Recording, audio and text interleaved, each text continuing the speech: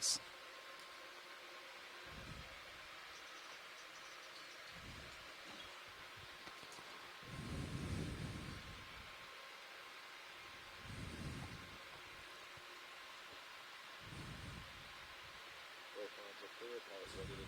Pilots are ready.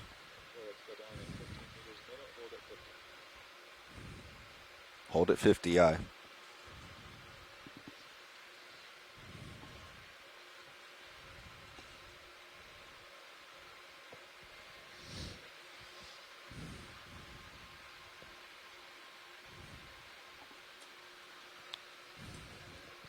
Front row ready for monitors. Now, pilot, should I put in auto heading? Just let it go with a... Yep. We'll leave it at auto heading until we get to the bottom. You got it.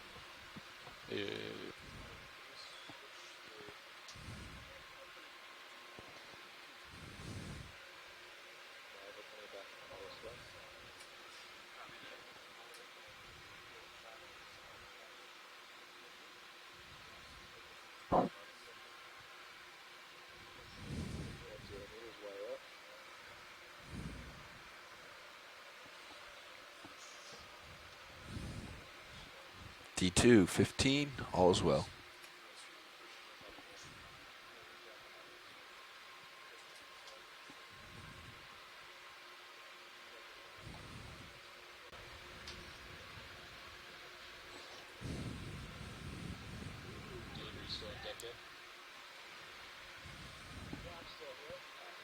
Well, it's not 36 anymore, it's only 66. Oh, right. But I see it's just the CCTV thing. Bridge, Nav. Hey, can we do, yeah, can you go ahead and come into DP and then the ship move? If you're ready for that? Okay. 200 meters, 200, 075, and can you do 0.3, 0.2? What are you comfortable with up there? Okay. Okay, so 200 meters, 075, 0.3. Good copy, thank you. In another 500 feet, 500 meters or so, we will get it out in front of the camera. All right, sounds good.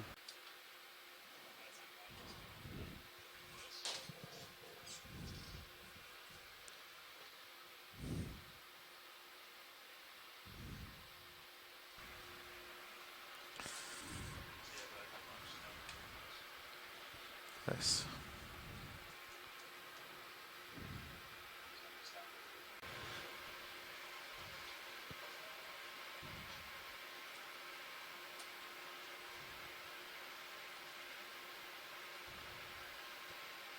Now, can you hurt the Orion by extending out too far, or is it? No, it can handle it. Can handle it. So that's looking pretty good. Good morning, everybody. It's a Sunday morning, Hawaii time. There we go. And this is the NOAA ship Okeanos Explorer on station in the Pacific Remote Islands Marine National Monument. And today we are at the southernmost point of our expedition of Leg 4. And it is a rainy day, but fairly calm sea state. It feels like the shoulder The D2 ROV is descending to 1,963 meters today. We're headed down to a plateau of an unnamed seamount. This is a feature for which we have not been able to detect a formal All right, so your final name. move, let's come partial, We're please. about 63 nautical miles to the east, southeast of where we dove yesterday. That might be easier. And if you were with us yesterday, we dove on a pair of cinder cones, which were on the white balance really panel. interesting So features. the only light that you change pretty is going to be dense, the lower not dense, starboard excuse me. We saw pretty diverse communities of corals. Remember, whenever your sponges, joystick's not in and use, when we got to the top turn of it those small so that conical features, they're about 200 meters in vertical range from the plateau. We saw an increased abundance, and we were very interested by that, and so we wanted to visit something similar. So we're on our way down to another pair of cones. Right now they're all the way in. The orientation of the cones today, there's one relatively small sticking off the shoulder of another, so we will land onto the plateau, It's and then in head up and over the pointing first forward. cone and So all you're directly gonna do onto is the bring it second left. cone. And so it'll be a Now, transit my of about recommendation 200 is meters just in elevation. bring it About left very, very slowly. 1963 You to can about actually watch the light 1750 cone meters. turn around, and you'll see That you'll was see the the voice light of come Scott in. France, and I'm Mackenzie Geringer, Start and to we come are in on aboard that the white balance Okeanos panel. Explorer, but we also have joining us today our team of Yep, see onshore it? So just keep scientists going until it located gets at nice different and bright. stations and at Assume their it's the center of the cone. So. home offices around does it get the brighter? United Yep, States keep going. and just bring it all the way also over. around the Just world. do Today it we slow and bring have it all the way over, and you'll scientists see. joining us from Russia, Tina Maletsova, and so you may hear a few more voices on the line, and we'll try and introduce those as So they you come could up. go- That's probably all the way over. If I had to We guess. should be on the bottom Yeah, in it looks about like it on half an camera, hour or a so you little could less. Here at our Leave it station, there or go back about right. It's up to 680 you. nautical But miles you to try the to go there southeast of until you and Honolulu, video are Hawaii. happy that you got We're just perfect passing lighting. 975 meters Very of nice. depth, That's one of and the better as it lineups has I've been seen. for all of our Alignments. dives down here, we're passing through Yeah, it is a pretty good. I mean, low it's- oxygen zone it's in the almost water parallel column. top This and is bottom, almost a parallel fairly left and standard right. feature called I the concur. oxygen minimum zone. Very The well done. oxygen concentration in the water right now is just a little bit more than 1 milligram per liter. When we got into the water, it was up about 6.4, 6.3 milligrams per liter, so it's come down considerably. But as I look at the lines here from the ROV's CTD, this is a sensor that gathers some data on the temperature, the salinity, depth. There's also an oxygen Yeah, go sensor. ahead, I Roland. see that it's starting to edge back up.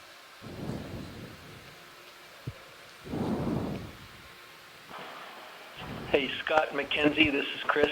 Good Hi, morning, Chris. Chris. Good So, morning. Just the wanted lower to swing arms, mention so the starboard a note one that, for storage I is got all the from way Tina right. Molitsova yesterday afternoon, Okay. and I think there's a bit of a typo in your email that you sent Shit, out. can do You a said stop. that I was there were, tired, Chris. Please, I was abysopathes tired. and pathopathes that were spotted yesterday. What's that? And I ship think you can do a meant stop. umbellapathes and bathopathes, not abysopathes. Yes, quite yet. I was tired when I wrote that. I apologize. I did already let her know by email. Now I have to apologize to all of America and the world.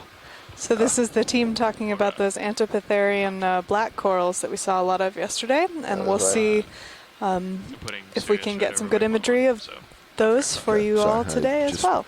I misread can it. assure My you, Chris, delta that changed very, very in the quickly. collection data we did Sometimes call happens those if the ship umbellapathes, stops and in the not sample get that we pulled got, through as that much. was umbellapathes. That was just my mix-up when I was sending out the dive report. No, that's what I told Tina. You were probably exhausted when you wrote that, and I'm pretty sure that you meant umbellapathes, but I didn't see the emails. I noticed just on making some of sure the that, channels that was indeed the case. You Great, can't thanks, lock Chris. in top. Yeah, I think actually what was happening is we were set having purposely. too much Set interest in purposely that so we rock can't that came up accidentally yesterday. talk to We were all being amateur watch geologists leads here trying to all understand the dive long. composition Sounds good. of one of the rock think I collections can. that we made. These Oh, rocks yeah, that we but picked you're not up, allowed to if you just notice, my they're way up. usually very black. You have They're to covered in a manganese intentionally precipitate. talk to them. And one of the ones that we brought up yesterday, the claw had scraped off part of the surface and exposed some white material underneath. And so I had raised a question, not knowing all that much about geology, about whether this might reflect a different type of rock other than a volcanic rock. And so we did a little bit of science and exploration to see if we could understand the nature of the rock, and I think we at least ruled out that it is a carbonate. We do have some geologists in our onshore team, Yeah, so I saw Jasper's last message, so I don't know. I don't know the type of rock he was referring to, but I think Mike Garcia on the last leg was also commenting that you can get that really white, powdery type of volcanic material.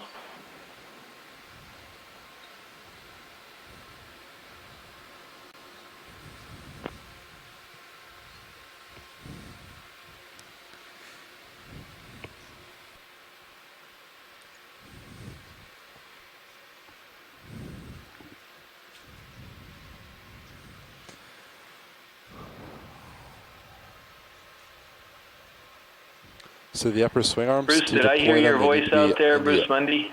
Up Up position. position all the way. Right. Or not all the way, but generally up for deployment. The uppers don't. So the uppers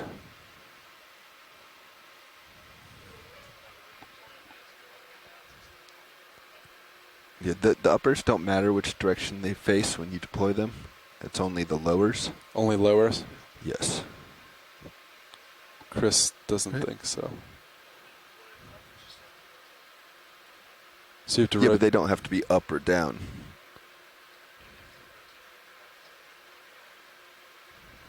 After you deploy them, but unlike the lowers, if you turn them and then deploy, Yeah, so they the won't- uppers won't contact anything They if they're up no or matter. down. Okay. I didn't. Okay. But the lowers, yes, they always need to be deployed. So all the way right, all the way left, deployed, and then you can bring them in and adjust. Okay.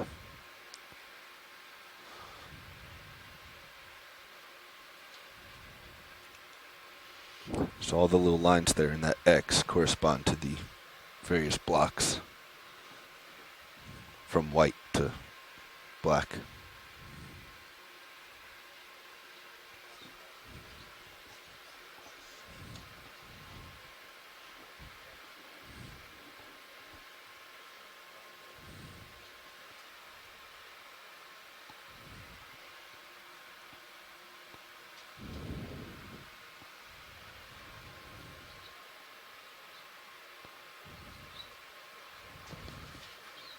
Pilot, your delta Z is almost 10. Is that okay?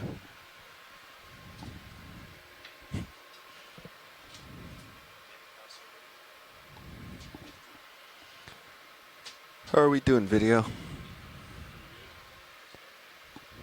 And can we also get our screen back when you have a chance?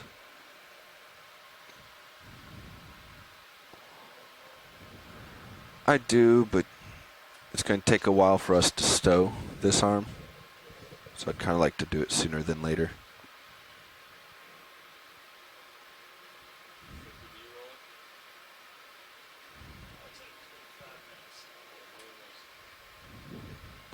Do you want to do mini Zeus?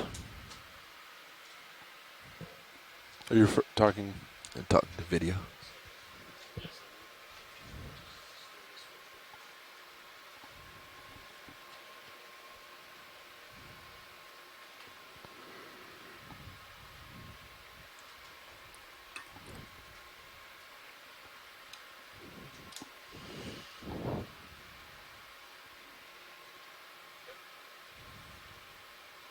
So now for mini Zeus, you have to point it up to your right camera.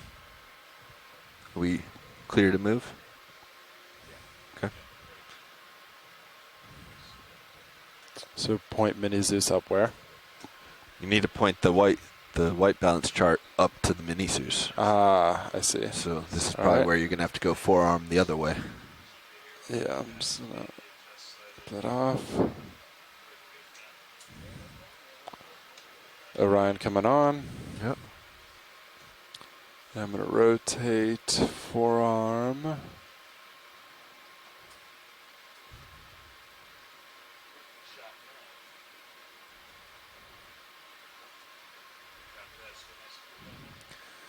Yeah. And now try to bring it as flat or altitude. My altitude. 40 meters off bottom. Starting to see some sonar.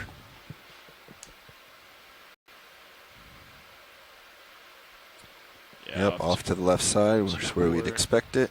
30 meters off bottom. Tilted my camera down. Sonar's at 80. 25 meters off bottom.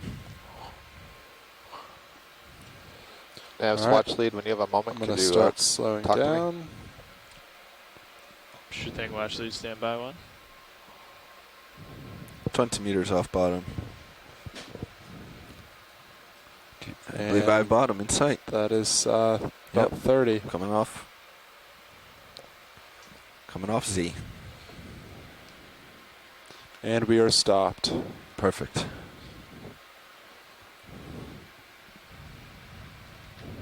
Okay, I have bottom.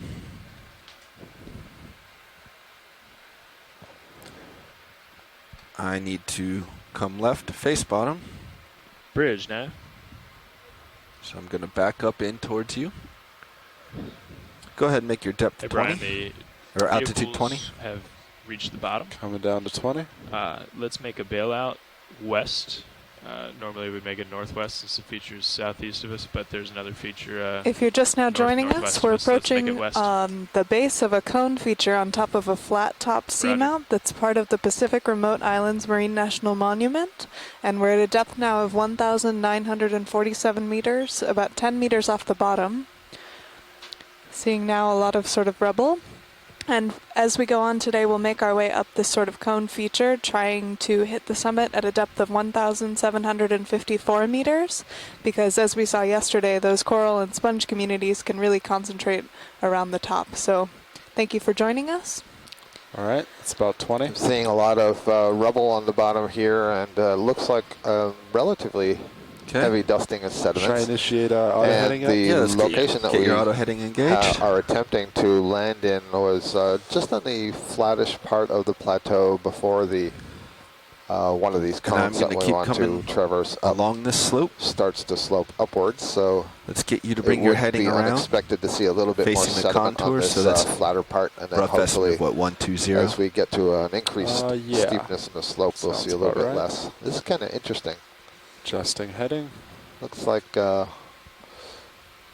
wide sheets, and I'm not sure if this is actual sheets of lava or this is just manganese encrusted sediments that have this large sort of plate-like and I'm feel pointed to them. out about 120 now. Okay. With some chunks You have to bring broken your up. camera up, but I should be right about there, in front of you. Just can see my light pool, I believe. Camera is coming.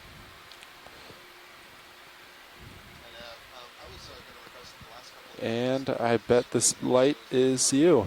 And I'm right. So there we go. Okay. So did you follow the what happened down there? Where I was, where you were, and how we got lined up? Yeah. I'm sorry, could you a little whoop, repeat that? You just want the CTDs a little larger? Okay. So I'm going to keep coming okay, left. Sure. I'll make get both right center RV of your and screen. So at this point, a little bigger for you. I would take your sonar and tune it as best as you can to try to figure out where the slope is and point directly into it.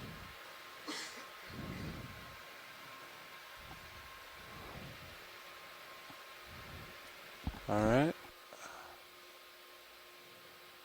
I would say that's actually pretty good. Yeah? Right where I'm at. All right. Looks like we're picking up the tether a little bit too. Yeah, that's exactly what that is.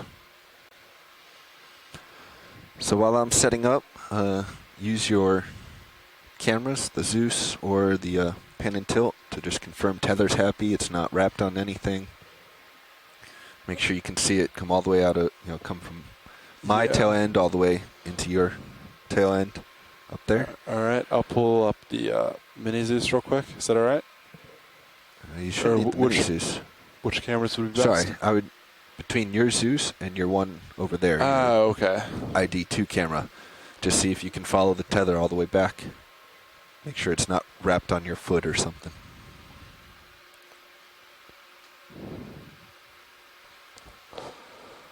That looks great, Chris. Thank you. Sure thing.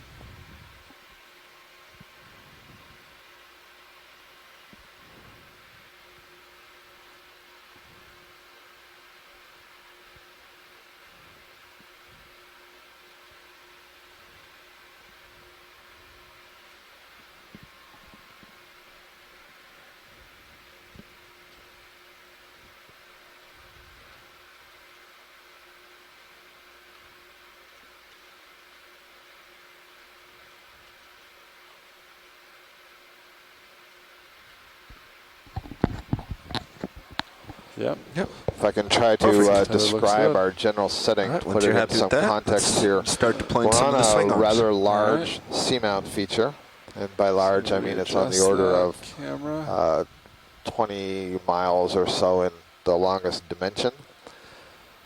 And it has a relatively flat top, and then arising from this flat top are a series of cones, and many of those cones seem to be aligned in a row, kind of like in a little bit of a ridge. And where we're diving today is a spot where there is a slender, elongated ridge that is perhaps 100 meters in height, and then just to the south of that are a pair of cones, which are kind of a joint. This one small cone is popping out of the shoulder of a second cone. And so where Sure we've it's all landed the the way ROV right. is just about between that elongated ridge and at the base Start of these deploying. two cinder cones. So So we're going to travel upslope. What position do you like the? And upslope in this case is Usually, almost to the south, so they can perhaps go to the all the way southeast. down. And Yeah. we'll be climbing But first usually I the personally smaller like them cone, either horizontal and then or a little above go horizontal. through just a very Okay. small little saddle, so we'll have to go down maybe 10 meters or so. But that And then varies we'll from climb pilot the to pilot. the slope of the second cone. And the total change in elevation is only 200 meters, so that's not very much in the relative context of how deep we've come. We're at 1,950 meters right now. But for the beginning here, we'll be on something that's a little bit flat, and then we'll get a little bit steeper. So we do have a sponge in the center of view now.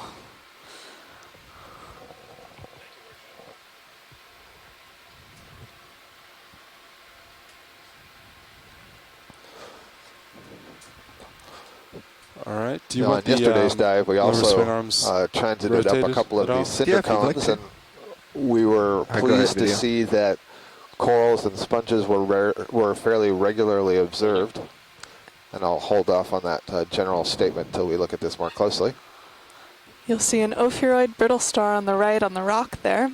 The Whatever sponge you want, itself video. looks to me like a Walteria, and this looks like one that we collected earlier in the expedition, where it has this interesting open architecture with these spines that are sticking off the sides, and then you'll notice that it Now if we could narrows probably towards the get the top. ship move in. And that At least narrowing to was bring serious exactly a to where I feature am. that we saw on the one that we collected. Co-pilot, And would I you have the believe slope the Yeah, happy with that video. I don't think we need to beige spend a color lot of thing that time you here. see on the side there may be a polychaete also worm on the adjusting inside, mini and Zeus. the last sponge that we collected We're all of this set now. type also Thanks. had a polychaete worm on the inside. pilot? How's that for the? These are known as swing glass arms? sponges. Yeah, I think They're those in look the good. group Co-pilot, what Hexactinellidae, did you and have the they slope at? form these really beautiful vase architectures. So hopefully we'll see more of those along Zero. the dive today.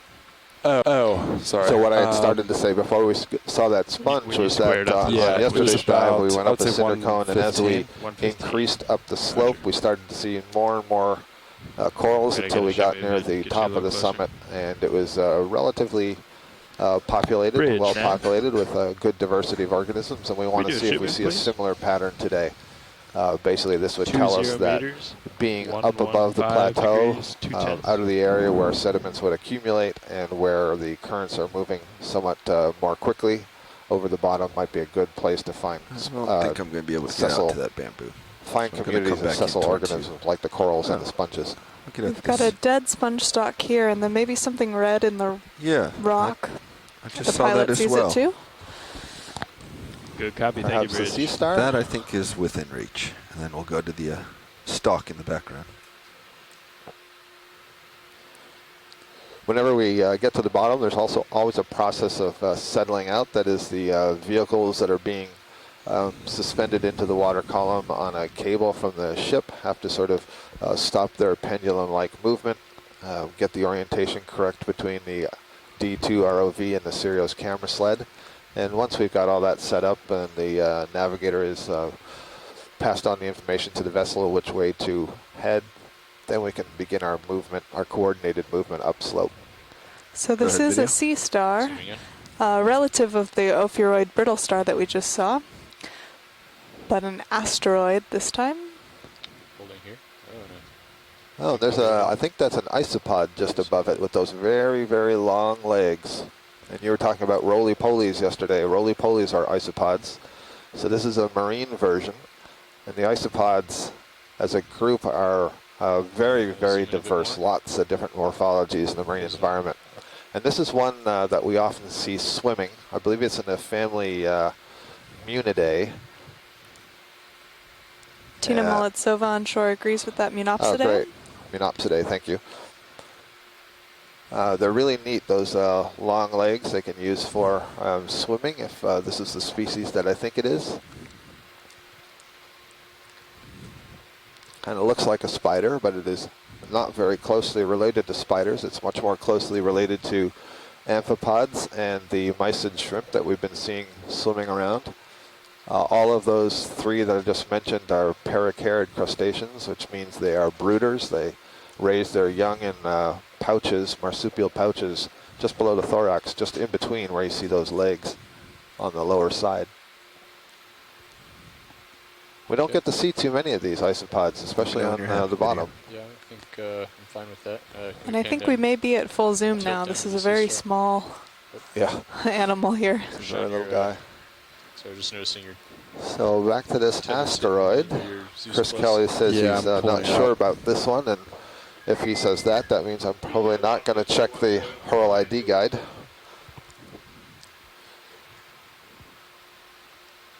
Thank you, video. Sorry, I just doesn't look particularly full of food. It almost looks a little bit collapsed, doesn't it?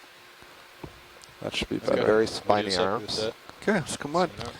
Thank you for that. I think that's probably got some good screen grabs for Chris Ma. In fact, I have preloaded his Twitter feed today. That stalk that you're seeing in the bottom is a dead sponge. I could.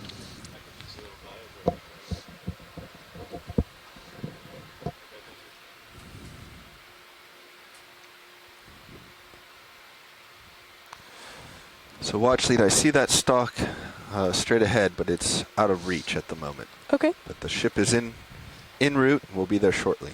Thank you, pilot. Yeah, watch lead's nav. Go ahead, Nav.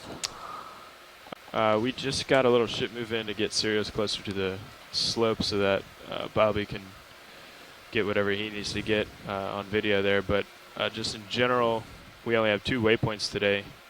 So what we have been doing is just getting a good strike of the slope and then heading up slope towards waypoint 2. And if that changes, let us know. But I think that's the general plan.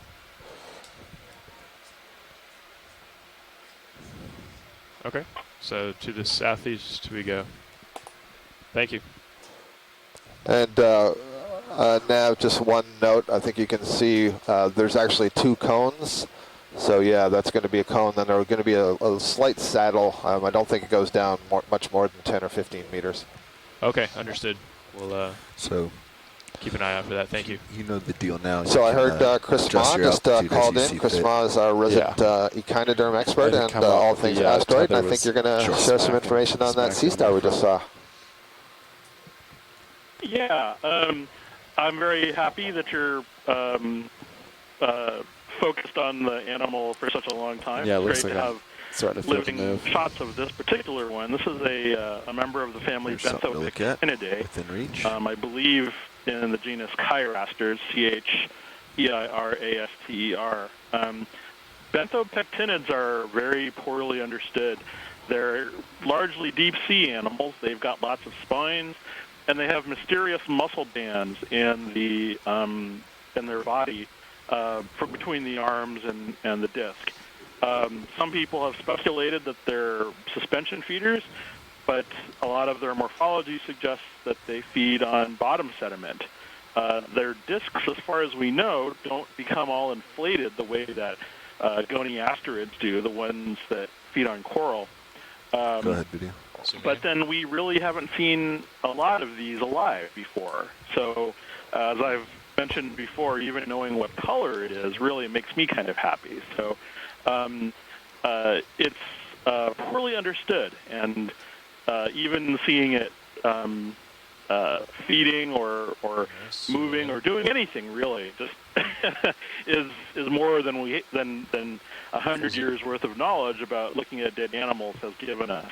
So good stuff. Chris, if you check the screen out now or seeing everything I know that there is to know about benthopectinids. Chris, if you have a look at the screen now, we're seeing a crinoid, close-up of a crinoid that has a shrimp in its arms. If you want to say a couple of words about the crinoid. Ah.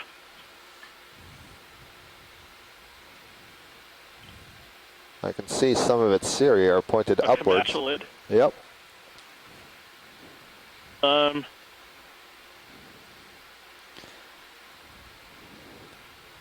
Well, the cirri are what's holding it down. You're talking about the pinnules. No. Holding the arms all facing upward. No, Chris, there are two of the cirri. Commensals. I was trying to see if I could get you a more stable shot that wasn't bouncing. Oh no, I'm sorry. There's probably just a slight lag, so there might be a little bit of a disconnect. All right, go ahead. Absolutely. Zooming in. Yeah, that should hopefully be a little less bouncy. Well, crinoids often have small commensals. Perfect, thanks. I mean, at least in shallow water. Hold on just a sec. Let me take a quick look Sure. here. While you're looking, you'll see two of the Siri facing the screen are actually pointed upwards. That's what I was referring to. Most of them, of course, are holding onto the close-up of anything substrate. video? My I think apologies. what we No got problem. earlier is fine. Okay, we got That's good. a good one at the base. Yeah. All right. Zooming out. So I'm sorry, I missed the shot of what was. We have Was it to a the crustacean right that it as had? well. Yeah, there's a shrimp. There was a shrimp in the arms, Chris, on the inside of the arms. Not something I usually see on these crinoids. Okay. Yeah. Well, there are a fair number of shallow water crinoids, snaps in feather here. stars like this one, Snap zoom. which have like galtheid crabs that live on them, which is a different genus from the ones look at that. that you see down here. Oh, look at that polychaete. Sorry, Chris. And the colors are often very closely matched. But I've never heard of the deep sea ones having. Okay, I'm gonna There's a zoom nice out a bit. polychaete. Yeah. Okay, well I'll let Hold you here. go. I think that's pretty much Partial. the gist of it. But I'm watching and I'm looking forward to the next starfish Thank you. Fantastic. That was or Chris whatever Small. weird echinoderm comes up. Thanks, Thank Chris. you. So Scott, Is that good enough for this coral? yeah, is that enough for an ID? Yeah, that is enough for an ID. Thank you. Zooming out. Wide, please. Yeah, I got to get back on track. Full wide. We believe that was a Storopathes black coral. We saw a number of those as well yesterday. So already here at a depth of 1,946 meters on the base of this cone feature, we're seeing that as we look closer at these rocks, there are in fact a lot of organisms. So we'll hopefully see that density increase as we continue on our way up this cone. And I guess it is worth noting, we were comparing that yesterday. We were also diving on these two cones, and we came up from the plateau as well, but it was shallower. I believe Yeah. we started about 1,750 meters yesterday. We did. So slightly different oxygen levels, different pressure, and then we are on a different seamount than we were diving That's yesterday. right. So this will give us a chance to compare some of these cone features.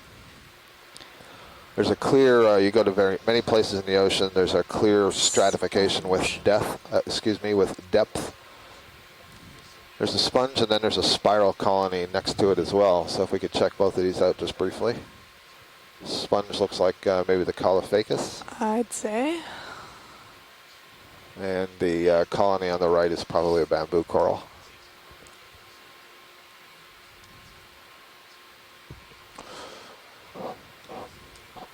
You'll see both of these stalks branching up into the water column, trying again to get into that faster flowing water that's a little bit higher off the substrate, and that will be a theme probably on today's dive as we continue up this cone. Many of these bamboo coral whips you see sort of curl back and forth. And part of the reason we believe that's happening is as they grow, the currents that they encounter, Video, do you want me there's to go a up or kind of a down? local adaptation to that Let's current, move down local towards the response base. to that current. Alright. The skeleton is sort of Going fixed down. in position as it hardens. Sorry. So then it remains curled back and forth. I think there might be something gelatinous On on the the rock. back of the rock, or excuse me, in the background on the rock. That's good enough for Okay. the whip. Thank you. Let's go back up All right. to, I'm going to zoom out, partial. Yeah, right there. You see gonna there's take a look something at that. transparent Do you want me to go all the way up? just I'm to the zooming right in. of the lasers.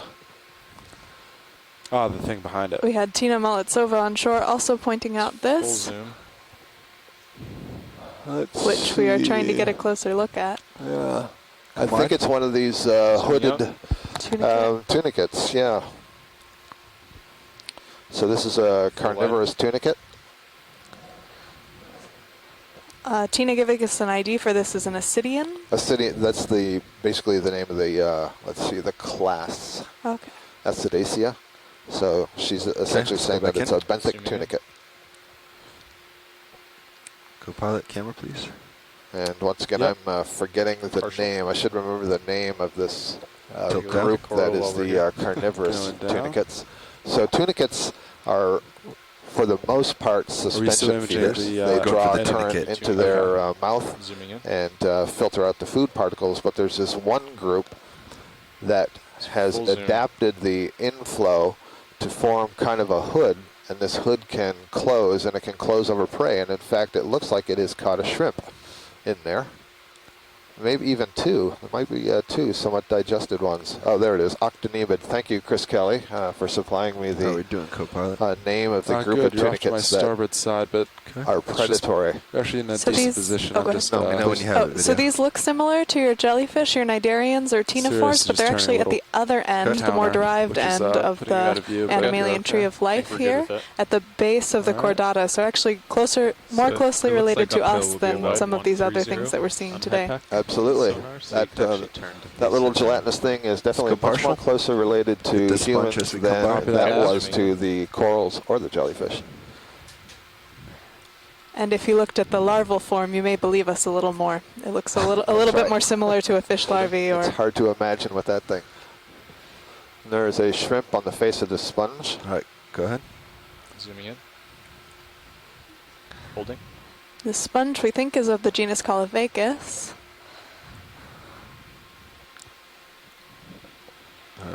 Okay, zooming out. And I think like yesterday, there were a lot of hydroids that were on the stock. Wide. Seemed to be a common thing for at least this particular sponge.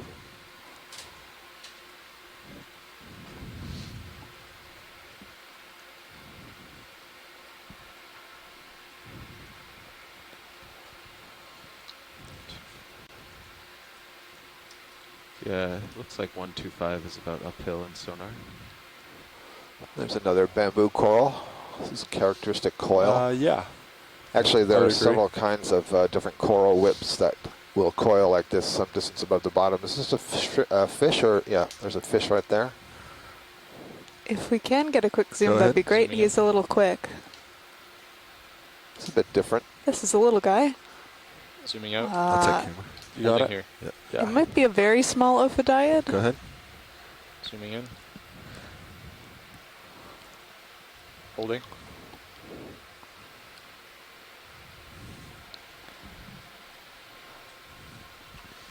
Co-pilot, looks like you're pretty far out. You want to do another... Nice job, Bobby. Yeah, I think we're ready to for a do ship move. 30 meter. Camera. Sounds So we've great. gotten a good shot of this one. I'll let the onshore team maybe weigh in. Do we have Bruce Mundy today?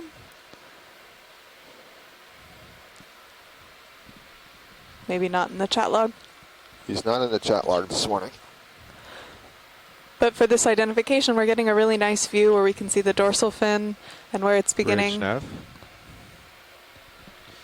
Could I get a ship move 30 meters, bearing 130 degrees at 0.2 Head down knots? posture like a lot of these fish that I Zooming see. out a bit. Yeah, we're not Holding sure here. if that's a buoyancy adaptation or what. And we've gotten some good imagery of Correct. this. I'm not Okay. sure on the ID, so we'll Thank you. consult Going out. later. Full wide. And Chris Kelly onshore, also unsure of that fish ID. So we have some good images. We'll send it around to the expert team. So that's exciting always when we get stumped here at a depth of 1,943 meters. I'll just note in passing that as we were following the fish, we went over a 6-armed crinoid. A comatulid variety, meaning it's not stalked. May have been similar to the one that we imaged close up that had the shrimp on it. All right, video. Let's find something new. So again, the bottom here is relatively smooth in the sense that we have this kind of pavement of manganese. And one of the questions is whether this manganese coating is covering some volcanic rock or if it's merely embedded some sediments, and that's what gives it this smooth flavor to it. I'm not quite sure. And if we do have Jasper What's Conter this little white thing? or any other geologists that are available on the conference line and would like to give us some insight into this feature, please do call in. Yep. We are looking at a barnacle now, a single stalked barnacle, like a gooseneck barnacle is what we call them in shallow water. You see there's a kind of a rough, muscular, what's called a peduncle, the part that attaches it to the rock, and then you see some plates above that. These are calcium carbonate. And the legs of the barnacle would extend from there to capture its food. Full zoom. Yeah, I think we could probably Barnacles are move on. crustaceans, so related to the shrimp that you just Zooming saw earlier.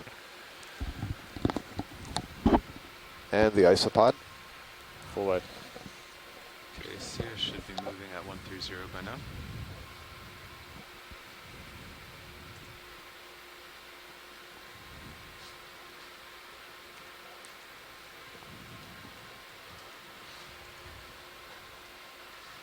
And I think this might be a sea cucumber drifting in the water column here.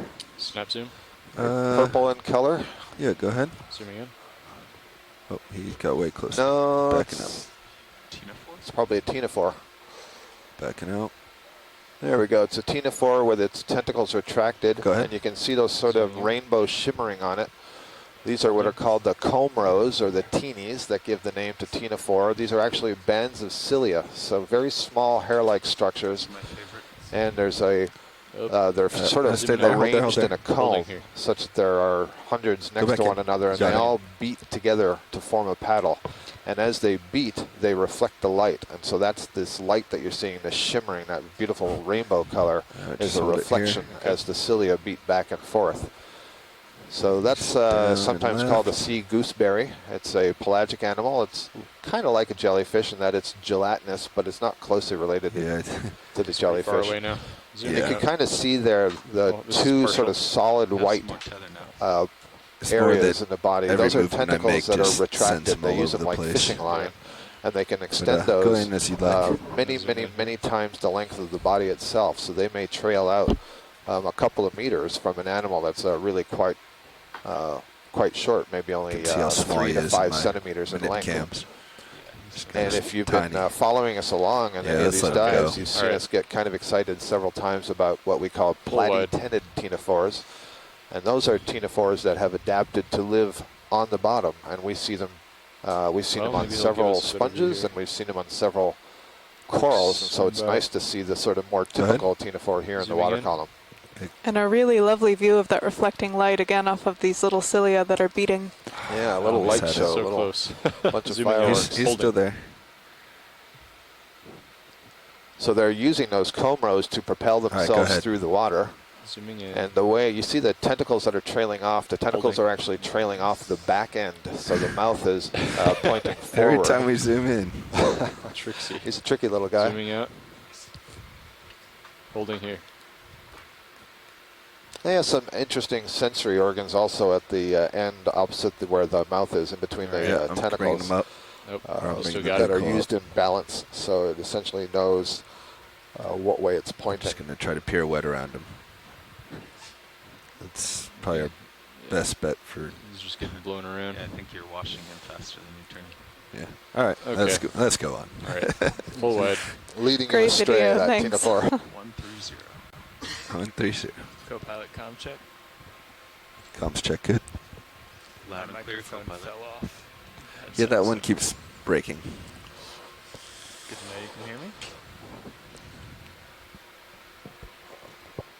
We are at a depth now of 1,940 meters, and the temperature out there is 2.2 degrees Celsius. Has dropped down significantly from our surface waters, which I think are at about 29 degrees Celsius. Yeah, I thought I jotted that down, but I don't see it here right now. But 29 is what it was yesterday, so that's going to be very close. I don't know, partly through its move. And I see some of the scientists who are in our chat room are saying good morning to each other. So I'd like to say thank you and good morning to Tina Molitsova from the Russian Shirshov Institute, from Asako Matsumoto, who's joining us from Japan. These are both deep coral experts, Asako in octocorals and Tina in black corals and octocorals. And Chris Kelly, who you've heard several times from the Hawaii Undersea Research Lab, and he's on the campus at the University of Hawaii. Well, coming up now on a holothurian. Maybe we could get a quick view of that if we're not in a hurry. Be happy to. Thank you. Okay, zooming in. Stand by. Standing by. This is a little bit larger than some of those holothurian sea cucumbers that we were seeing on previous dives. This will be our fourth class of echinoderm already this morning. We've seen the ophiuroids, the brittle stars, the asteroids, the sea stars, and the crinoids. In the case, what we saw today was the feather star, and now we have a holothurian, a sea cucumber. A really lovely view of the front of this animal here. We were talking about some of the complexity of these tube feet that are selecting small particles out of the sediment, and then the animal is ingesting them, and you'll actually see that intestinal tract there in the middle, that white thing, which is packed full of sand, as the sea cucumber gets the nutrients out of the sediments that it has ingested. One of the characteristics that all of the echinoderms share is the presence of tube feet that they used for locomotion and feeding. And the tube feed in the sea cucumber are typically modified into 5 bands extending from the head end to the tail end. Some of those tube feet may be reduced. They're no longer used to locomote. Others may be extended into some other structures. In the case of some of these sea cucumbers, they're modified at the oral end around the mouth to pick up kind of like fistfuls of food. These holothurians are extremely important, what we call bioturbators, or contribute to bioturbation, which is this kind of recycling of sediments around on the seafloor. You'll see a lot of kind of white patches in the sediments as we go over that have been disturbed, and this can get oxygen down to microbes that are living a little bit lower and really play an important role in shaping the kind of field here in the ecosystem. Tina Molitsova suggests this may be in the genus Benthidites. Okay. All right. So that's one guess. Nice view of that. The other thing that all the echinoderms share are these small hard parts in their tissue called ossicles, and that's largely what gives a name.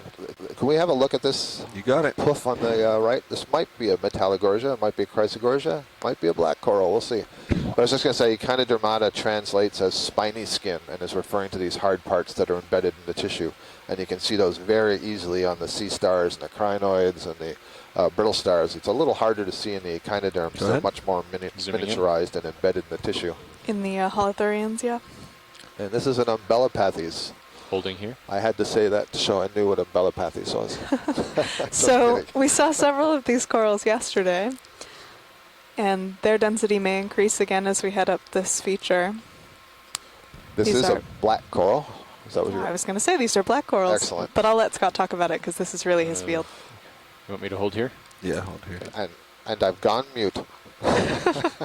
My toe was just slipping a little. Sure. All right, so we have a look here at a black coral. This is a group of cnidarians, belongs to the class Anthozoa, the flower animals. So they're colonial. In fact, they're exclusively colonial. You won't find any solitary black corals. And what I mean by that is if you see a sea anemone, and hopefully we'll see a sea anemone today, that is a solitary polyp.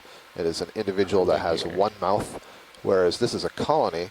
It's a group of polyps that are all interconnected to one another, so there may be hundreds to thousands to hundreds of thousands of interconnected polyps, and therefore hundreds of thousands of mouths per colony. This Umbellapathes has this characteristic growth form of having a very long stalk, and you can actually see some polyps dotting that stalk, the stem that goes to the base. And then it kind of grows, I'll describe it like a clover, where there are these 3 branches that come out at the top, and then you have sub-branching on those, and that's where the polyps arise. Thank you. So Tina Molitsova has given us an ID for this as potentially being Umbellapathes helioanthes. That's nice. I think that name helioanthes probably translates to something like sun animal. Yeah, sunflower. Sunflower. It's a good description, I think, for this. Zooming out a bit. And yesterday we saw many, many of these Umbellapathes, and some of them had chirostylic crabs associated with them. This one has no associate that we could see. Nav, what was the direction that moved 115? No, 130. Chris Kelly is making the observation that Umbellapathes was not common. In fact, we're not sure that we saw it in the Northwest Hawaiian Islands, but yesterday it was, I'm pretty certain, we didn't actually enumerate them, but I'm pretty certain it was the most common coral that we saw through the day. So we are now, to remind you, about 700 nautical miles to the southeast of Honolulu. So we're getting an idea of kind of the biodiversity and biogeography of some of these organisms, how this compares to the northwestern Hawaiian Islands and some other studies that have been done. Sorry, Mackenzie. You're good. Go ahead. 2 black corals on this rock here. Zooming in. And holding. Let's see. Can't tell if those are heteropathes or bathypathes. Oh no, they're branching. So they're not either. They're definitely black corals, but what I'm looking at is you see there's a main central branch with single pinnules coming off of that branch, but I noticed that there's sub-branching on those pinnules, and that in part helps us identify you want me to come partial? what genus these belong to. Got an And we'll give it just ophiuroid a- down on the We're not rock going to have a there lot of time too. here. Give it just a second to see if the video clears up and allows Tina to have a quick look at these. So if I hadn't seen those little tiny branches on the side, I would say that these are almost certainly Bathypathes. But the fact that they have those little side branches, I'm not sure. If we could tilt up just ever so slightly, there we go. On that left one, you see that there's some sub-branching. So I'm not sure if this is a young Storopathes or if this is something else. We got about 30 seconds. But it's definitely a black coral. Both of these are black corals. They're probably the same species of black coral. One is just a little bit darker than the other. What causes the different colors, Scott? And I don't see any associates again, so there are no crustaceans living on there. There are no polychaete worms zoom living out. on there. Thank you for that, Bobby. So you'll notice these black corals aren't all black. The name refers to the skeleton on the inside of the colony.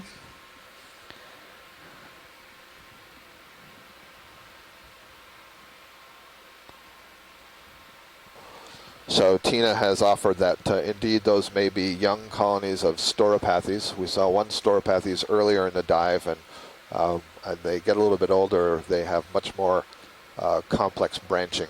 We refer to different orders of branching. So we say primary pinnulation and secondary and tertiary, and that just basically means how many times does a branch put out sub-branches. 20 degrees to port. Yeah, I think, or maybe not that much. So I'm looking at the Sirius view, and it looks like perhaps the slope is Something over there. beginning to increase somewhat. If you are watching at home, you can see that view from the Sirius camera on feed number 2.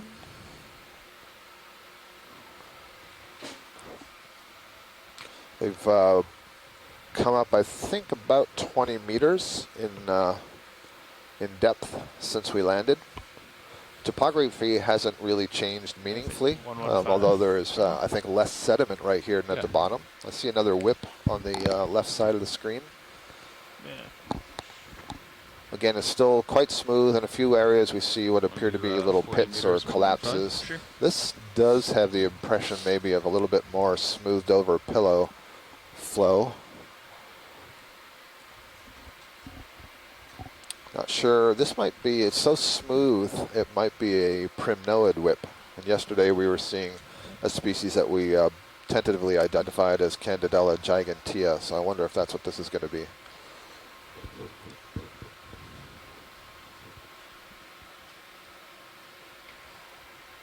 Bridge It's also now. something brownish orange, which looks Back like of the it's ship. moving back and Zoom forth. in. So that's almost 40 assuredly a black meters, coral. bearing 115 degrees. Yes, it at is. 0.2 knots. Holding. Is this another one of those Storopathes? Yeah, it's either a Bathypathes. Thanks, This Rich. one, I don't see the side branching, so I'd say it's a Okay. Bathypathes. Oh, look at that polychaete go. Yep, that's a little swimming scale worm. We've seen a couple of those today. Reset your thrusters? All right, so we're going to chalk that one up to Yeah, go ahead. Bathypathes. And Want me let's to have a zoom look out? at Yeah, the come whip, on. please. Okay. That's why I'm not heading. Full wide. Thanks, co-pilot. And go ahead and take the camera. You'll we notice that a enabled? lot of I have organisms camera. are taking advantage of the shelter in, Let's get an and actual good amongst shot these of this rock coral. features, such as those polychaetes. We're okay on the red one. It's the We'll get you The one whip more one. quick Okay. look. Go Go ahead, for it. video. Zooming in. We'll just make it a snap for ID. Thank you, pilot. We did have a request on shore for that.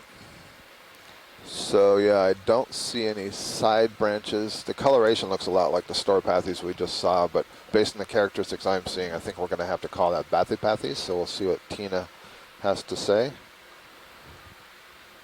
Is that full? Looks like they, Going a little more. Chris Kelly wants full. to go with Storopathes, and I'm guessing they're basing that on the coloration, maybe. Okay. Thank you. Zooming out. Well, We'll it at come least up to has the not stock. begun Hold the to camera. put out You its don't have very long. side pinnules. Yeah, come partial. So I guess I'll we are ask you, partial. Scott, how much does color change amongst Would you like me species? to- Because I know that this is, in fish, not a very good character, because at different stages in their life or different sexes, you can have very different colors. So is that true of corals? Absolutely, and it's not a great characteristic to use. We were just looking before at those two colonies side by side, and you saw that they were Okay. It's, relatively quick different in full zoom color. on So, the stock, see you know, if for we can some, see. there's a pretty good sense that the color is really fixed. I think this is actually a sponge stock. with the sponge head gone. It's a very tiny ophiuroid maybe on there. Let's see what it looks like. See if we can see. Yeah, let's see what it looks like at anything. the. I don't think that's a node, but maybe. Kind of looks like a node, but it doesn't look like a bamboo skeleton. Let's move elsewhere. Keep going. Anything else? Oh, it's another swelling. Okay, Looks it's like a node. nodes. So that's a bamboo coral with no tissue on it. All right, let's move out. Very good. And a little Oh, look at something a tiny polyp down there. How interesting. You can go back in. Would you like to take a look? Yeah, Yeah, let's please. just Zooming in. See if that's Real a quick. octocoral recruit or if that's a little anemone. I think it's a little anemone. It doesn't have pinnules on the tentacles, and I can see that little sort of crusty base to it. We were seeing yesterday what looked like anemones in some tubes. Thank Time you. for me to move on. You gotta go. Okay, zooming out. Would that be one of those cereanthids or something that we thought was sort of cereanthid-like, but Right. maybe really one Well, of the... I think it's a true anemone. So it is an actiniarian sea anemone. It's not a cereantid. And I have not yet had a chance to write my colleagues to see if they could tell me if that was characteristic of a particular family, those tubes. But there are true sea anemones that are known to build tubes out of chitin.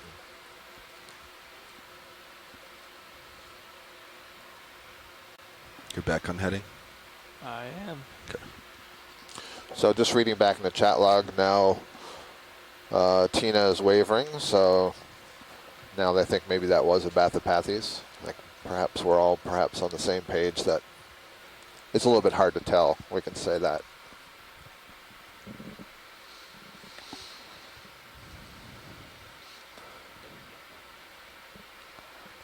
So this feature we're exploring today has not been seen by anyone. We'll continue to climb up this cone here at a depth of 1,922 meters, and we thank those of you joining at home for this new exploration. And as we pass over and see the bottom here without any animals, this may be a good time to call in Jasper Conter. I understand he's at the University of Hawaii in the Exploration Command Center. So Jasper, if you'd like to tell us a little bit about the seamounts, the cones, or what we're seeing, please feel free to do so.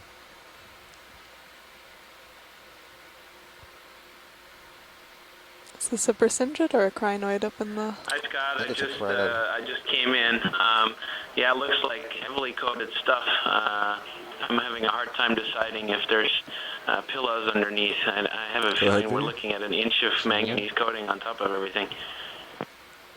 Yeah, it's really smooth. It's hard for us to make out any specific features here. Holding here. All right, so this one I would say is a Storypathes. You can see near the top on the left side, one of those primary pinnules that comes out from the main up and down axis has two little side branches. And so it's the branching on the primary pinnules that tells us it's not Bathypathes. So this is likely Storypathes. So now we can all flip-flop and say that the last one may also have been a Storypathes. Thank you. You'll see an ophiuroid brittle star on the rock there. And that is a crinoid. It is a crinoid. Yep. So one thing that's instructive, though, about this looking in and seeing if it's branching or not, it tells you that the corals can change their morphology as they age. If we can just get a quick snap zoom on the whip on the right, left of center. Thank you. Just to identify if it's a bamboo or a primnoid. It's looking bamboo from this distance.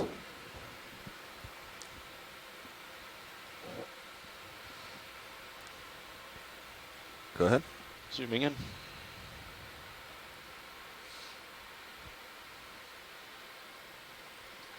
Yep. It's got a chirostylid crab on it. So this is a bamboo coral. This might be different from the ones that we were seeing earlier. It's got a very thin skeleton and very large polyps relative to the skeleton size. Chirostylid crab, we were noting in the last couple of days that name translates into spear hands. You can see those very long arms, the claws on the end, and their back legs are have very well-defined hooks that allow them to hold on very tightly to the coral. Thank you. Okay. Washade, how is that different from a squat lobster? Squat lobster is a more general name, and it is a group that includes the chirostylids. So the chirostylids is one. Looks like we're starting to see a more specific lot more group of squat lobsters. You will find squat lobsters also living here. on the bottom, not associated with any kind of coral or sponge or anything like that. I see. So you We're could say making that our way another up to this crab- impressive snap here. stalked sponge, but gonna check out this Is this a sea cucumber? Yeah, this is sea one of the ones that cucumber. has the hood. Holding. Is this possible? Any apneas? Excuse me. Another one of these holothurian Neastes. That's the word I want. sea Zoom out. cucumbers. That was good for ID. Great. Moving Full on. wide. Yeah, we had some really good looks at that the other day. We have some beautiful photos. Amperima-like is the possible genus. Feeling any So here's, I think, a fun? different sponge for the day. No, just Is this a bolosoma? Or No, I was just wondering which way the sponge would be facing. Yes, good memory. So this is what Chris was saying yesterday, that the insertion point for the stock with the head is more into the center of the body from below instead of being lateral and moving into a concave feature like the, was that the Poliopogon, I believe it was, or the Caulophacus? the caulophacus. Caulophacus. Ready for zoom? Okay. yeah. If you want to zoom. Okay, the ship has Otherwise, just I was just going to stopped. continue on. Steers is And it would probably actually be quick great zoom if we on could get a bold look here. at the other side of this sponge. Well, this one, whatever this is, to me, it looks a little bit different from what Yeah. we've been seeing before. There's something, before we go to the other side, there's something kind of Yep. reddish there on the lower part. So I think it's maybe one of those I'm just gonna platy-tended give us a better ctenophores on the platform. sponge. That's my guess right now. So that would be kind of Co-pilot? neat since we saw the other ctenophore We have earlier. another crinoid in view right now. Coming back Yep. up. Hi guys, it's Chris. Hi, Hi, Chris. Chris. So this sponge is pretty weird. It Yeah. would be helpful to get a look at the other side. I don't know if I've ever seen this before. Yeah, this looks very, I agree with you, Chris. Well, in my limited experience on these couple of legs, this is very different. So just before we get to the sponge, indeed, that is a platy-tended ctenophore. So we were watching that ctenophore swim through the water column before, giving us a beautiful rainbow display of colors. So this is one Zooming in. subgroup of the ctenophores that has become adapted through evolutionary time to live on a substrate. So it's got a flat surface instead of being that elongated oval. And those two sort of finger-like structures you see pointing up towards us are where they're called tentacle sheaths. That's where the tentacles are. And on the left side, you can see there's a bright white structure inside one of them. That's actually the retracted tentacle. So it can release those, and they'd be long fishing lines that would capture things from the water column and pull them back to the mouth. There All right. do also seem to be a number of little copepods. Cool. I'm going to zoom out Maybe a bit. Tina is pointing out Okay, on the co-pilot, sponge. I think Now we're So we're going those to check are- out the, sorry. Other crustaceans, and so I think Scott was going to say we're going to check out the other side of this sponge. I was just going to say that we're now going to pay attention to the This sponge late. in Oh, okay. general, because this is It's a actually very pretty different nice. morphology from any of the sponges that we've Just get a seen little bit of a earlier on the leg. And contrast between the top you and just bottom. heard Chris Kelly there, who said he doesn't recognize the sponges, and he's had a lot of experience looking at the sponges in the Hawaiian waters. So Okay. if it Zoom looks out. different from him to him, then this could very well be a new record for the area. You have camera back? full wide. There's the lasers on the sponge, and so it's approximately maybe 20 centimeters at best across there, Chris, at the widest dimension.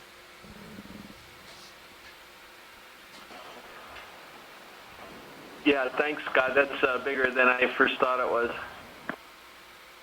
And I see now that, I believe you're right, it is a Caulophacus-like. It does seem to be concave on the other side with the stalk curving and inserting more laterally.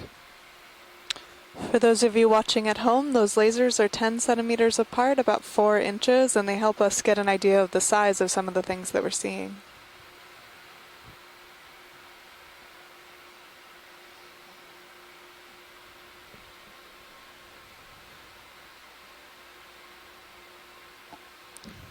Looks a little bit more familiar from this side.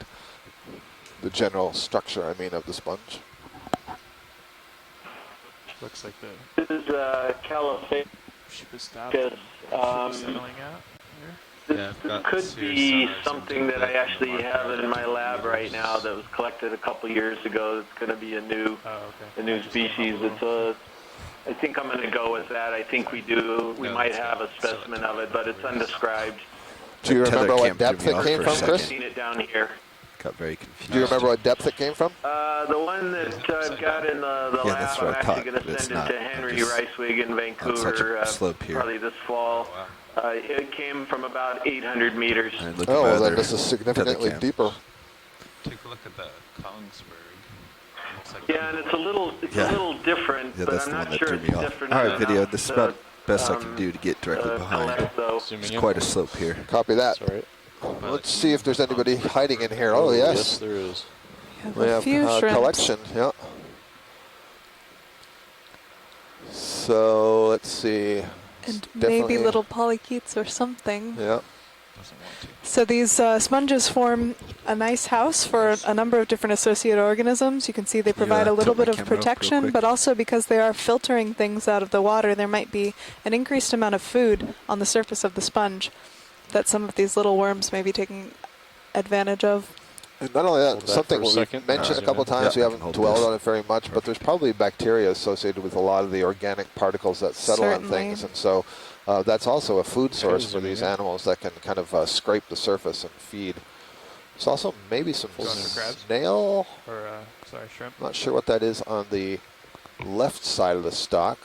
So let's see, I think that's an amphipod with the bright red face and the white body. That's above the shrimp on the left. We have a larger shrimp on the right. A couple more amphipods, their backs to us on the right, but I'm not sure what that biggish thing is. Is that part of the sponge or is that something else? See the white thing that's Yeah, on I'm not sure.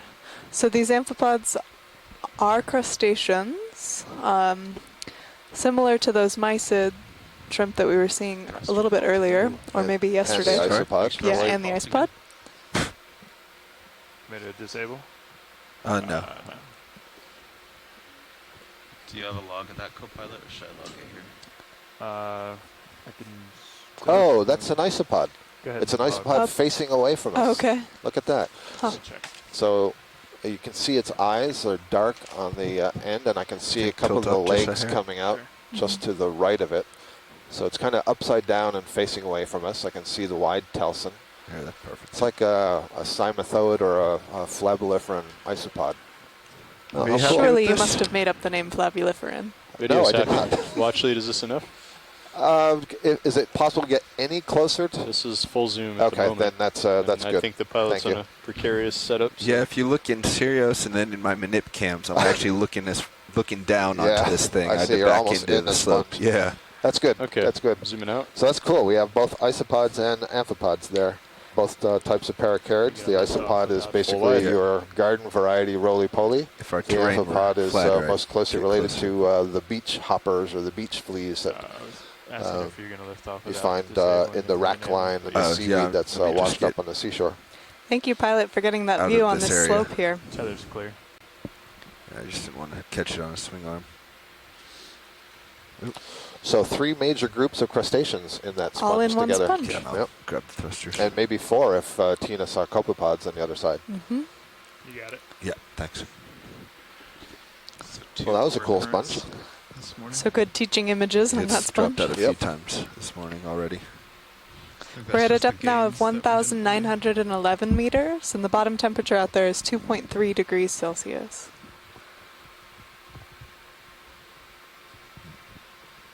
Okay. Pushing forward. Yeah, I had a log going. Nav. Yep.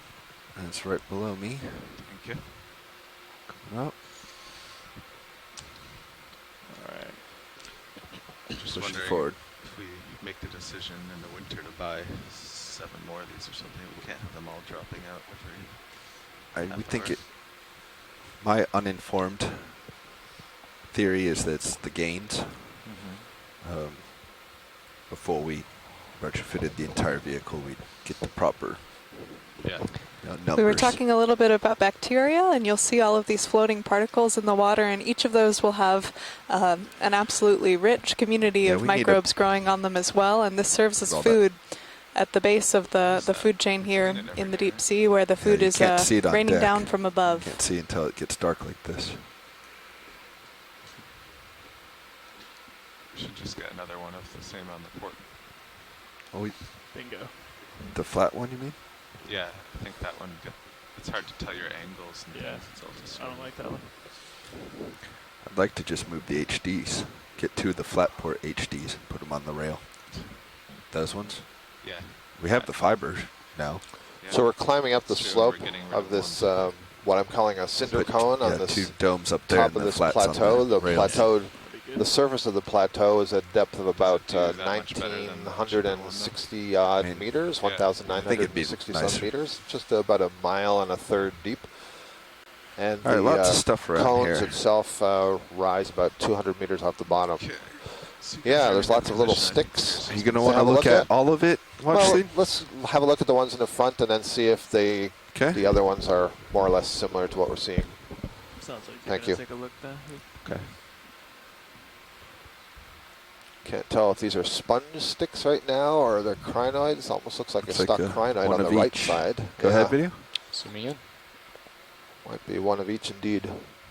There is a stock crinoid for sure on the Holding right. So related to these comatulid crinoids that we saw earlier, but in a different group. Yep.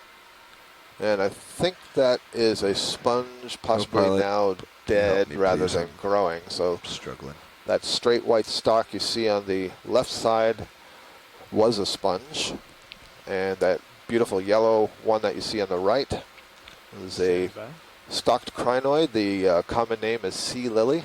And as Mackenzie just said, is it's just another form, essentially, of the comatulid crinoid we saw before, the feather star, that had the pinnules that attached to the substrate. This one has the stalk, and this is essentially fixed for life in this position. Some of the species, the stalks can bend somewhat. They can sort of lay down a little bit more on the bottom, but they don't move around like the comatulid crinoids are capable. They can use their cirri to adjust their position, or they can actually swim. Here's a nice look at a hydroid polyp. 2 hydroid polyps and a little squat lobster. I think it was Carl maybe was asking about the squat lobsters before. You can see that little tiny lobster That's full in zoom. between the two Yeah. hydroids. So hydroids are another kind of Cnidaria and a class Hydrozoa. These may be in the family I want to get closer to Tubularidae. those, but can you come wide? There's something closer to me I wanted to look at before I move. Yeah, right below the Mackenzie, we were lasers. talking a lot about this yesterday, about how various animals will use let's other go ahead. animals Right as below the laser. habitat.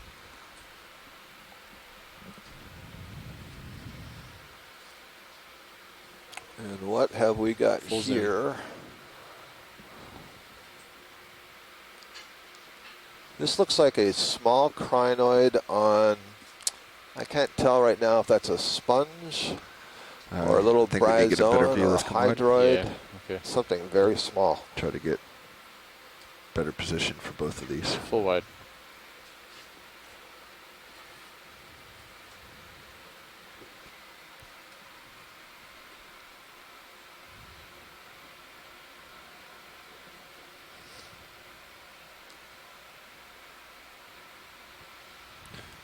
Chris is All right, asking let's about try how this many arms again in the now. Let's go crinoid. to Did he mean the one on the stock bottom crinoid first, or and the then we'll small go one? for the guys in the background. Okay. I think you meant the stock crinoid. I didn't. Okay. Yeah, I didn't get a look Okay. at the number of arms. We'll have another look at that in a second, Chris. Yeah. There we go. This looks like an edge-on view of a crinoid. So I've got that that's a crinoid. I'm trying to establish what it's on, and I can't quite make out. Yeah, is that a sponge or? It looks a little bit, reminds me a little bit of the Walteria, but the shape is not right. It looks like an edge-on view of something Let's- circular. We'll head up to the top one, and then I'll come around, and we'll get All a right. front on Sounds good. view. Okay. Zooming out. Let's go in the stock crinoid in those. Partial. Yeah. Well, one reason that's interesting, Chris, you should have a look Zooming at that, is that if it is a sponge, it's interesting that it's planar in shape. All right, so we're back to these hydroids. I'm not sure what the 2 dots are, the 2 white dots on that upper hydroid polyp, but I can see on the lower one, I can see a ring of white dots. Those are the gonophores. Basically, these hydroids asexually produce, grow gonophores, are like a series of grapes. And in many of those species, they become free-swimming jellyfish-like animals, little bells that swim around, and those would be the sexual stages that would produce the sperm Cameron, and you're eggs. happy video? Okay. Coming out. You'll That's see good another stuff. opioid brittle star on We're the trying to rock there. count the number of arms on that yellow crinoid here. Okay, let's come on. Zooming out.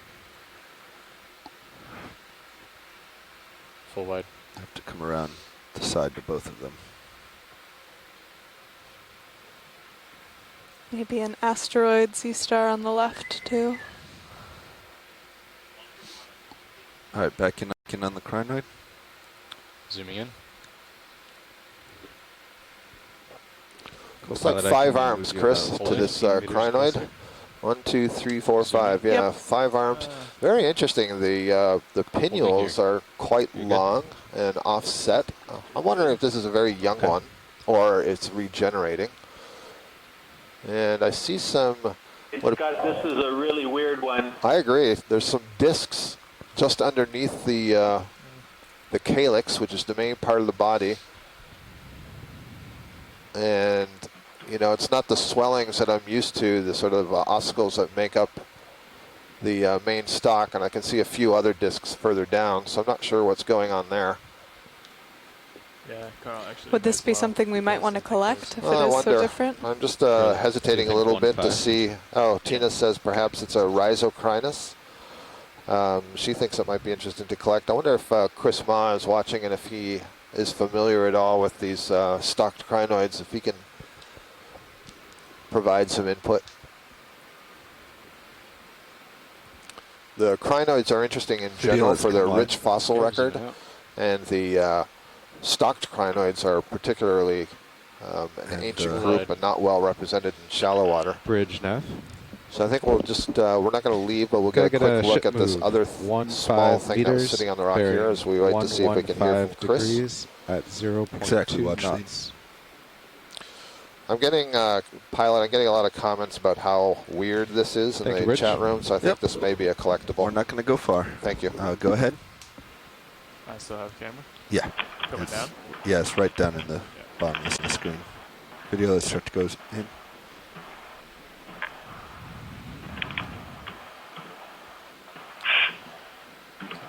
Zooming in. We've got someone on the line. Chris Ma, is that you? Not sure if this angle helps much. It's very difficult to see. I think I've got a little more zoom. Well, that's definitely going to help. Zooming in. Very busy. That's full zoom. Okay, that's full zoom. Definitely branched. What is that? Somebody has their microphone off of mute, so you can hear some music in the background and some talking. Yeah, I can't tell if it's probably a hydrozoan. I keep hesitating. I don't want to commit quite yet.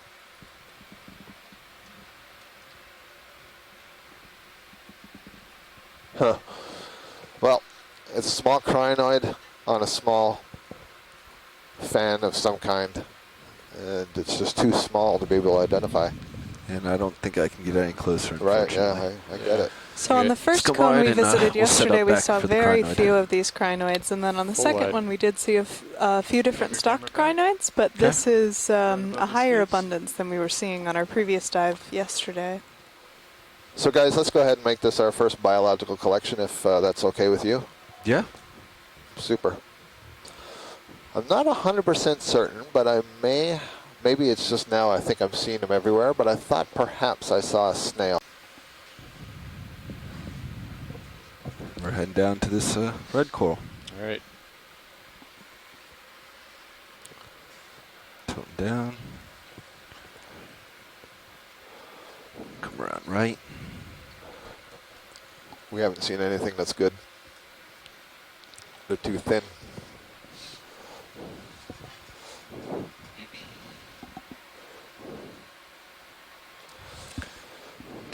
I couldn't tell, did that crinoid end up sinking when I let it go? It did, yeah, Okay. it bounced down off that first shelf and then onto the very bottom. It's Okay. kind of hard to tell though, because you went in on it. Yeah, I mean, I was moving up. Boy, it's at the amazing how time. much this looks like a paragorgiid to me from this distance, even with that brittle star on it, just the shape of that brittle star, but we'll see when we get a closer look. Go ahead, video.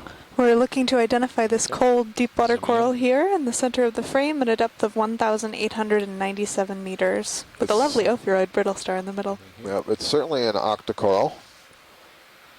And oh, there's an umbellula behind it. Okay, focus, Scott, focus. One thing at a time. So the red one in front, the sea fan, is an octocoral, and I think that this may be a Paragorgiid. Chris Kelly Chris agrees. Kelly agrees. Great. So Chris and I are going with Paragorgia. The group of Paragorgia octocorals is commonly known as the bubblegum corals, and they get that name because there are swellings of the branches from which the polyps arise. They look like little bubblegum balls. And you can see this beautiful ophiuroid brittle star that's associated with it. You can see why it gets the name serpent star or snake star because of those highly coiled arms. And you can see that the polyps of this Paragorgia are mostly extended. You can see the rings of tentacles. And when they retract, they actually disappear somewhat into the tissue. And that's a little bit different from, for example, the bamboo corals and the Chrysogorgiid corals that we were seeing very commonly yesterday, where the polyps can close their tentacles, but the polyp body itself can't disappear anywhere. Whereas in this colony, we might see it might look completely smooth and red because the polyps completely retract into the tissue. So this is terrific. We have seen no Paragorgiids so far on leg 4, so this is our first observation of one of those. This is a really good observation. Watch lead pilot. Go ahead, pilot. The end of the associate there, is that regeneration? Yep. Okay. So the arms of these brittle stars are commonly nibbled off, we presume, by fish, and they do have the capability to regenerate. So what you can see there on the upper left of the screen is a little tiny regeneration, a new growth of the end of the arm. And there's an amphipod crawling over, just went over the central disc and is now making its way up the branch of the coral. You can see another regenerating arm there on the right. Now off frame. Clearly had a good snacks for something. All things good here. And if we can also get just a brief look at that colony that's wavering in the back of this coral. Zooming out. So this will be neat. Partial. So we saw a whole lot of small polyps Did you want to hold that sticking partial out of this. We're at partial right now. coral. I think he wants to see the... But you didn't want a partial of the coral. I'm going to move for the background. Yeah, go for it. So we saw the small polyps extending from this Paragorgia colony. And now as we go to this other one, this is called Umbellula, the genus Umbellula. It's a type of sea pen, which is also an octocoral. Sea pens in general are modified so that they can live in sediments. So I suspect what we're going to see is the bottom of the stalk here is going to be anchored in the sand that is around the mud. It should not be growing off of the rock. If it is, very surprising. But what you see is at the very tip of the colony, there are, looks like about 8 very large polyps. And so these are essentially the same basic structure as what we saw in that red one, in that it's a polyp body surrounded by 8 pinnate tentacles at the end, and pinnate means they have these small branches. But look at the size of these polyps in comparison to what we just saw in that Paragorgia. So, really beautiful.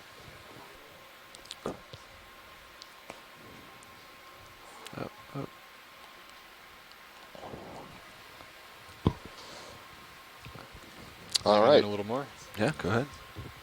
Let's see what we can see about this. So you see the, full zoom. You can see where the tentacles are. The dark spot, the circle in the midst of the tentacles is the mouth, and then below that you see a dark brown line. That's essentially the throat or the upper esophagus. It's what we call the pharynx. And then you see this frilly pink stuff just below that. That's the upper part of what are called the mesenteries. These are sheets of tissue that divide the internal part of the polyp body into 8 little chambers or rooms. And so it's essentially increasing the surface area of the stomach area where digestion takes place. And all those polyps are interconnected with one another. And you can also see in the main stem, there's a kind of a beige or a pale color, and that's a single skeletal rod that extends down the length of what's called the primary polyp, the main part that's anchored into the mud from which all the other polyps are arising. So this is another good example of what I referred to earlier as a colonial organism. It's several individuals, each with their own mouth. They're all interconnected to one another. Great view. So these Umbellula are very common in the deep sea, below 2,000 meters and deeper. All right. They're always so spectacular to look at. I think a new find for this leg. I don't think we've come across those. Is Chris coming back to take over? I feel like we have seen Umbellula on one of the dives. Okay. And I certainly a first for this dive. Yes, certainly. And do you know is Chris coming back to take over for me? Right. You should. I don't want to. So we are continuing to make today. our way up this cone feature here at a Although we depth of only have an hour left. 1,896 meters. We're starting to look. And this cone kind of has two little peaks. We're approaching the first peak here in a little bit. Okay. Can you hear me? It's also interesting, we have not seen as much diversity as yesterday, but we are seeing different diversity from yesterday. Some things the same, Got an hour left. but You wanna also fly? some things different. Sure. Well, no. You want me to just finish it We'll out? keep referring to yesterday's dive, which was also on one of these cone features, but happened a little bit shallower and to a seamount over to the west of us now. So Tina Molotova is offering this observation that I think echoes what I just said. This is quite shallow for Umbalula. And it's a little All right. Back bit in more this. open than pockets we've looked at. Can you hear me on comms? Maybe this would be a different My type nav of rock station's to been pick real up quiet compared today. I to couldn't what hear we've been Christopher picking up well in the either. last few dives. Is it Okay. turned down? If we can get a Now it's sizable turned up. Okay, Co-pilot, Jasper, do if you you hear could me just repeat the beginning, but I think the bottom line you're saying is this might be a good spot for a rock. Yeah, it looks a little bit different than some of the sites we've been grabbing samples from. We've been grabbing from little No, the pockets ship will mostly. stop for that sample. We're in I general think heading that we should try about 115. Okay. dislocate this on this dive just to sort of Just looking for a rock now, but yeah, you can adjust over to hopefully 115. get what we're looking for between all the samples we If take. you look at high pack, where it should Okay, just be in this flat so area. pilot, soon. there's some interest in getting a rock from this sort of open area. If we can get one that is not particularly flat, one that's a good size. So we're looking for something that's more of a cube or a shoebox than a flat plate. Okay. Keep your eyes peeled, guys.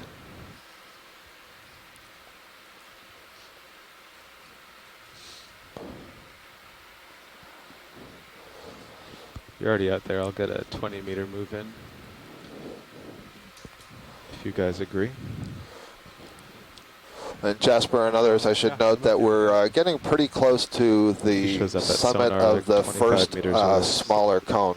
Looks like we may have just passed a bamboo coral on the right. Is this and one too big? Sure.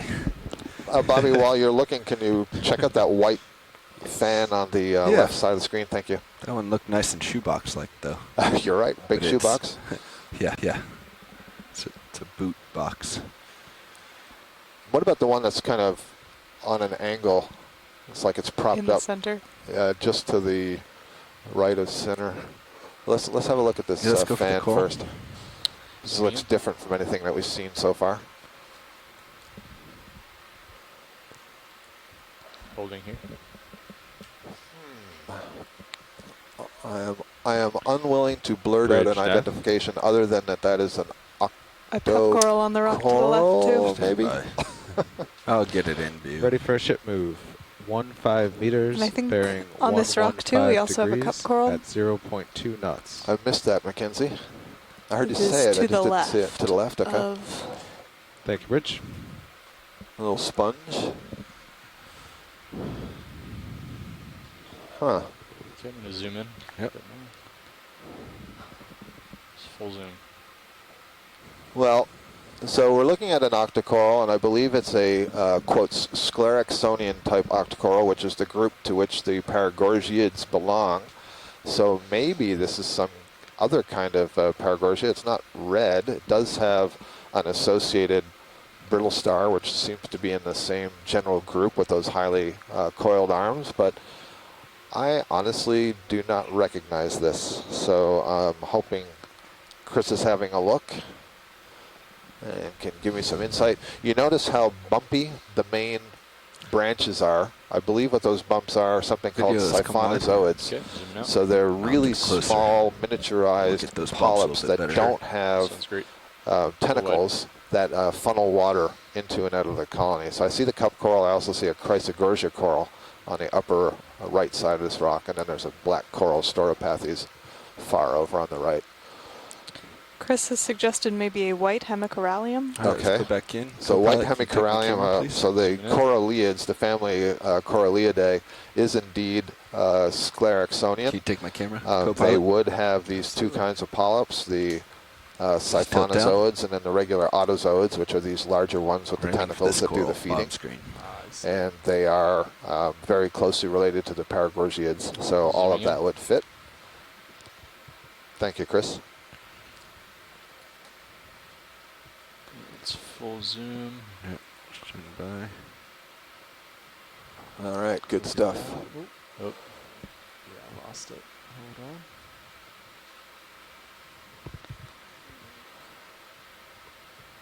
There we go. Yeah, so you can see all those little look like pimples running along the main axis. Those are the siphonozoids. It's got quite a grip there. Yeah, that brittle star doesn't look like he's going anywhere. All right, thank you. That's terrific. We can go back to our rock search. Just going to do a full frame. We did identify it. Oh, watch lead? Yes, we did. Okay. I missed that part on the comm. I'm sorry. So it is belongs to the family Corallidae. So it's basically one of the precious pink octocorals. It's just that it's white in color. Okay, cool.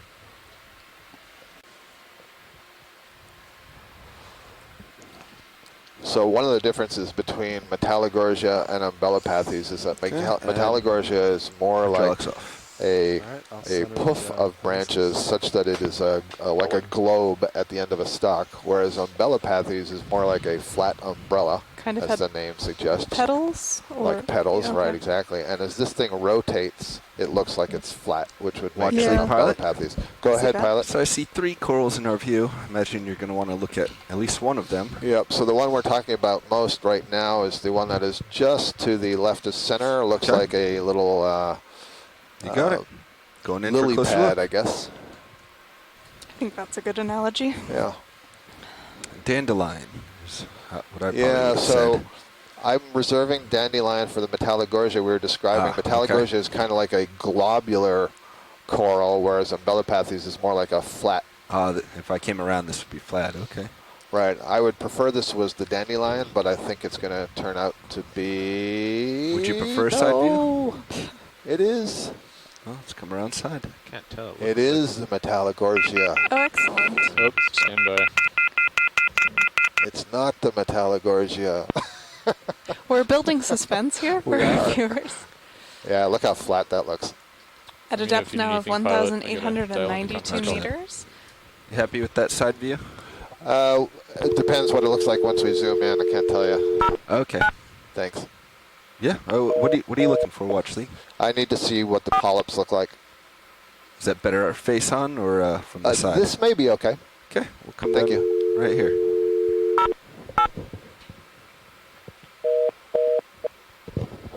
The color sure looks like a Metallogorgia. Yeah, well, I'll give you that much. Just come out in front where I get a Doesn't footprint. have the right plume branches for an Umbellapathes. And it has an Ophiocreus in the center. This is Metallogorgia. Oh, excellent. Yep.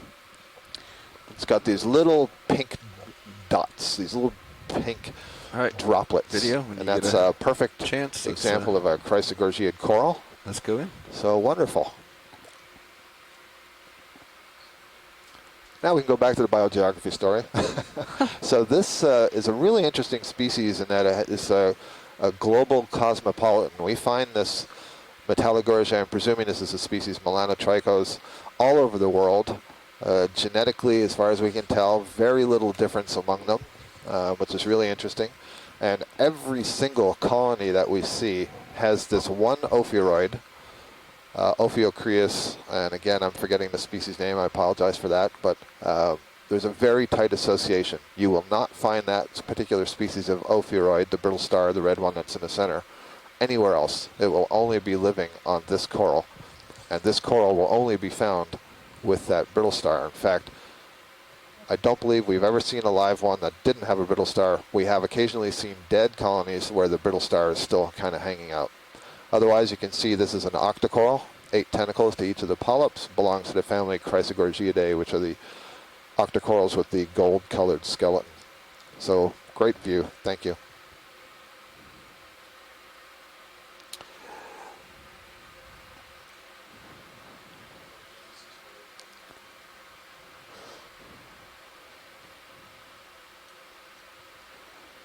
So just to give you kind of an idea of how far these dive sites are apart, the cone that we were diving on yesterday was 70 nautical miles away to the northeast, and so this is the same species that we're seeing here on Happy this video? seamount. I can't hear you. I see. So there are a Have few scientists happy. species of Metallogorgia, and I think Coming out. Tina is wondering if this might be a different species from Metallogorgia. I was describing that as kind of globular, and we were noting that when this one turned, it was really flat. So perhaps this is a different species of Metallogorgia, and she's suggesting maybe Oedipus.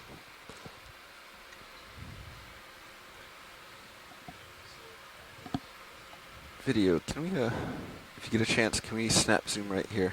I just want to see what this white branched. Sure. Right Zoom to the in. left of the lasers. Oh, I see. But the Oedipus might be for the Ophiocrius. I'm going to Seeing find a- that out by opening this Sending paper through right now, changes. so I don't have this question anymore. There's an Umbellapathes.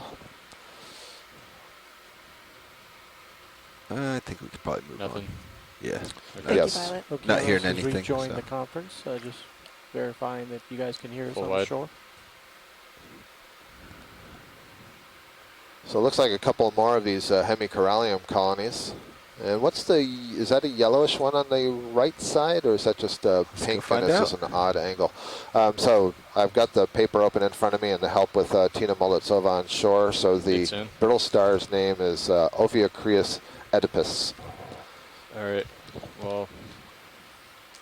Do we good know for where now. that Oedipus name comes from? Well, I've got to guess. The question is why. Yeah, so Right. I don't have the species description. I'm thinking this might be overgrown with some zoanthids, and if it is, then Go ahead. that there. would suggest Zooming it's a paragorgiid. Yeah, Oh, wow. look at here. that. So this is now a colony which has many zoanthid polyps growing.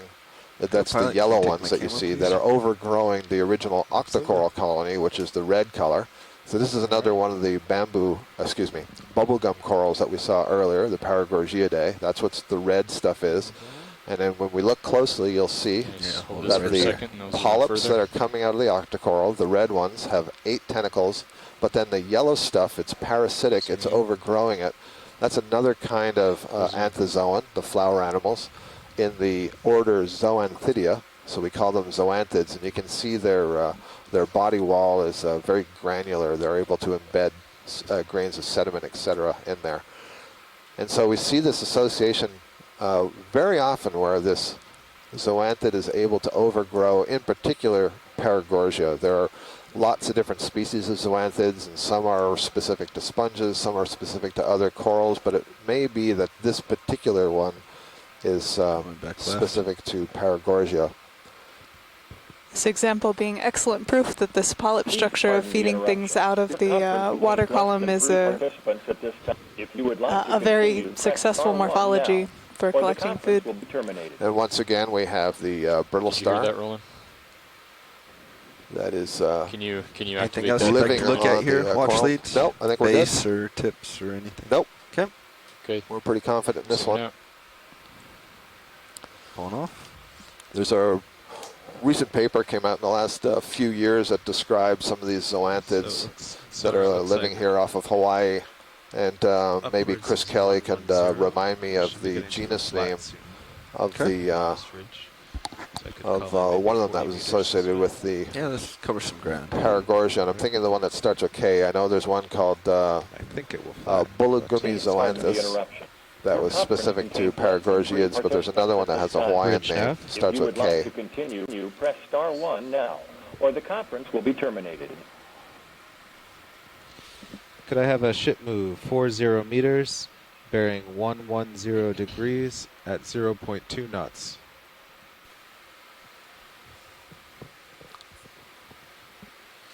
Did you mean you or me? I meant you, but Oh, Yes, okay. that's correct. Thank you. okay.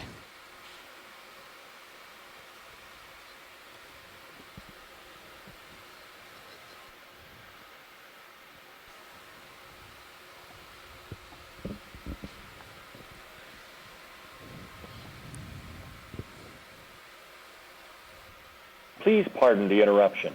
Your conference contains less than 3 participants at this time. If you would like to continue, press star 1 now, Thank you. or the conference will be terminated. Star 1.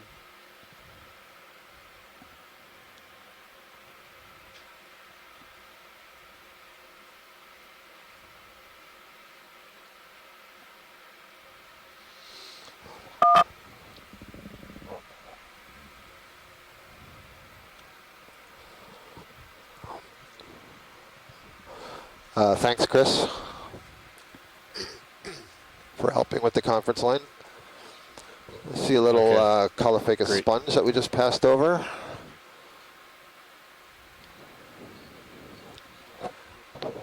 So I'm looking in the Sirius camera view. That's your stream 2 on shore. And looks like disconnect? it drops off a little bit on the right side Can here. you do it? Thanks. Yeah, thank you. A little bit of a, perhaps a little bit of a ridge feature on the slope that we're climbing.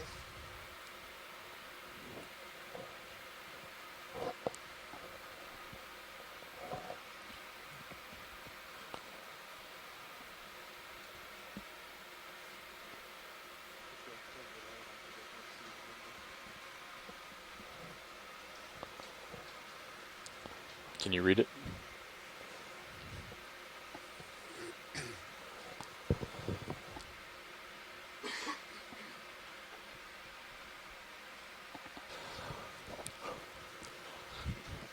So a little bit of a recap. We are climbing a relatively small cone, cinder-like cone that is arising from the plateau of a seamount here.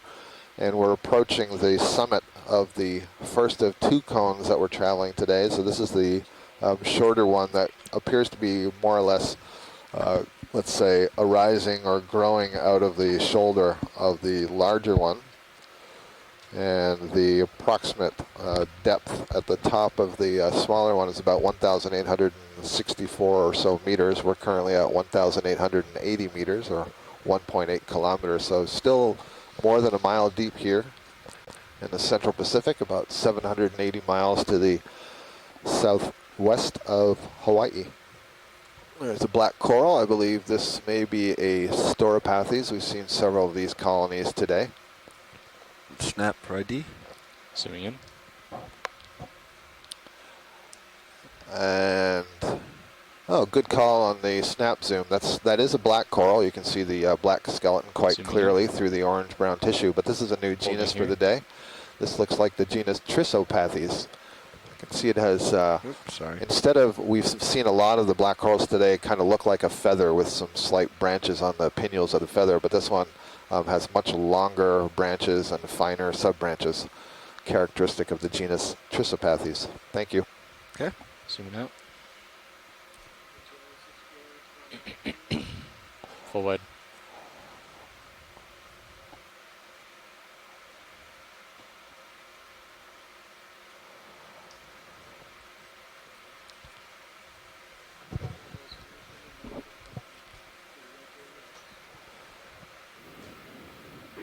Don't hear you guys, but I sort of hear something. Chris, we just got the conference line reconnected, and I was quiet for a second there. Can we have another zoom of this? Yeah, I think this is another Trissopathes. So can you hear me now, Chris? Yeah, I can. You're a little fainter, but I can still hear you. Very good. We'll see if we can get the volume increased a little bit. I'm not sure if they changed the telecom connection from the VoIP versus the Iridium. I'm not sure if there's a difference. So this Trissopathes, the same species that we just looked at earlier, I can see, I think, 3 different squat lobsters, maybe 4 different squat lobsters on the branch.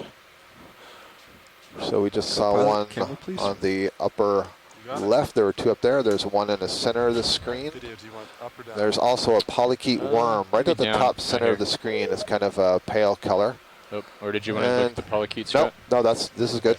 So there we go. We can see the squat lobster facing us. This is in the group the Chirostylids, which many of the species in that family are known associates of corals. Not sure what species there are. They're quite diverse, and there's often an wanna tilt association down between some more? specific species of the crab with specific species Yeah, there's of coral. Yeah, there's also several base. hydroids that are growing off of both of many branches here. At the gonna base, zoom it in looks on like that. a sea anemone Well, it's full zoom. with its tentacles retracted, sitting on the rock just to the left of the base of the black coral. And then on the back side of it, we see an ophiuroid brittle star. Yep. So if you pan up and go just to the left, there you see there's something kind of whitish that's waving back and forth in the upper part of the center of the screen, and then also just behind it, those are hydroid polyps. I see 3 of them, and we've seen them earlier today on, I think it was dead bamboo stock, and I suggested these might be in the family Tubulariidae. So these are, won't say common, but what I find unusual is that they're growing on this black coral. I see now at least 6 different polyps, and yesterday we saw, I think it was a Bathypathes, and at the very top there was a much larger one of these. So that's an interesting observation. I think we're Thank you. set here, video. Let's come wide. Full wide, pilot.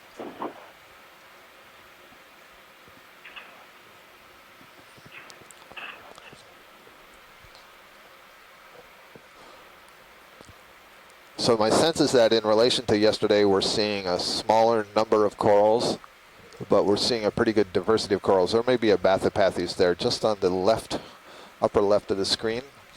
And that's another black coral.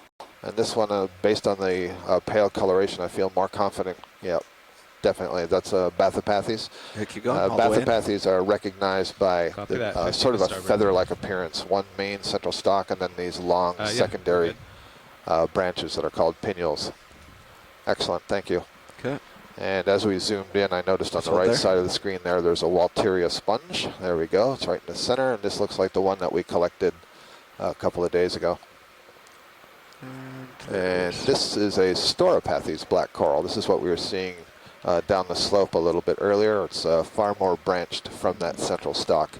One of the ways I can tell it apart from the Bathypathes we just looked at. All right. And we do see that it's also a different color, but the color itself is a little bit hard to use in these guys for making identifications. But the fact that they're sub-branching on those side pinnules, that's very helpful. Is that full zoom?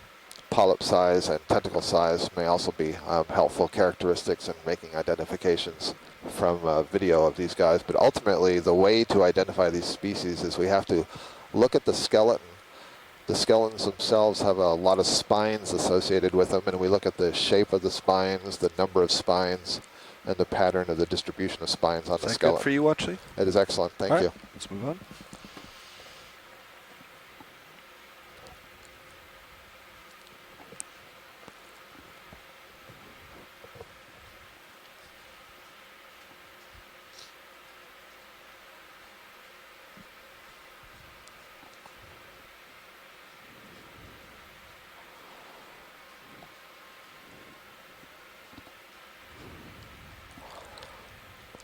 Looks like part of the crust here has collapsed a little bit, so you get a little bit of a pit. Right up here, anyway, we don't see any large changes in relief. That is, there are no large boulders or mounds of pillow lavas or anything that greatly change the shape of the floor. And often when we see that, this is where you start to get some higher densities of the sessile animals. They attach themselves to the high points in the local environment where the waters move a little bit more quickly over that feature. So right in the center, there's another colony of some type.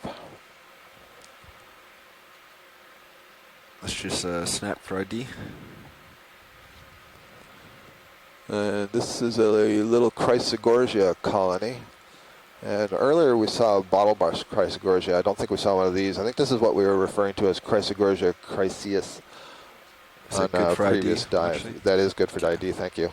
So this is a more planar type of Chrysogorgia coral.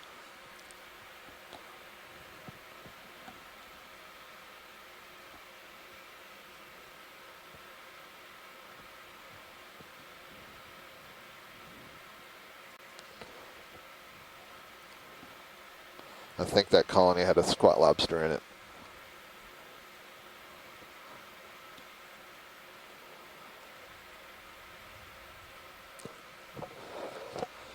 This looks like a dead sponge stock, so I'm getting a question about our progress up the slope. We are pretty close to the upper part of the first cone. Our depth is currently 1,873 meters. Nav, could you just give us an approximation for how we're doing on time and whether we think we'll achieve the top of the second peak? I see a Bathypathes on the far right. Looks like a holothurian tucked under here, just under the lasers. And Bobby, the lower right screen, I'm not sure what I'm seeing there.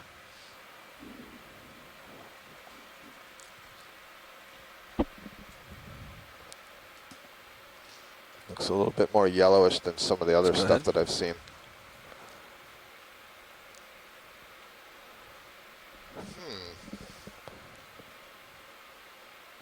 Do you want to take camera pilot? Nope. I guess that is going to have to be chalked up as that pale sort of hemicorallium that we saw earlier. Earlier in the dive, we saw it from the other side. And it's a pretty small colony for such a large brittle star to be wrapped around. Copy, Bridge. Can we see the base of this, please? Okay.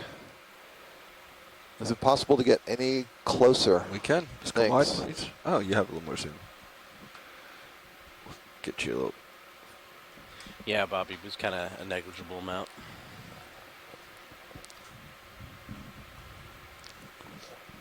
Okay, co-pilot might need you to bring one of the upper swing arms. Just point it down. Give us some light. Just one? Yeah, just pick one. Go ahead, video. So Chris Kelly has just made an observation. It looks more like a plexaurid, and I agree, Chris. That's why I asked to get a closer view of this thing. I wasn't really satisfied with the one we saw earlier, but this one looks. This just is not Scleraxonian-like. How's that? And you can see the way it's kind of moving have to ask video. in the current, that it's somewhat flexible, which suggests to me that it's got a fairly flexible proteinaceous skeleton, as opposed to the more cemented Scleraxonian skeleton. So I think we're going to call this a Plexauridae, family Plexauridae, which is a family that is very common for your sort of typical Gorgonian sea fan. They're not as well represented in the deep sea as some of the other corals that we've been seeing, like the bamboo corals and the Chrysogorgiid corals. These are actually quite common in this family in shallower waters, but there are a few deep sea representatives. And some of the ones we see, like Paramaricia, for example, do have these brittle stars associated with them. So this is a great observation. This is adding to our diversity over the last 2 days. Thank you. So just a quick zoom on that purple. I think it was a holothurian tucked under the rock. You would like? Okay, let's come on.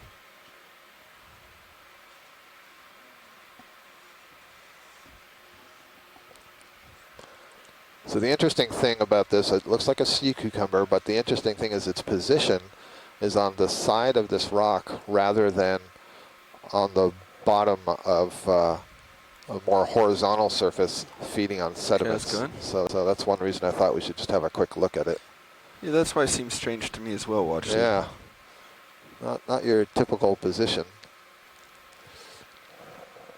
But it certainly does look like a holothurian sea cucumber from this perspective. You can see the little modified podia. They almost look like spines, but they're very soft, so they're moving back and forth on the dorsal side. You see it's very diaphanous, and by that I mean it's very transparent. Oh, there's another one of those isopods crawling right above it. So this is the second long-legged Munopsid isopod that we've seen today. This group of isopods is very, very common and very diverse in the deep sea. We just don't get to see them very often.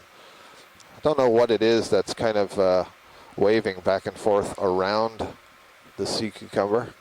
Kind of odd branching structures. I'm going to guess those are little foraminifera. So I think this is one of these sea cucumbers that can be kind of easily lifted off the bottom, and so they may sort of flap back and forth to swim, and perhaps it just landed on the side of this rock. So good view, thank you. Okay. As we come up, I noticed on the top of the rock there's something yellowish gold on the little yellow right side. Yeah, it might be one of the crinoids.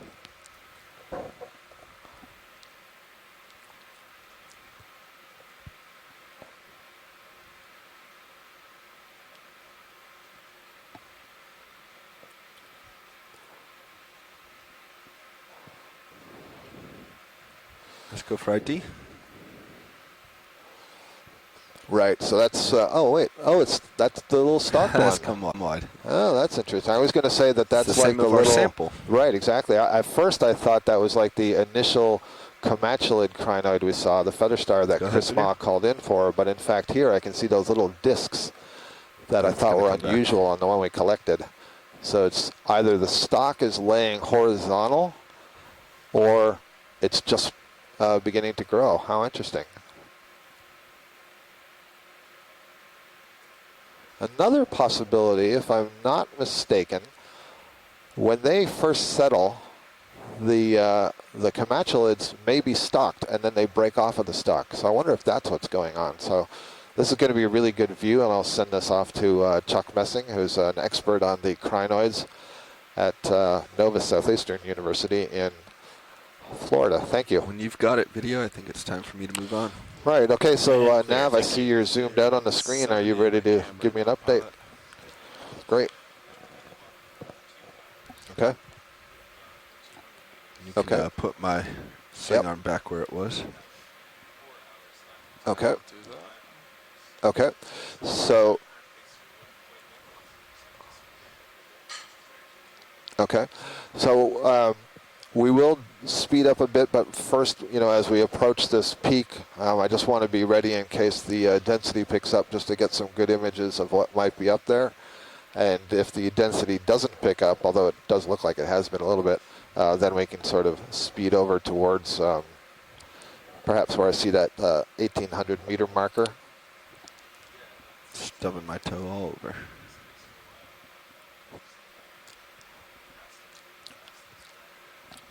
Sounds good to me, thank you.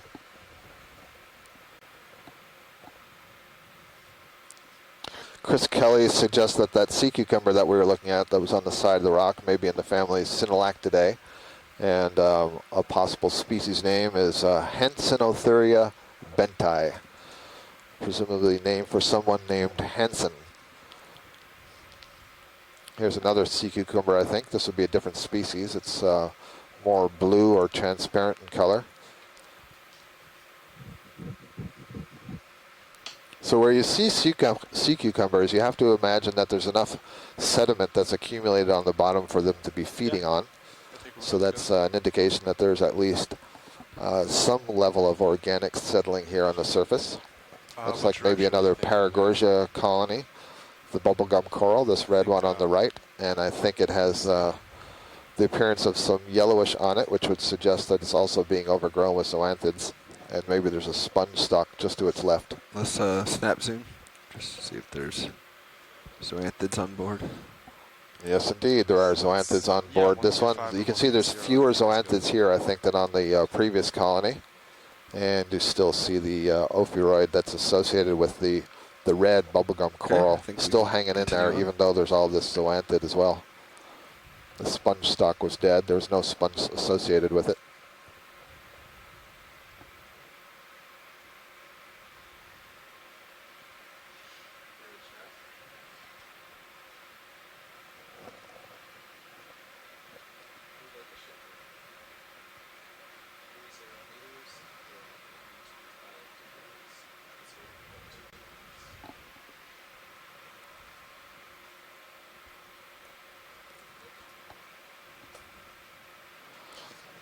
I see a couple of brittle stars hanging out here in the water column, which must mean there's a stalk of some kind. It's a little bit hard to see. It's probably a dead sponge. Oh, they're not brittle stars. They are crabs. There's brittle stars underneath them, but they're squat lobsters. Different species from what we saw earlier on the black coral. And there's lots of hydroids also growing off of this this old stalk. Thank you. So it looks like two squat lobsters of the same species. I really have no idea what species these are. These may also be chirostylids in that they have these very long arms with the long pincers. And you can see several brittle stars coiled up right along the main axis. There's a nice view. It's got some good spines on the legs. And there's one of our brittle stars. Looks like he's getting ready to bail off and leap onto the bottom. They do this quite often. They're able to climb back up. There we go. That is not an unusual reaction by the brittle stars. And then I noted underneath it, just for those keeping score at home in the event log, that there was an Umbellapathes black coral just behind that sponge stock.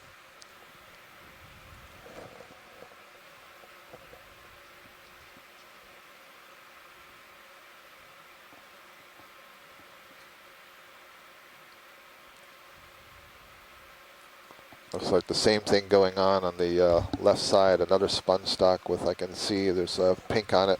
Maybe an anemone right in the center. This may be new for the day and similar to what we were seeing yesterday. We saw, I think, 4 different species of anemones yesterday, including this one that seemed relatively squat from the distance where it grows from the rock to the top, but wide.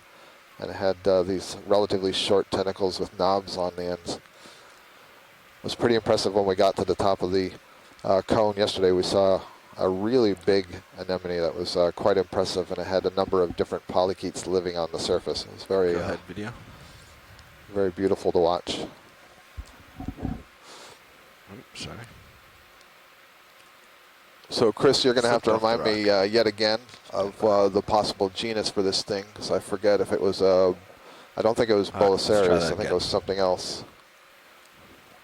My best guess would be Exosalactus. Exosalactus, thank you. And let's see. Could we just get a quick zoom? I'm looking actually on the rock to the right. Oh, I see. It's a polychaete worm and one of those tubularia hydroids. Thank you. I'm satisfied with this view for identification when video is satisfied.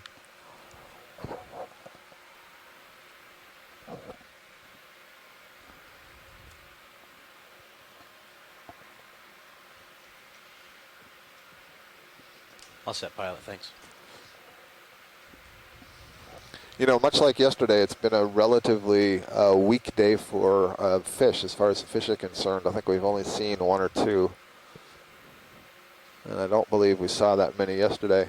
Mackenzie's just joined from lunch, and she's the one who's been keeping good statistics on what we've been seeing. But I was just saying we haven't seen much in the way of fish today, and I don't think we saw that many yesterday either. Yeah, we did see one little ophidiid on the today. whip, just going off to the right, please. Yeah, can I come back to that, watch lead? There's something floating over here. No problem.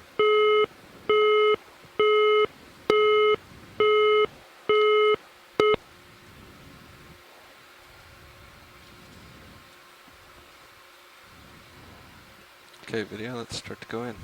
If you've got the number, do it. Video? Oh, there's another ctenophore. This one may be being a little bit more cooperative. I think this might be a different species than what we saw before. This one's more globular. The other one was a little bit more ovate.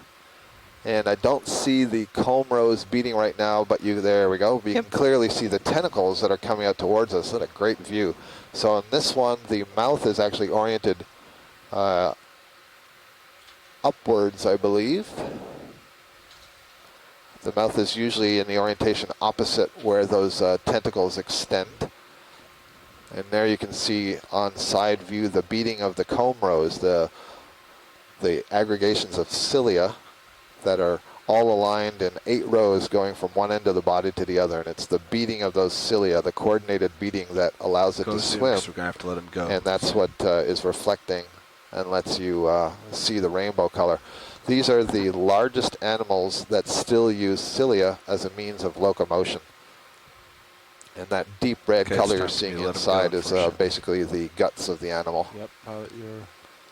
Again, those long tentacles used for fishing, collecting small crustaceans and other organisms out of the water. Let's snap zoom real quick. Got 10 seconds. I've been told I have 10 seconds to identify this fish. So this is an ophidiid cusk eel with that long sloping head. I might say this is a Basocetus cusk eel. Unfortunately, that's all I can do. Got to move on. Thank you. No worries, thank you. And I think we also saw a corallium colony there on the left as we were passing by. And, oh, all right, we were going to, so I think I saw Candidella whip colony, and we don't have to get back to it, but just so I've made a record in the event log that we'll check that out. That was a primnoid coral. A couple more sponges. This might be a farreid sponge. The one that passed out of screen. Whip that we were going to look at? No, this is a different one, but this is worth having a look at. It looks branched at the base. Huh. So I'm guessing this is maybe a Narella macrocalyx right in the center of the screen. Maybe not. The branching isn't quite right. So it looks like sure part this of was the. it, but okay. No, it was a smoother whip, or I misinterpreted what I saw. That's entirely possible. This looks to me like it's a bamboo coral, branching bamboo coral where several of the branches are dead. Yep. And just there's some live tissue up on the upper left side. So this is, let's see, this will be in the genus Keratoisis. You can see that there's tissue overlying some of it, and then where it gets bright white, there's no tissue there, and there's the polyps. So this is an octocoral in the family Isididae, which are the bamboo corals. I don't think we've seen Keratoisis today. We have not, so this is a new addition to the day. We have good imagery of We these do. guys. We're happy. Okay. Thank you. Yeah, we'll continue on that. So one of the things that we want to do is make a little bit of haste so that we can get us... sorry, Bobby, I'm not talking to you. This is just telling the people who are watching. We want to get as far up as we can to the top of the second cone because we're interested to see when we're on the highest elevation above the plateau, do we see increased densities of suspension feeding animals. And if you've been following along with us here, you can see that we're starting to see a little bit higher density of organisms growing up off the bottom, and this is coinciding with our reaching the peak of the first cone, so that sort of supports the hypothesis. Here again is a bamboo coral where there's no cells, no polyps in the bottom, so somewhere in the area I suspect there's one of these predatory sea stars that's been munching on these bamboo corals. What's going on at the base there? Yeah, I think there might be an anemone that's growing off of this thing, and it's a different color. I'm not sure. There's a lot of hydroid I can see growing in the lower part of the skeleton. But I don't know what that... It just looks like the backside of some polyps, but why is it that color? Interesting. Oh, fantastic. That is an aplecophoran worm. Believe it or not, that's essentially a snail, or it's closely related. It's a mollusk, but it's a worm-like mollusk that specializes in feeding on corals, you nasty thing. They have an interesting to the other side, would we see a mouth? I think the mouth is just pointing up there. I've never actually seen the mouth. wide. I've never seen it feeding. I think if you go slightly to the left, maybe. Yeah, we're going to try pirouetting. Wow. So we have seen aplecopherans on corals during this expedition, but never in a position like that. I mean, that clearly is wandering up that skeleton. You can see there's no polyp below it. I think it's been spending its life maybe right here on this one colony, feeding on these. Excellent. So those of you may recognize a relative of these aplecophoran worms, the chitons, which are polyplacophorans, and this one doesn't have those plates, which is where it gets that aplecophoran name. It does. But again, they are a mollusk. Go ahead. Yeah, they are a mollusk, and one of the characteristics of the mollusks is that have a radula. A radula is a scraping tongue. It has a series of spines or teeth-like structures on it that it used to scrape whatever it's feeding on, and you can almost see the hood. This is very exciting for me. You can see the hood that's around the mouth, and that's where the radula would extend and use its rasping spine-like tongue to scrape away these polyps. You can see that the polyps are kind of shriveled up. Wow. Good stuff. Another name for these, sort of a common name, it's not a very common animal, so a lot of people aren't familiar with it, but would be selenogaster. Awesome stuff. Yeah, Sorry. we have seen a few of these coral skeletons without the polyps left, so this could be one of the predators that would be feeding on some of these deep water corals. as well as some sea stars that we've seen earlier. Right. I think yesterday somebody was asking me about, what is it that feeds on this stuff. Just tilt down just Right. a hair to get the entire world. Yeah, that's a great image.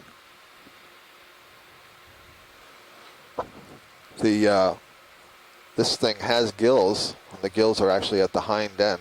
And for any of you students who are listening and have come to the part of your course where you're learning about the mollusca, you know that they have a mantle cavity, and the mantle cavity is the thick tissue that secretes the shells. So for example, the shell of the snail or the valves of a clam. And the gills are in the mantle cavity. So the mantle cavity of the Aplacophora is all the way at the tail end there. The gills just protrude out from the tail end. Let's make sure we got enough to. Yeah, that was terrific. That's what good. a great find. Thank you. All right. Coming out. And on the left here, you'll see one of these glass sponges with an impressive amount of ophiuroids and those two yellow crinoids. So the ophiuroids and crinoids are both echinoderms in the same phylum. Talk about a tree in the forest. All Yeah. kinds of things clambering on that. Chris Kelly on shore was asking me if wanted to go check if the this out. I saw Aplacophorans it also from your view. ingest the sclerites, and I don't know. So here's another bamboo coral. This is also new for the day. One question is this a large colony of the one that we saw earlier with just one branch with living tissue? At least I think it's a bamboo coral.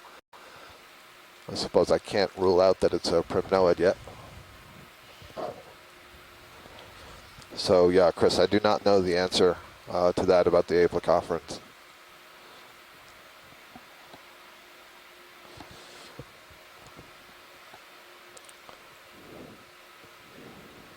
Okay, go ahead, video.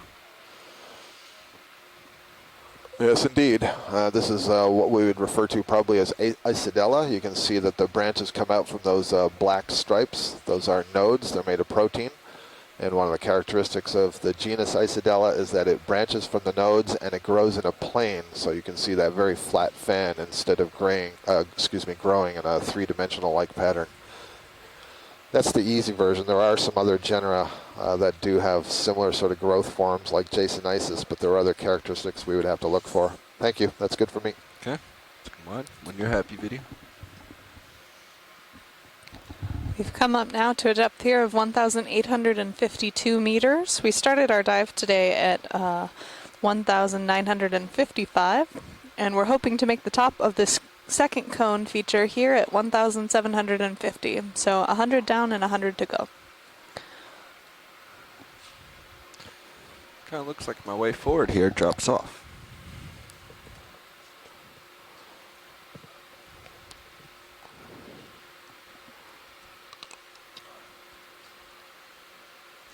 Yeah. Looks like, is this a boulder that's lying here?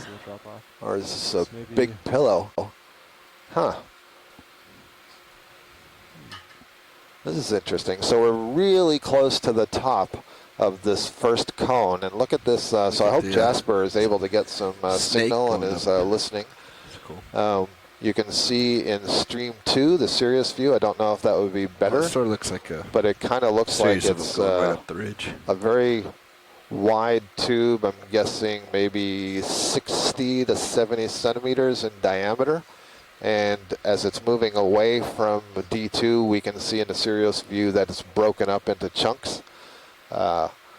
Each chunk is perhaps about the length of the D2 ROV. We've got two of these comatulid crinoids hanging out on this rock here, taking advantage of the potentially accelerated current flow over this high topographic feature.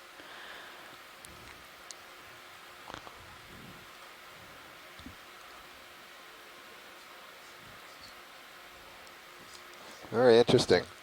Yeah, so this is definitely a local high that we're on.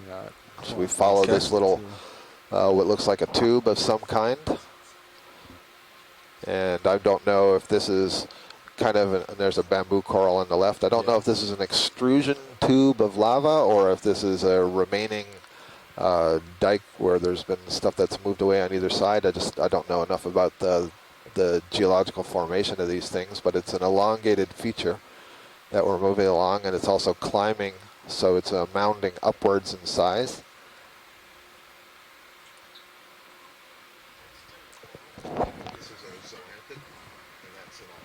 We've got maybe another one of those stalked crinoids. Is that what this is? Yes, there's certainly a white stalked crinoid. I'm not sure if the yellow one was stalked or No, not. I think the yellow one unstalked, one of those comatulate crinoids. Yep.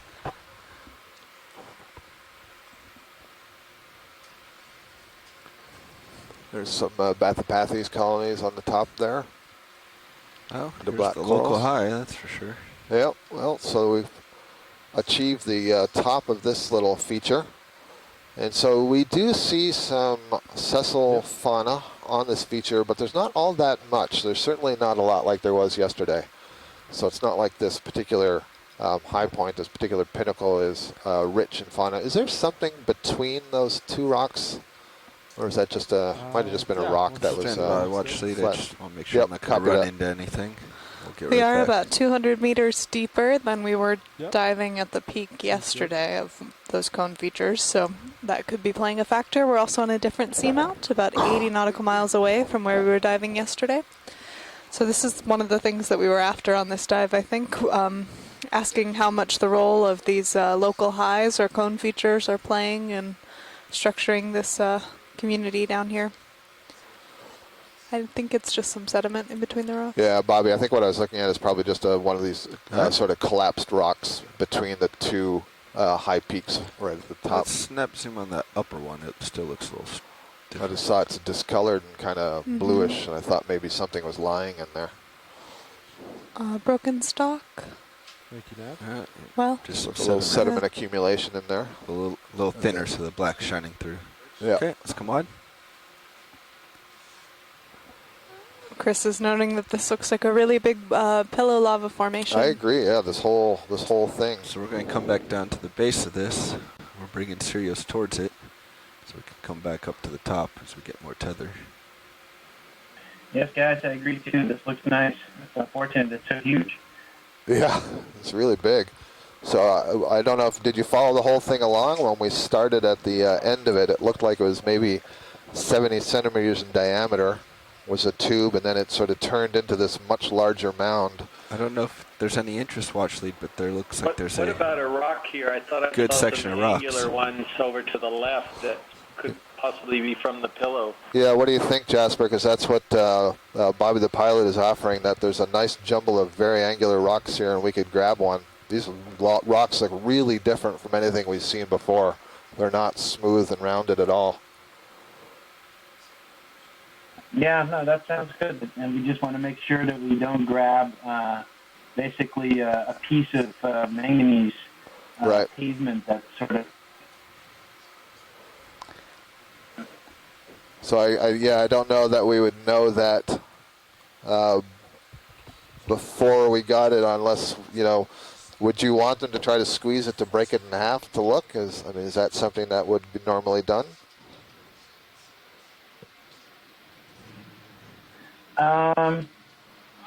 I think for the first part, we could just pick one up and look at it. Okay. And if it looks suspicious, we can try and bash it against something. Okay. So we have to stand by. There's a watch change going on. We have a new group coming into the front row, and as soon as they're settled, we will get one of the rocks from that pile. Hey, Scott, what's that unbranched thing that just went off to the right? It looked different. It did not look like, and I said it looked like a Stichopathes or something strange like that. So, Chris, we'll have you repeat that now that Scott's back on headset. If they can keep turning to the right. Yeah, so we're undergoing a watch change right now, Chris. We're undergoing a watch change, so the ROV is just basically drifting on its own. So we have to wait a couple of minutes before we can do anything. Yeah, it's that thing that's right on the right of the screen is what I was pointing out. What was it you were pointing out? There was he was noting a Stichopathes maybe that was going off the corner. Okay. So, Chris, we can take a look at that. Yeah, Hi, Scott. Hello, Dave here. Welcome I got the story about the rock, Okay. and I also just caught a snippet of something in view, so I'm with you. Okay, I'm going to leave you in Mackenzie's hands. She knows the drill. How delightful. Okay, Mackenzie. What's your pleasure? I think that Chris Kelly from the University of Hawaii had been pointing out this unbranched coral that's up center right now. Okay. Okay.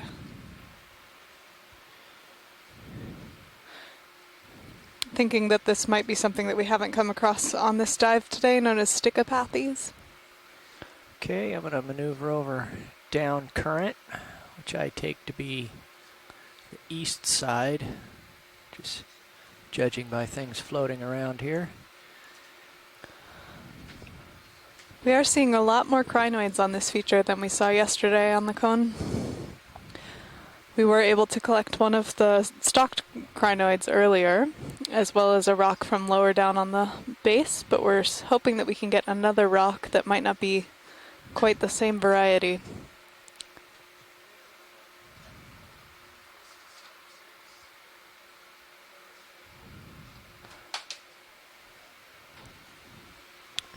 And Jared, video. Hey, mate.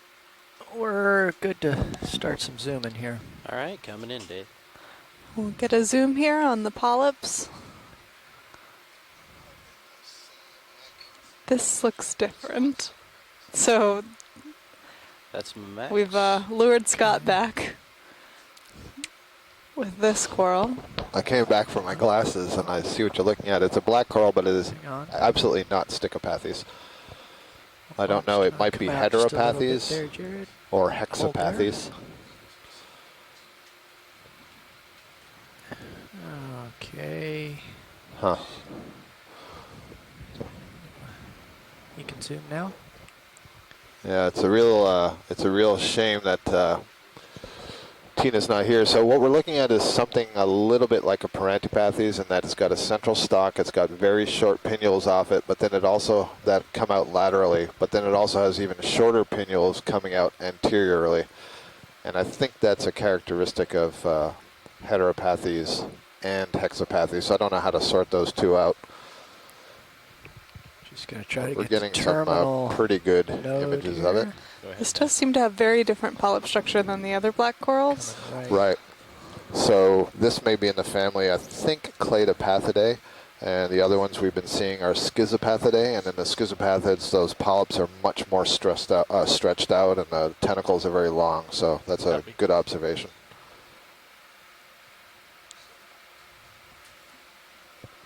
If there's any way to get a view of the other face of this, that might help. Okay, right side or left side? It doesn't matter. See here. Whatever one's easier for you.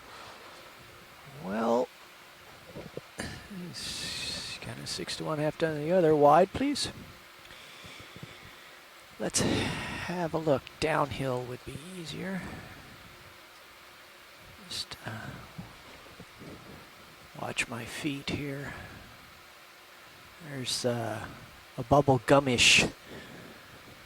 Yes, we've seen several of those today. That is definitely a Paragorgia bubblegum coral. Let's see if I can't. Wow, there's stuff everywhere. Ever so gently.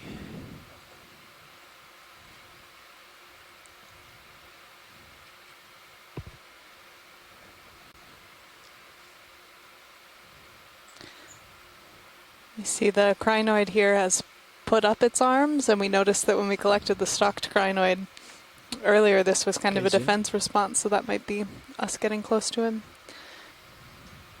Here we go. Got any more? I am going to, I think for now, stick with heteropathes. As you're doing this, I'm scrolling through one of my papers that has a little bit of a key to the different groups. But it's only really at the family level. Here we go. It's going to be waving around less. Okay, let's macro that. D. Chris Kelly had also suggested heteropathes. I think Chris might be just typing what I'm saying. Oh. Huh. I think it's too shallow for abyssopathes. Nice. Check the base So, here. Oh, it's behind the rock. That one's parantipathes. C.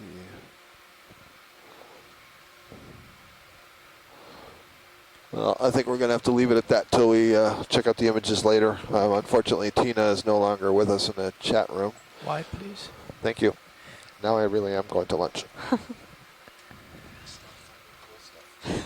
We can't guarantee that we'll stop finding cool stuff, but we will continue on and try and see if any of these rocks Zoom, here are please. gettable. Oh, that's just waving. Yeah, okay. Well, I've seen several of these white-stalked crinoids and several of the comatulid crinoids, those yellow ones, which are thought to be of the genus Glyptometra. That's what he needs to see. Of course, it says you're right on top of me. Yeah, I drifted past you. Okay, but Tilt down more. here I come. That's quite the bump here. We're seeing a few of these black corals on this pillow basalt feature, but not quite as crowded of a rock as some of the ones that we've seen. We are a little bit deeper than we were diving yesterday.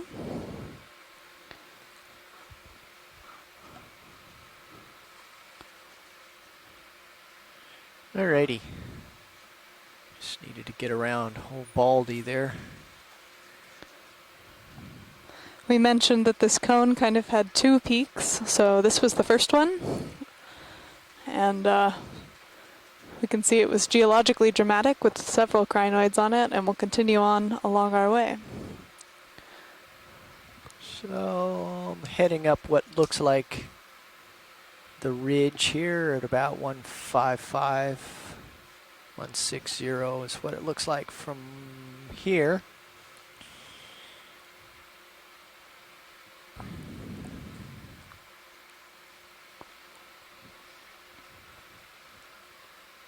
Alright, we can put in a shift move now.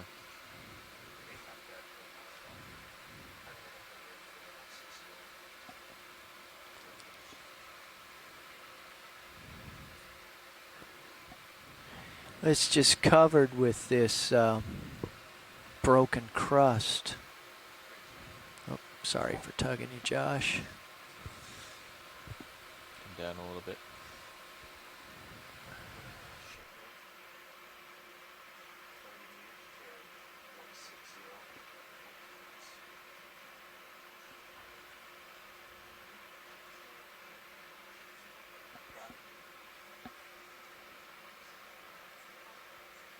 Yeah, we're getting her moving here. I just puppied off ahead here and getting things rolling again after our little rock hounding there. Boy, look at all this busted crust. And what busted it? That's the question.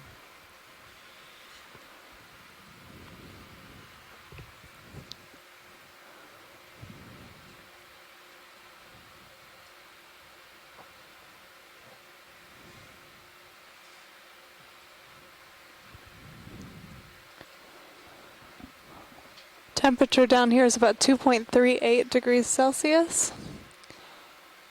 And we mentioned those oxygen minimum zones that we were going through on the way down here, but we seem to have reached a pretty well ventilated area at 2.7 milligrams of oxygen per liter. On the way down here, we passed areas that were less than 1 milligram per liter in the oxygen minimum zone, but the deep sea is a little bit better ventilated than that pelagic spot. So this all looks pretty benign, guys. We could kick it up to 0.3 in the interest of covering ground if that's what watch sleep wants. yeah. It's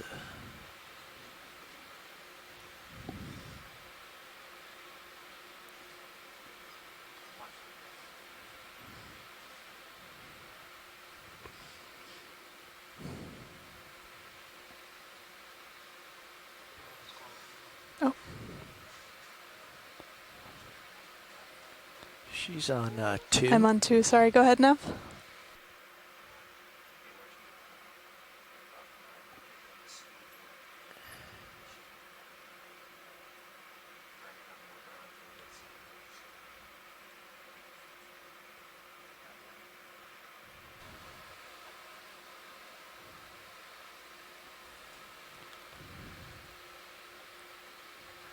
Let's zoom on this, whatever it is. Oh. We're seeing here a collection of a few anemones. I don't think that we've seen these on this dive so far.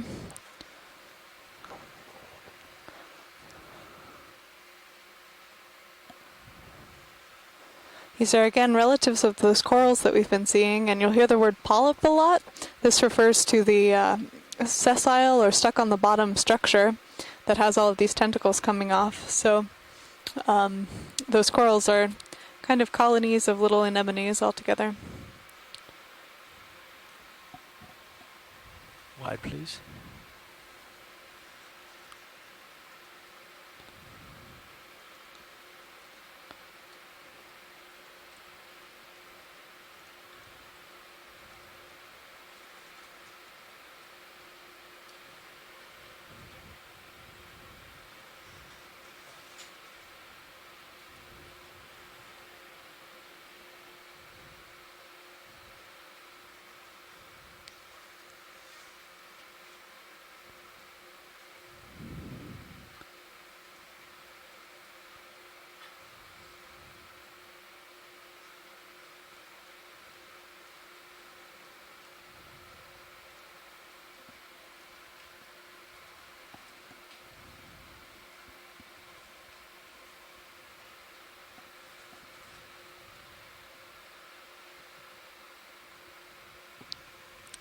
I see some motion now.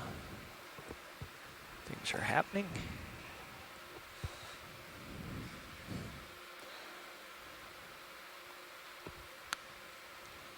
So the team here has been coordinating the ship, and both vehicles, our Deep Discoverer ROV and the Sirius companion vehicle, to try and pick up the speed a little bit as we head over this feature on our way up to the summit, where we think there might be some more interesting fauna. We are seeing a few corals and sponges as we pass over here.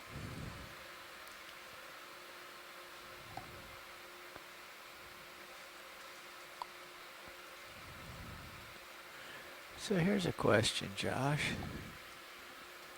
I'm looking in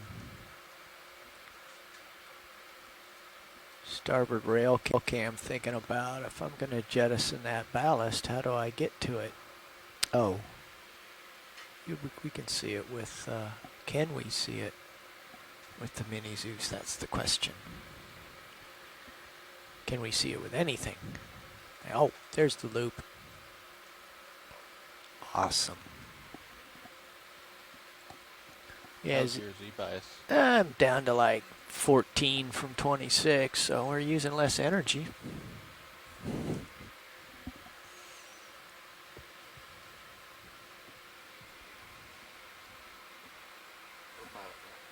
Go ahead. Sure. Yeah, keep us moving. We've barely gotten started down here, so.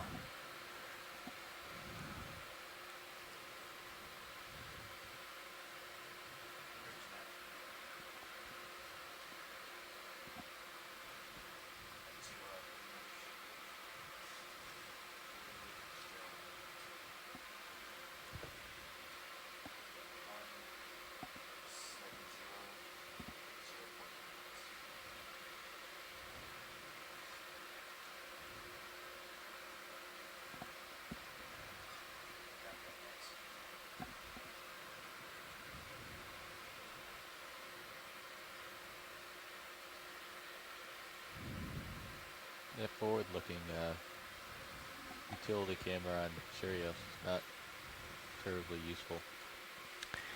There's no light. Yeah, we used to have lights up there, and that was our where's the cliff camera. But we took the lights off because we got the tether hung up in them one day and decided. Not worth it. Well, you know, the thing to do would be to just hang the lights under the frame instead of bug-eyed like they were. The other thing is if you get right up on the wall, then there's a little more light. So the crest is just a little bit west of us now, of this little ridge.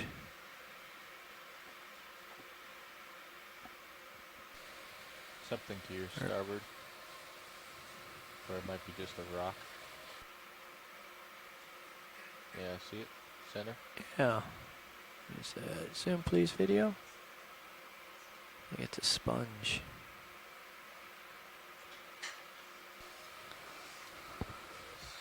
Yeah, sponge.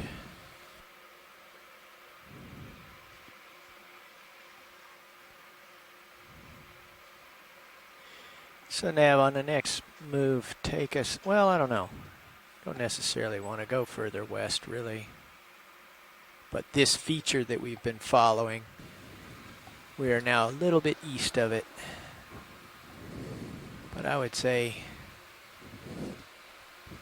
southeast is really where we want to go if we want to get up this thing. Yeah, where's that waypoint?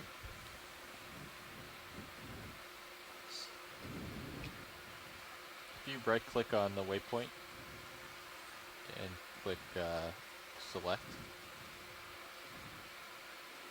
you can now see your range and bearing the target on the side. So it's bearing 134, 135. Yeah. Which it's looking like this bridge feature goes up that way. I'm just headed down, Josh, to give us something to look at as we cruise along here. Gives you a little more leash coming down with you.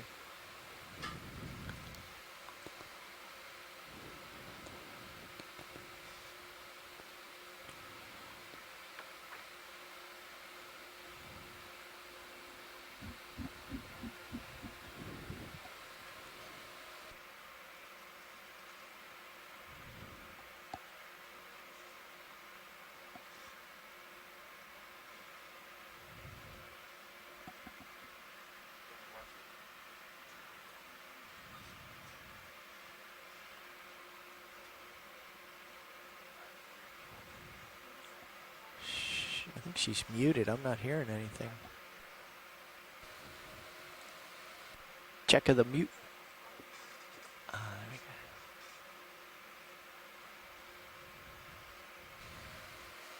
go.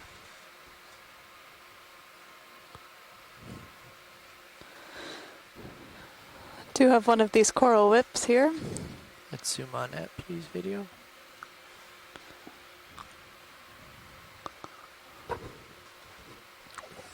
Looks like a little bamboo coral, young one.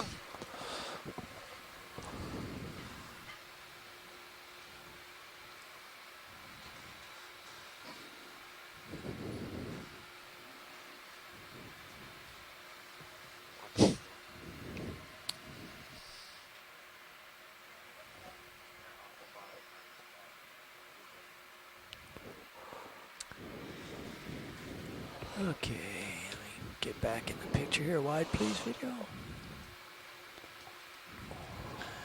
Here. Down close to the shoulder of this thing, too.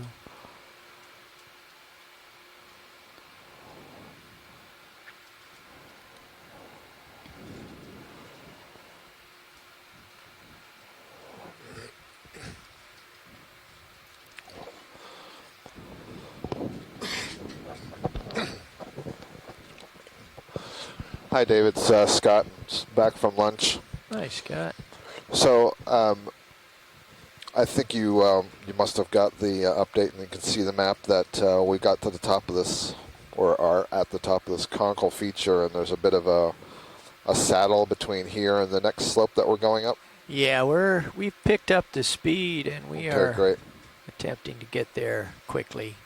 Yeah, so I think it's even okay if it helps to get there quickly to be off the bottom some to acquire this slope, but I do understand you don't want to move so quickly that you're going to ram into that next slope.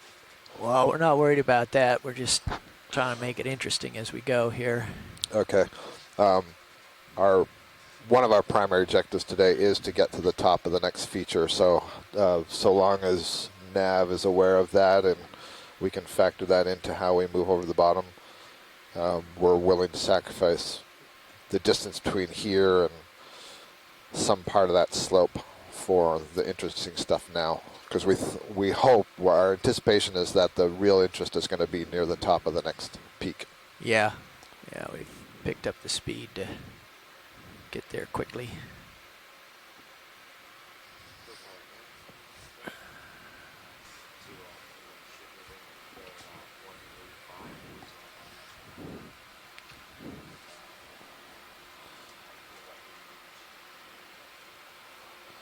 That's fine. 580 meters, yeah, go for it.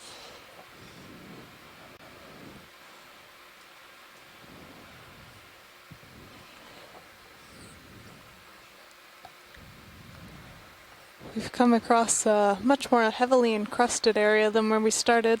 Yo, zoom, please. What is... Oh, it's just a little whipped coral. Another bamboo coral, I think. Yeah, I can see some nodes on there. Skeleton is relatively thin, the polyp's relatively small.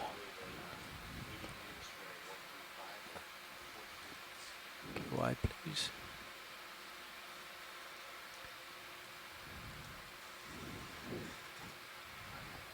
We have already on this dive seen almost a dozen different types of coral. They've been kind of few and far between. But still a very large diversity.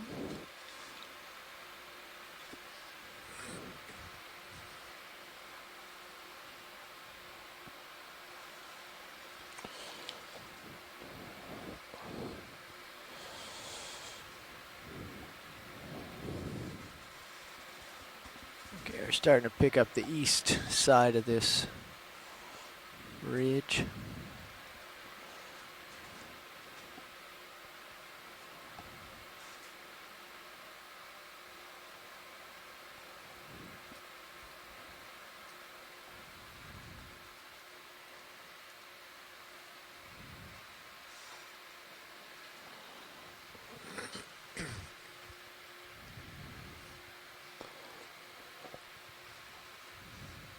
Looks like maybe a black coral Storopathes on the right and a crinoid on maybe a dead sponge just to its left. And I think an Abyssopathes just went out of frame to the right.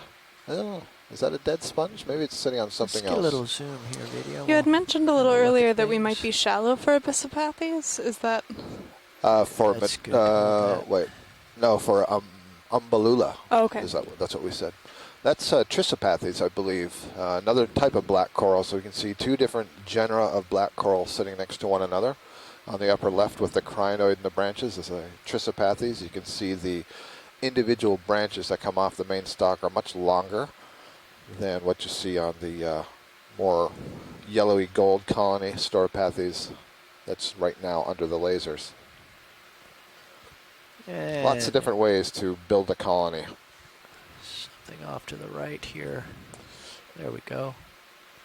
Got another stucked crinoid there. We've gotten some nice imagery of these, and we're able to collect one that's a little bit different than this, a smaller yellow one.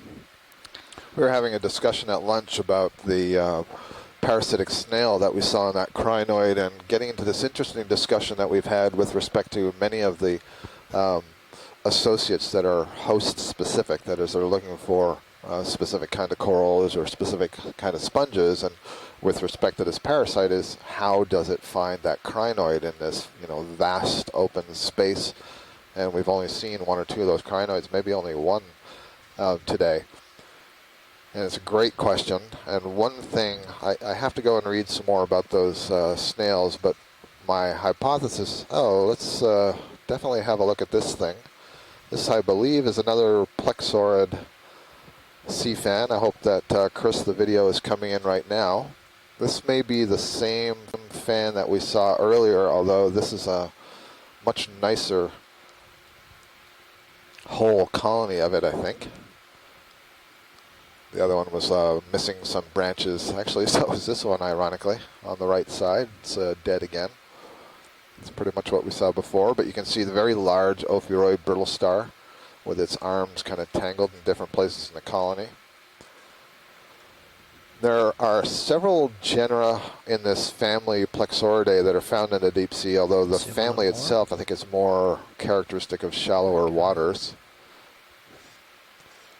And we see on the right side the colony is the original octocoral colony. The yellow part is dead and has been overgrown by those much smaller polyps. Those are hydroids. But what we're interested in here is the yellow part, and I think I'm going to go out on a limb and say maybe this is the genus Parassus. Is it possible to get a tighter shot without moving the vehicle? Hold on just a second. Let me get a grip on things. Hold it. It's come out a little bit just so I can find hold. Just need enough of the object to find my way back and come back in.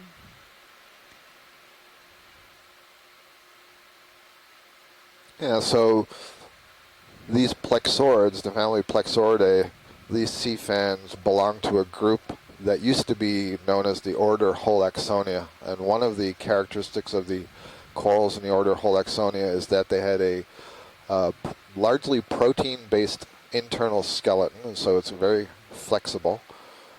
And then they had a thick layer of tissue surrounding that skeleton, and the polyps can retract into that tissue. And I'm seeing all of those characteristics on this here. Thank you. Yeah, well, I've come out anyway. Thank you. Because I must go. Thanks. So I think that may be the second colony of that particular plexaurid that we've seen today. Excuse me. So yeah, back to this question about the parasite. There was something red down there. I didn't know if it was a fish or not. It was tucked into a groove in the rock on the left side. I don't know if you'll be able to get back to that, Dave. I guess you're behind, aren't you? A little bit. Where did you see it? It's like it's off to the left and behind us. Off to the left and behind us. It was tucked down into one of the little furrows here. There. Oh, that. Yeah, is that a little toadfish? Sea toad? I think it is. Is that a little Chonax? I'm going to wait till we get closer. I'm not. I'm going for it now. That's Chonax. Just blowing smoke here. I'm not hearing you, Josh, but just tell me if I need to get out of here. You're ahead of me, but you're way off to my port. Okay. I'm going off sort of this way. Oh, score one for the coral guy. I think you might be right that it might be one of these loviiform fishes. Good eyes. Oh, great. So this is a different anglerfish. Yeah, this is not the same as we own. I'm glad we came back to it. They're really cool. Yeah, so this is a loviiform, related to those anglerfishes that everybody knows from the kind of major deep sea biology characters, and they have these little lures. You can see that white thing on the left there is a lure that this fish will use to fish for little crustaceans or other things, and you see that really frowning mouth is good at opening and collecting things as it sits here on the bottom. This is a really good feeding strategy because it doesn't take a lot of metabolic energy for this fish to just sit here and wait as it collects.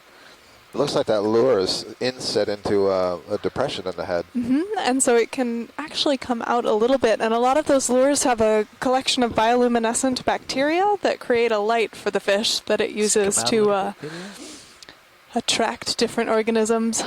Are the sort of the spination that's in the round circles, is that part of the lateral line? Is it outlining the lateral line?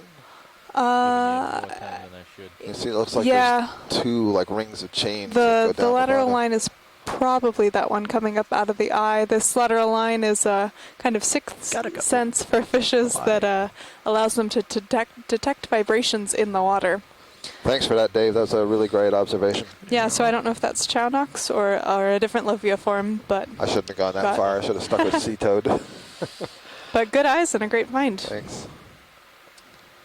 Chris Kelly chiming in with the genus Chownocops.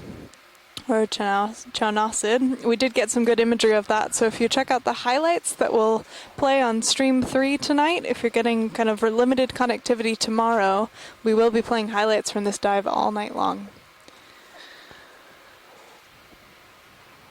So we'll go back one more time, because this seems to be a charm to find something interesting and talk about this parasite issue.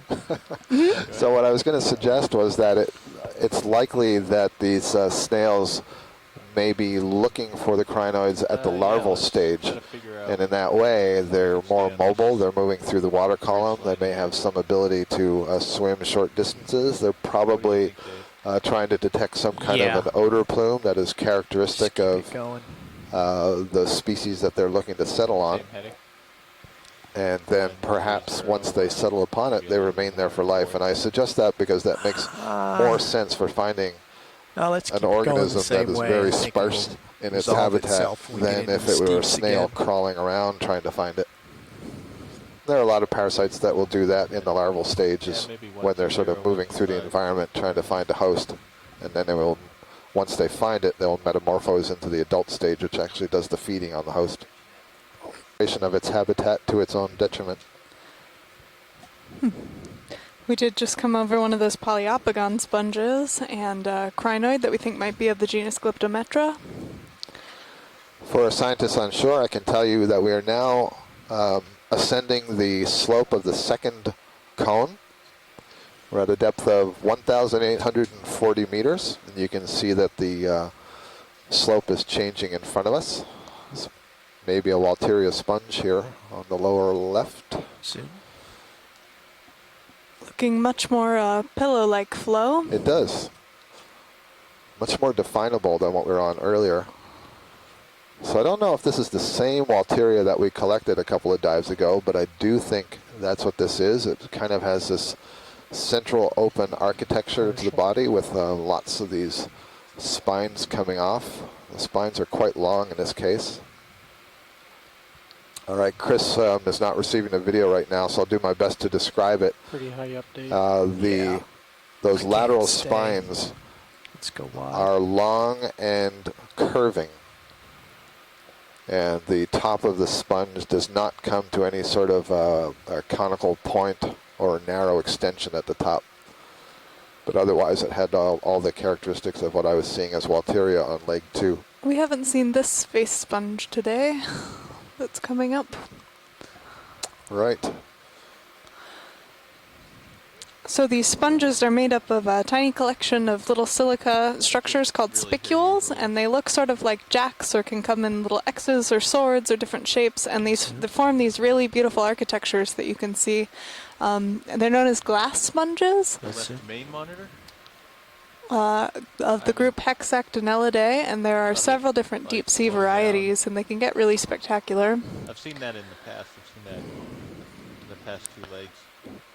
So Chris on shore, this kind of looks like one of these scoop sponges, and I thought before we did see something like this, and Chris may have said it was a Poliopogon. I was thinking Poliopogon, Yeah, this one at the base where it connects to the rock looks like it's in a nest of brownish discolored spicules. These sponges are excellent habitats for associate organisms, such as these little sea stars here. Sea stars have more than 5 legs. Can't tell quite if those are ophiurids, I think. Yeah, the one on the upper right there, the second one, has extra arms or something extending from it. Is it a star on top of a star? I wonder. Well, we can have Dave scuttle. Yeah, it might be that there's a brittle star on top of a sea star. Yeah. That's exactly what it is. And a little We don't want to go crinoid any in the further corner. east, I don't think. Chris Kelly confirms that the sponge we're looking at is a Poliopogon. Yeah, I turned to face you, Dave, so we're like, we're way off. Coming south, yes. Those are them just conspiring to confuse us with the ophioid on top of the sea star. Sorry, Dave, could you just glance over to the left? Sure. Apologize. There's something pink that just came over the side. Yeah, the distance there? No, it's in the foreground. It's about the same distance as a sponge, but it's on angle now, so it's hard to see. Down right in the center no, now? it just went off to the left. Just to the left. Now it's on. But I see it. Yep. See a yellow Thank something another. That's it. Yeah. Oh, that's a Stauropathes. I guess that's not what I saw. I thought I saw something pink, but perhaps not. Okay, gotta Thank you. Gotta go. Understood. Please. One of these purple holothurians today. We've One seen thing cool other- here is Yep. this two different echinoderms, right? So different from one another. So go ahead. Are they? Is that family, genus? So that's lost on phylum, the the phylum. echinoderms. So that's a pretty big group. And we're looking at two different classes right here. We have the Asteroidea on the right side. That's a type of sea star, and that in particular is what we call a Brisingid asteroid.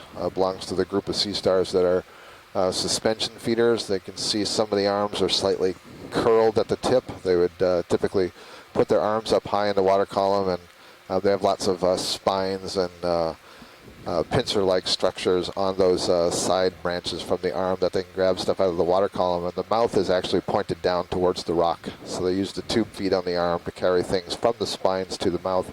But yeah, if we can get a look at this purple thing, I thought it was a holothurian at first. I just want to make sure that that is indeed what it is, and it's not an irregular urchin. An irregular urchin is basically, it's a soft-shelled urchin, so they're kind of bizarre. Just make sure we know what we're talking about here.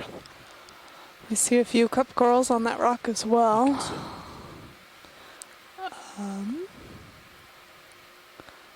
Yeah, that's a holothurian. I would think so, with the gut tract in the middle. Yep.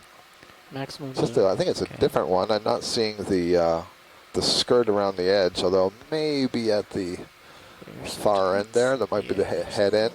It might be that this is just so inflated it looks really different from the one that we saw earlier today. I am seeing some modified podia stick up off the back, so this may be another synallactid holothurian that's just somewhat inflated. But what's so cool, what we were starting with there, is that there are two different echinoderms, extremely different morphology. But the asteroid that you saw there had those arms, and there were bands of tube feet that extend along every arm. Well, you have the same thing on the holothurian, it's just that the tube feet are instead aligned now in rows from one end of the body to the other. And these, yeah, this is definitely holothurian. Yep. So these sea cucumbers are known to be able to extrude their stomachs and actually leave them behind. Their entire internal cavity is a way to get away from a predator. There we have a close-up view. You can see some of the small, soft spine-like structures. Those are modified podia, so modified tube feet. Obviously, the ones that are on the back side here aren't used for locomotion, but that's what their anatomical derivation is.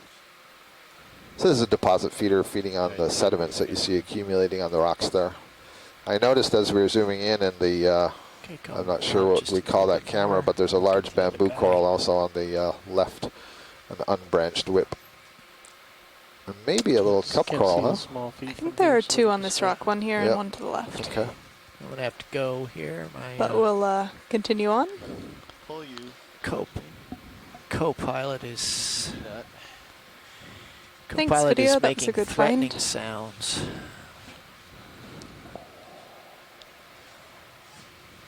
Okay.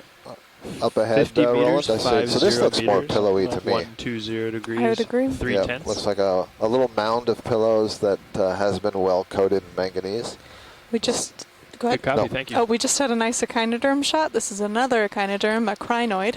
Ship move in. Yeah, that's good. 3 classes in a row. Yeah, this is what's known as a comatulid crinoid. These are the unstalked versions, and they have these little tube feet all along the side, and these are collecting organisms and little particles in the water column and funneling them down through channels along each of those branches into the mouth in the center. We've seen a few of those today, so we won't need to spend too much time there. More interesting was up and left. Crinoids have actually been in high abundance on this dive. Yeah, it's more so than what we saw yesterday. 5 yards away. It's off screen left. Looking. It's just that's heteropathies. Coming to That the might be top what we saw. center. Oh, that About little a thing. third away down, yeah. It may be the same thing, but from a distance it looked different.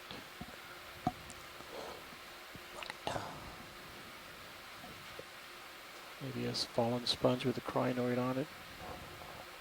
Or it's a coral. Yeah, look kind of. Oh, I see. It's a toppled over sponge that it's sitting on. Very tall, skinny one. And then there's something else pinkish to its left that I think might be a Chrysogorgia. And that would only be, I think, the second of those today. You can see that this fallen sponge stock has also something in the middle. We've talked about different crustaceans and things that make their homes inside of them. Yeah. Looks like this is relatively recently fallen over, based on the agree. fact that it's still in pretty good shape. I think it's a Walteria based on those very long spines that are extending from it with the little bumps on the spines themselves. Yeah, see that. And there's a couple of ophiuroid brittle stars at the base of the crinoid. So there's yet another, that's the fourth class. Yeah. All we need today now is to find a sea urchin. And we've got the 5 traditional classes of echinoderms. There's one other group that's called the Concentrocycloidea. There's been some debate in the literature about whether that's a class of its own or if it's just a very specialized brittle star. So for those of you playing our echinoderm bingo at home, we're That's doing right. pretty well. You're doing really well. Only one to go. And I believe we've only seen one urchin on the previous 6 dives, so it's always that last token to play that's the hardest one. Right, we saw several on our 300-meter dives. Did we see several there? Okay. Yeah, those big spiky ones. So down here we saw the one with the very long spines, the Spidodiadema. I know all urchins are spiky, but these were particularly spindled. Oh, right, these siderids with the really yeah. pencil, like really thick spines. Right. Yep. Thank you. That's You're welcome. the name. Just trying to turn them on to see what you're talking about here. Oh, I got it. The yellow thing? Above the yellow thing. Above the yellow thing. Headed that way. That's good. I don't even see the, oh, there's the yellow thing. So that's another crinoid. So Just maybe a shadow on a rock, but yeah, purple. Get a little stretched out here.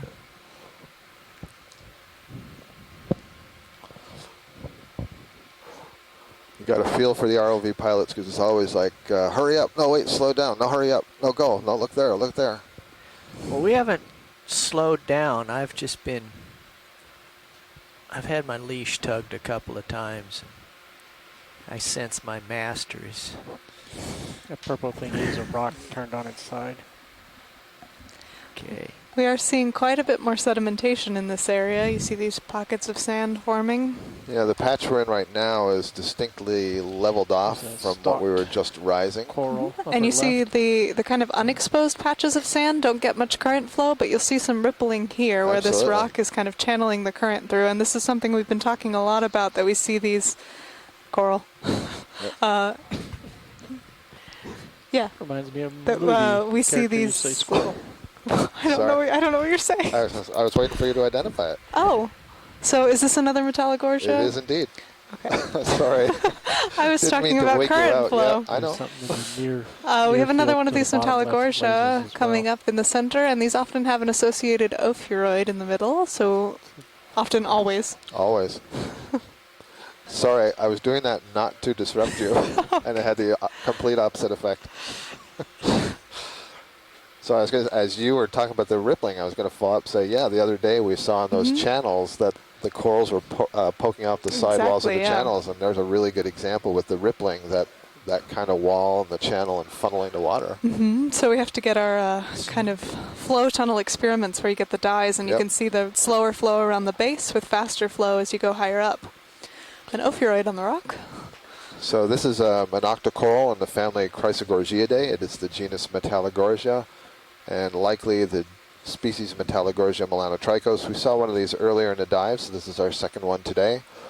And we went through the little bit of the story that they always have this brittle star associated with them in the center of the colony. And this brittle star is Ophiocrius oedipus, and it always seems to be associated with this one species of coral. By always seems, I mean we've only ever seen it or collected it on the coral. We haven't found any on a different kind of coral or on the substrate. And this is interesting. This is what I would refer to as the adult morphology of this coral. When we see it in its growth stages, its younger growth stages, it actually has several branches that come off in little packets going down along the axis and no branches at the top. And we refer to that stage as kind of like a groom poodle, because it looks like after you've, brought a poodle home from the groomer, it has little pink tufts going up a leg. That's essentially what it looks like with little antennae at the top. 1 degree temperature change would be the equivalent of 1,000 meters pressure in terms of biochemical effect. Definitely don't get. I guess that's maybe there's at least one sponge. I don't know if there's 2 sponges. Heading there. It looks like maybe it's going to be a Walteria again. I can see the spines extending from the main axis. Oh, that's a purple coral. I wonder if this is a Victor Gorgia. That's a new name. First. Yep, this will be a first. Watch lead, this is Nav. Overweight. Go ahead, Nav. Shooting down. Hi, just switched in here at Nav, and I noticed that we don't have very far to go to waypoint 2. What's the scheme after we get to the top of this cone? We have no plan once we get to the top, so I guess that means if it's a good distance away, we can slow down. We had speeded up over the saddle to make sure that we were in position to acquire the top of the peak. And this is much like what we did yesterday, Jeff, where we were interested in seeing if as we got close to the top of the peak and on the top of the peak, if the densities would increase. So it was important for us to get there. But I think now we can take our time getting there. Yeah. So this lower crinoid looks like these Glyptometra ones that we've seen before, but the upper one, do you think that that is different? Yeah, I can't tell. I think it is. It's a different color. The arms obviously are coiled. I don't know what that means. We'll have a closer look. But definitely before we go, we would like to get a good view of that purple one. It's only 130 meters. 200 meters. One thing we can do with the crinoids is to count the arms and see if there's a difference in the number of arms between that more orange one and the yellow one. So these Walteria sponges are really beautiful. Again, these glass sponges. I'm going to guess that there's more that's happening on the top. Oh, there's a whole bunch of these platytended ctenophores on the spines. So those are those benthic ctenophores, these little gelatinous organisms that actually have these long spindling fibers that they use to fish. And we have, what? And they have cells in them that fire and basically fire off a glue. And so they can glue their prey to their tentacles and then retract the tentacles to feed on. There's something else on that. There's a lot on that sponge. I think maybe we should take a closer look. Maybe a snail of some kind. Okay. All right. This is a very brilliant purple that we haven't seen. Does that sound reasonable? Yeah, absolutely. So there is a genus called Victor Gorgia that has this color, and it belongs to the Sclerixonia group of corals, and that's a group of corals that includes the corallium and the Paragorgia. And they don't have a solid protein-like skeleton. Instead, they have kind of a cemented together skeleton. And so it's a very different construction when you cut through it and its response to water flow. Pilots, what and I'm looking at the arrangement of the sclerites. So you can see the purple color here, and you see there's a sort of lighter pale color. Almost looks like fingers are on the backs of some of these polyp heads. And those are the sclerites in the tissue. And I'm trying to see if I can use the arrangement of the sclerites to help me make an identification. And so as I look at some of the ones where the tentacles are extended, what I'm looking for is to see, is there a bare neck region? That is a stretch of tissue that has no sclerites between where the tentacles are and where the main polyp body is. And I don't see that, which is good. So I'm ready to call this a Victor Gorgia. Ship move, please. 50 meters. Great imaging, thank you. At 120 degrees. So maybe we could get a closer look at the sponge here on the right. It seemed to have quite the host of things growing on it. Yeah, roger that. Thanks. Go to the top of the sponge. Co-pilot, turn off the lasers, please. It's a nice purple thing. So Scott, who is Victor? Start all the way at the top I don't know. It's a good question. Of this Maybe Victor there's Gorgia something name? else I should jot down to find out who There Victor Gorgia definitely is a snail here on this Walteria. It is, yeah, look at that.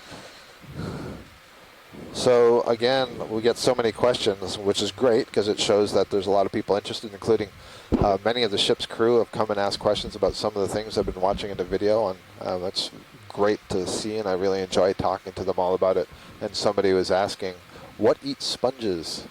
And so I wonder if the snail there eats the sponges. But right now we're having this beautiful view of these platy-tended ctenophores, and you can see these retractable tentacles, the white ones. And some of them are, you can see they're coiled up like the old telephone cords. I say old, I still have one at home. Okay. But the cell phone generation may not recognize that. I think we still know what telephone cards are. All right, great. Well, you know, they're very educated. This one is on the right. So You can see one extending its tentacle now, actually. That's very cool. Yep. And they can extend many, many times the An length of the body. amphipod. And they will use them as fishing lines, as you described before. And they have these little coloblast cells that can glue their prey. And so the mouth of these things is actually on the underside. It would be against the spine of the sponge right now. Okay, Very let's go cool. down to the snail. They are muscular, so there is a band of muscle that is right in the center of that tentacle. And it's really interesting you ask that, because there's a controversy over whether ctenophores have a separate layer of muscle. All the other corals that we've been looking at in cnidarians, the muscle fibers aren't separate cells. They're actually embedded in the skin cells and the cells that line the digestive tract. So there's no true muscle tissue. But ctenophores apparently do have this separate layer of muscle in the tentacles. And that's one of the things that makes them so different from cnidarians. And there's a great deal of debate about what the heck is a ctenophore and how does it relate to all the other animals. Really nice view of that sponge. You can see, the snail. I think you can see the siphon extended. The siphon on a sponge is something that it uses to inhale water and pass water across the gills. And just on the forward side of the gill, there's a little patch of tissue called nostradium that is essentially like your nose cells, in that it can detect chemicals in the water. So it's essentially sniffing the water, and it can use that, for example, to detect prey. I have no idea what that snail would feed on, but perhaps the sponge. You can see a number of little amphipods or mysids kind of circling this sponge as well. Seems to be the place to be.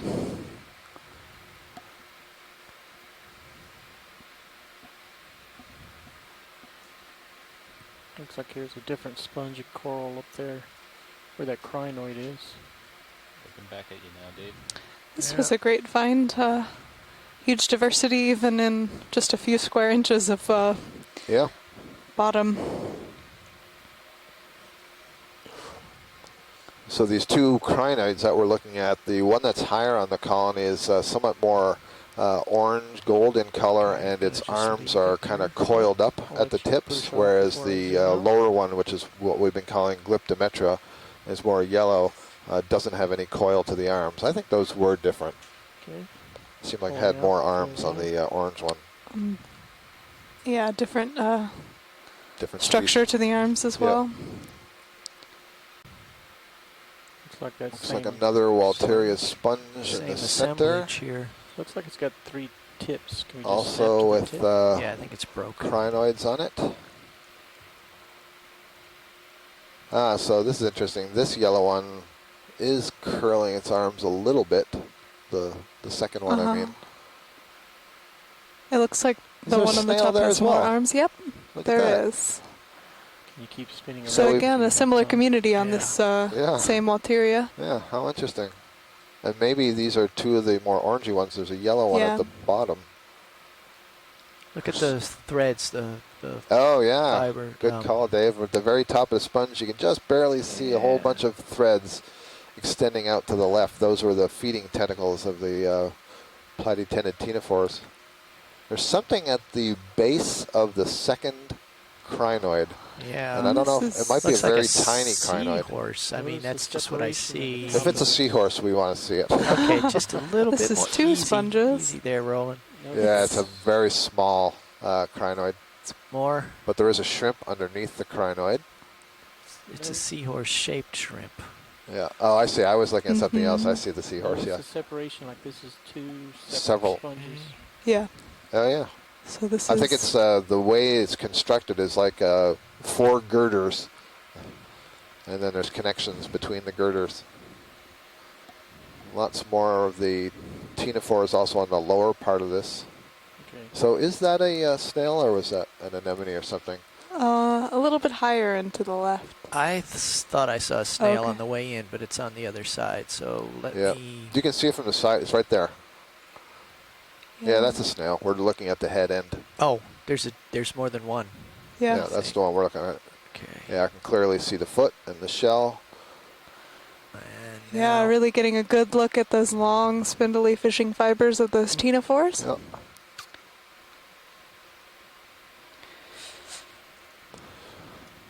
And again, bears repeating, we have animals that are serving as habitat for other animals. So one of the reasons why when we think about these explorations and the regions, the areas, the topography that we select, we try to select where there are going to be corals and sponges because we know they create three-dimensional habitat over this bottom that attracts many other animals. And so if we're interested in what's the diversity of an area, why not try to choose something that increases that diversity so we get the maximum opportunity to learn what may be living here. What a fantastic view this is. Yeah, it's great. So many fishing lines. I don't understand how it is that they don't cross and get tangled up in each other. And all the spines of the sponge. And again, a great testament to coming down here and getting video footage of how all of these organisms are interacting that you just wouldn't see in a trawl collection. Thank you.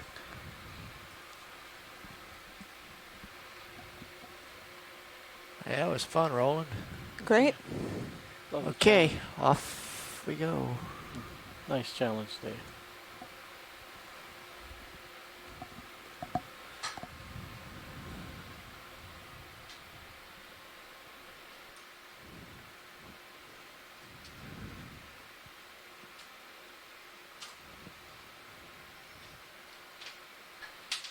Flyby on stock sponge.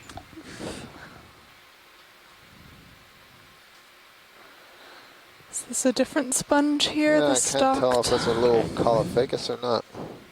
Oh, there's yellow on it. Yellow base. Perhaps. Huh. Huh. Yeah. Yeah. Huh. Yeah. Unfortunately, So Chris has just left. It's a sponge. Yeah. It's a sponge. It's got a yellow stalk. It's got a... I don't know if that's a concavity. That's good enough. Oh, this is like the Bolacera. Yeah, that the comes up. Bolosoma. Yeah, Mhm. okay, Bolosoma. Thank you. Yellow Bolosoma. There's a Bathypathes black coral. And another one of these large Walteria with the crinoids. And I guess we could already predict in advance that it'll have some A platypendent gastropod and perhaps a few yeah. shrimp. Exactly. It seems to be a habitat theme for this site. Yeah. So this is something that we didn't see on the other cone, on the seamount we were diving on yesterday. Agreed. I don't think we saw Walteria at all. Just went off camera, right? I don't. I don't think so. No, I don't think so. We saw some other sponges, but not Walteria. It's a very small colony that has a relatively large brittle star in its arms. Is the coral itself benefiting from the brittle star at all? We believe that the brittle star may be feeding on small organisms that land on the coral, and so that way keeping the coral free from being fouled by, for example, the zoanthids that overgrow so many things, or the hydroids and so on. The brittle star benefits by having access to food that is bound up in the mucus, or maybe food that's rejected by the coral. So we do think it's a mutualistic relationship. Very nice.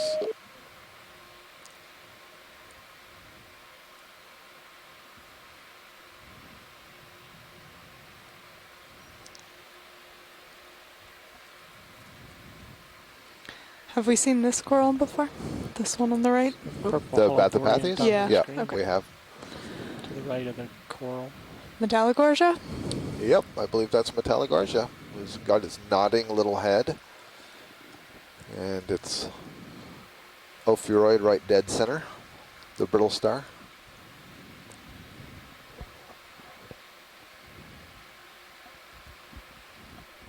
Were you looking up Oedipus before? I was looking up trick from the Melanotrichus, and meaning that's like hair. yeah. Yeah, I need the black. Right, so I think if you look at the skeleton of this thing, it does look like a lot of very short black branches, and I believe that's where the name is coming from. We assume that this Oedipus must relate to the Greek myth, but we don't really know.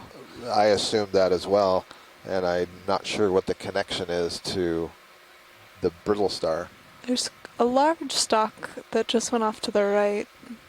I thought I could sneak off before you saw that. Sorry. But I will take a look over that away. I think that's a sponge that we haven't seen today. Yeah, exactly. Here, Rolly, and see if I... Yep, that's a Fareid sponge. With several crinoids on it, so that's actually enough for an identification. Yep. Okay, yeah, it's kind of out of reach over Yeah, there. thank you. But that's good. I'm glad we did that turn. Good eye, Mackenzie.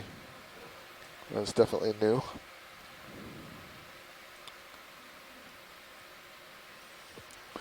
What do you think, Jeff? We're going to find that giant anemone on the top again?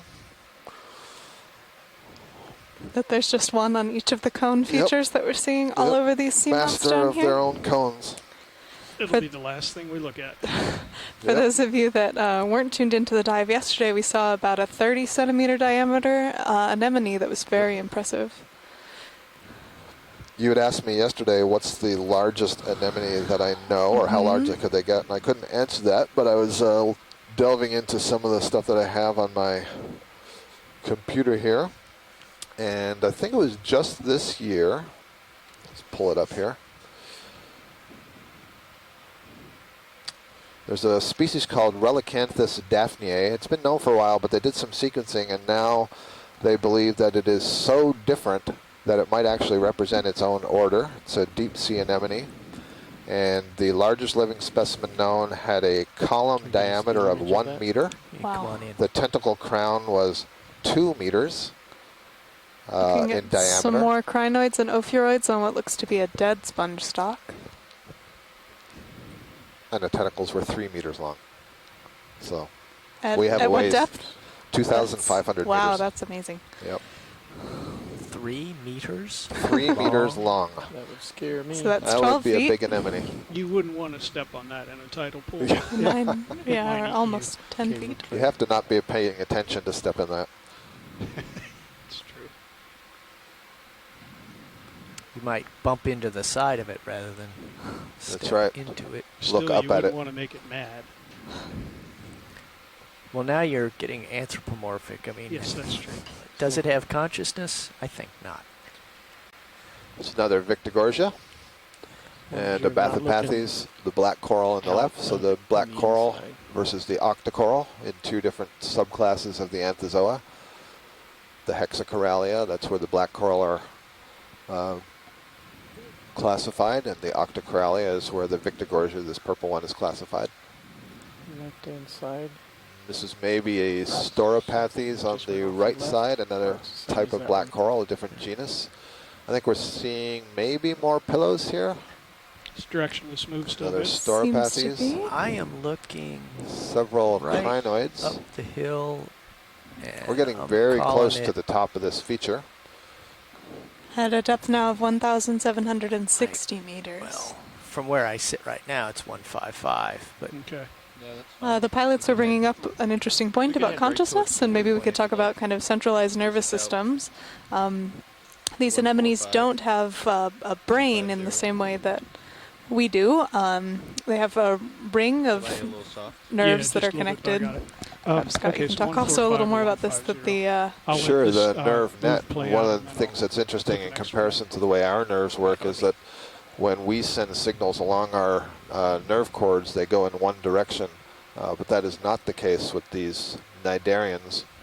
Signals can travel in both directions, and it's a decentralized system. As you said, they don't have a single location where there's a mass of nerve bodies, which would be essentially the brain.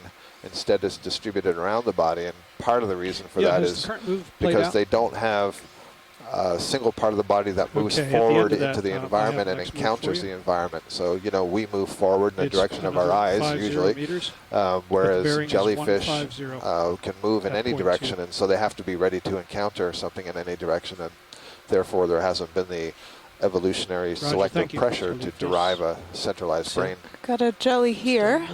Speaking on cue of jellies. He's just There he blowing goes. in the wind Maybe there. a skyphozoan. Say yellow puffy in that sand pit. to Oh, the I did bottom learn right. from Steve Haddock at the Monterey Bay Research Aquarium Institute that the spectacular four-armed Now jelly we saw the other right day of was a seven. narcomedusa, which is a type of hydrozoan, not a scyphozoan, not a true Alright. jellyfish. Still He a also bit told me right. that they don't know what it is. Right. So they call it Now red you got it dead Aegina, still. but they haven't collected it to know how to identify it.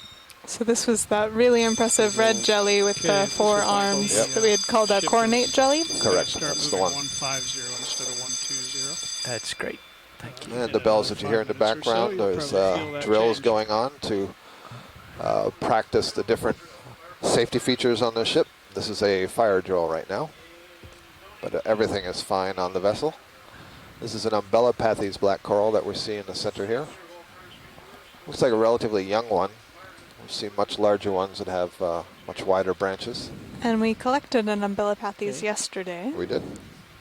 Video's clear.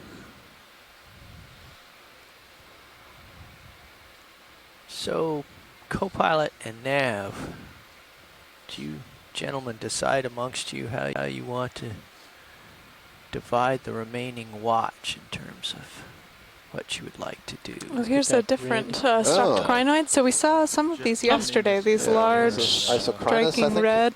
Yeah, Proisocrinus. Proisocrinus, very good. Proisocrinus rubber something. Rubberismus. Say that again, Josh. I could look up the name. Behind the Oh, okay. These were present Subbing near in the for summit you? of the cone feature that we were on yesterday. Okay. At 2:15, The second cone. Well, why don't you fly for a while? Common name for the group is the sea lily, and I think you can see I'm why. happy It's over got this here now, that's fine. long Copy that, stalk with this the Behind beautiful the central body up at disc. the top.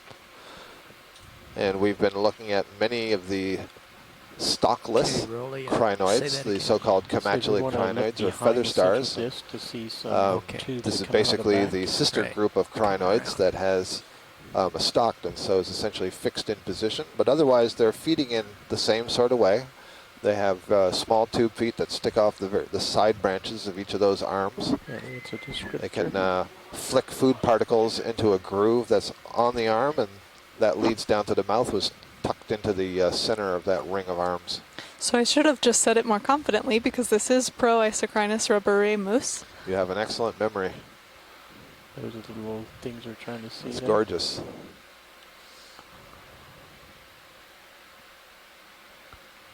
That's good. And you were good talking angle. earlier about the ossified nature of the skeleton. That's Yeah. very clear on this stalk. Yep, you can see what looks like segments as they go down the stalk, and between each segment there's a little bit of musculature, and so they're able to move the segments with respect to one another, at least a little bit.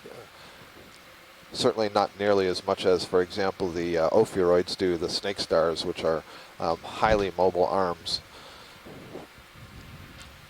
But I also talked about the connective tissue that's between these different segments, and that essentially stiffens up to hold the crinoid in place. You can also see the arms, in the back of the arms there, you can see how they're different segments, and those are held together by this connective tissue, which can be softened under a basically control of the nervous system. Will soften that connective tissue so that they can change position and then re-harden. Okay. Just a fascinating physiology. Yeah, I'll Whatever have you to would read like more to about show. that. That's so cool. I will follow. Yeah, I don't know how widely it's been studied among the crinoids, if it's only known from one or a few groups, or if it's been more widely tested.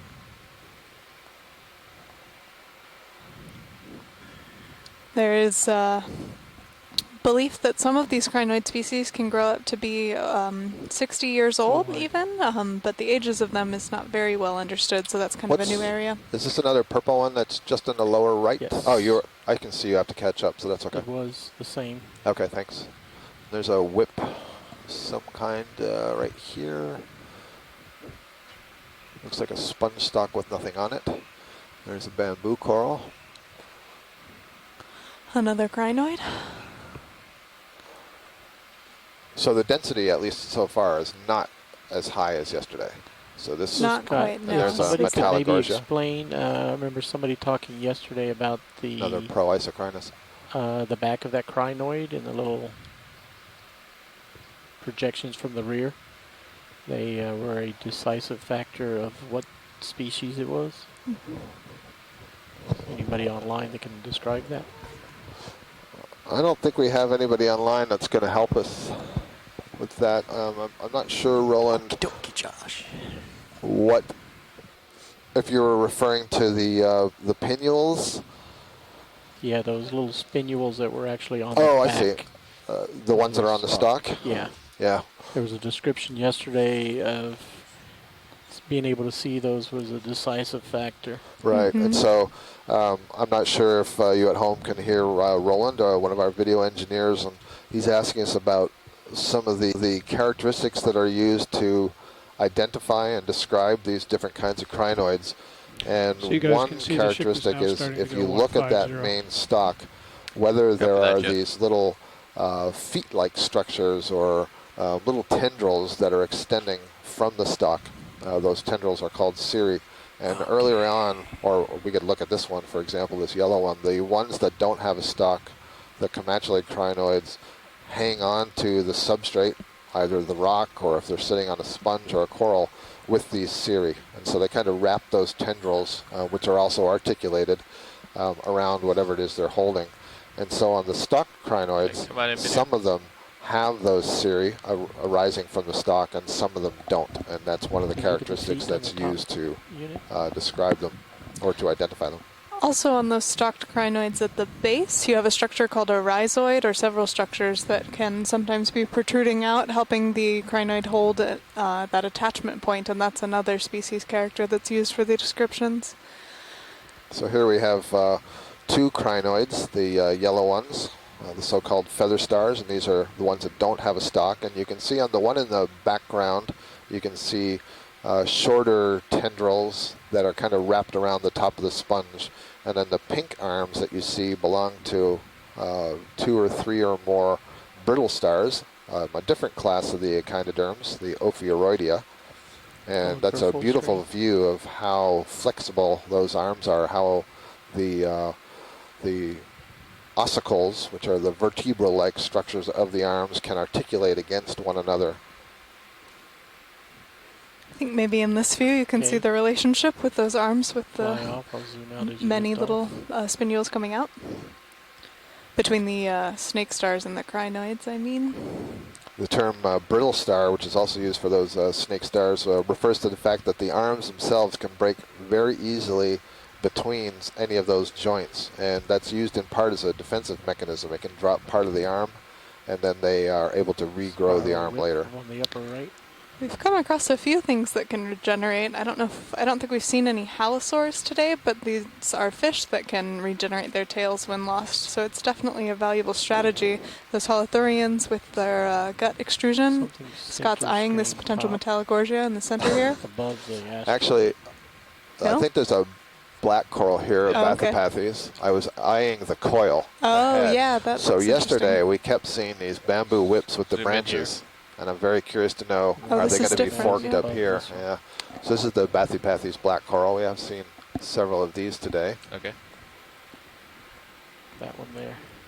And then a Hey guys, Trissopathes I was black going to coral. point out the Go for it.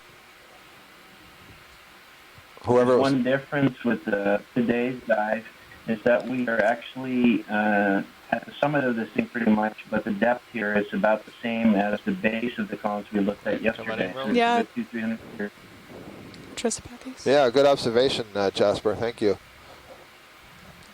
So the entire feature that we're diving on is somewhat deeper than yesterday. That is the plateau of the seamount. So the total elevation of the cone that we're on is the same, but the cone itself is deeper. So we're now at the top of this cone, but we're at the starting depth that we were yesterday. That was a Trissopathes black coral. We haven't seen, I think, one of these curls today, have we? These Lepidopsis? Is out there? Yep, these would be classified as Lepidopsis, correct. And I'm not sure that we haven't seen one coiling like this, but that doesn't necessarily mean we haven't seen this species, because it depends on the local current flow. Yep. There's some little chirostylid, I believe, at the hanging out near the end of this. So it seems to me we have quite a lot of time up on the Just, top here. drift We're on down. the more or less the top. Stock, I'll follow Do you think we could take a clipping of the top of this colony so we can get that chirostylid? There's been a lot of demand for the chirostylid crabs. Absolutely. Come on out for a second, Roland. Bridge, nav. Full wide. You are full wide.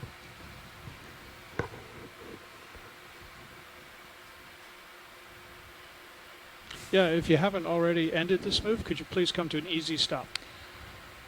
So we've done Small 3 coral collections so far between today, your 2 Thank you. rocks and skids. 1 stalked crinoid. This would be our first coral collection of the day, and we were also going to keep an eye out for another rock at the top here if we had some time. The one that we got may have been sort of more sedimented than what we were looking for. Fish. If we could zoom on the fish, please. How did we know she was going to say that? Hey, come on in, Roland. This guy's moving away from me. This is a Synaphobranchid eel. This is Synaphobranchus brevidorsalis, which is a common character that we've seen down here. Here at a depth of 1,743 meters. And we were pointing out that we've seen 2 types of these ready Synaphobranchid for a move to eels. start? One with the dorsal fin Yeah. that starts really far back, Josh, you like on breathing? this guy that you Yep. can see. Okay. And one known as Synaphobranchus Bridge affinis nav. that has the dorsal fin closer to the face that lives a little bit shallower. So this is kind of the overlapping depth range Ship for move, those 2 please. fishes. 50 and meters. a great sight to see down here. Thank 170 you. degrees, 0.2. I noticed as we were following the to fish stick there around. along the edge, there were a whole line of Roger, thanks. crinoids. And there we go again. So it's suggesting Free that the speed follow for water such a flow long is run. coming up the slope Nicely done. towards us and then flowing over to the left side. Ship is getting underway. And the heading What's our is bearing? 114. 170. So that would There. mean a Come right current just a coming up the slope. Actually, it might be sweeping down from the We should higher have a part of look this around here. summit. So that's kind of You interesting. like that 170? Because to the Yeah, 'cause left, now a little we're- bit more east. The and view more we up. have right now is, I think, Just, pretty much up to the top of this summit, Just saying. And we do which see. is almost to the south. Sorry, Mackenzie. Oh yeah, we do see a fairly abundant community Wherever here. you guys want to take me. To the left of that Spin around, look behind you stalk for a is second. Have we looked at this red? tall Is this red another crab. stalked Isocrinus. crinoid? Yeah, The pro isocrinus. Pro-isocrinus. Yeah, I noticed that when we were getting in position to do the Looks first like more collection, Uphill to color. the east. or the last collection. Hmm. The best collection. The best collection. So southeast is downhill, which is where we're Many gonna more go. crinoids today. I think they're our dominant character on this cone. Is this what you wanted to see, Watchley? We know what it is Oh, you now, do? so thank Okay. you. Yeah, spin around on the left some more. I think uphill might be more east I just than like we think them. it is. Yeah, they are beautiful.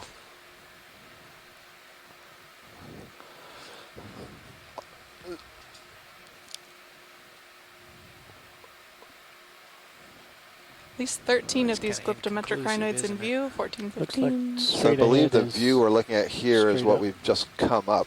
That's So that's looking northeast. down the slope to the northwest where we If you lift climbed. up a little You more, can I see can it's a little lay bit of it a, for you. a ridge here.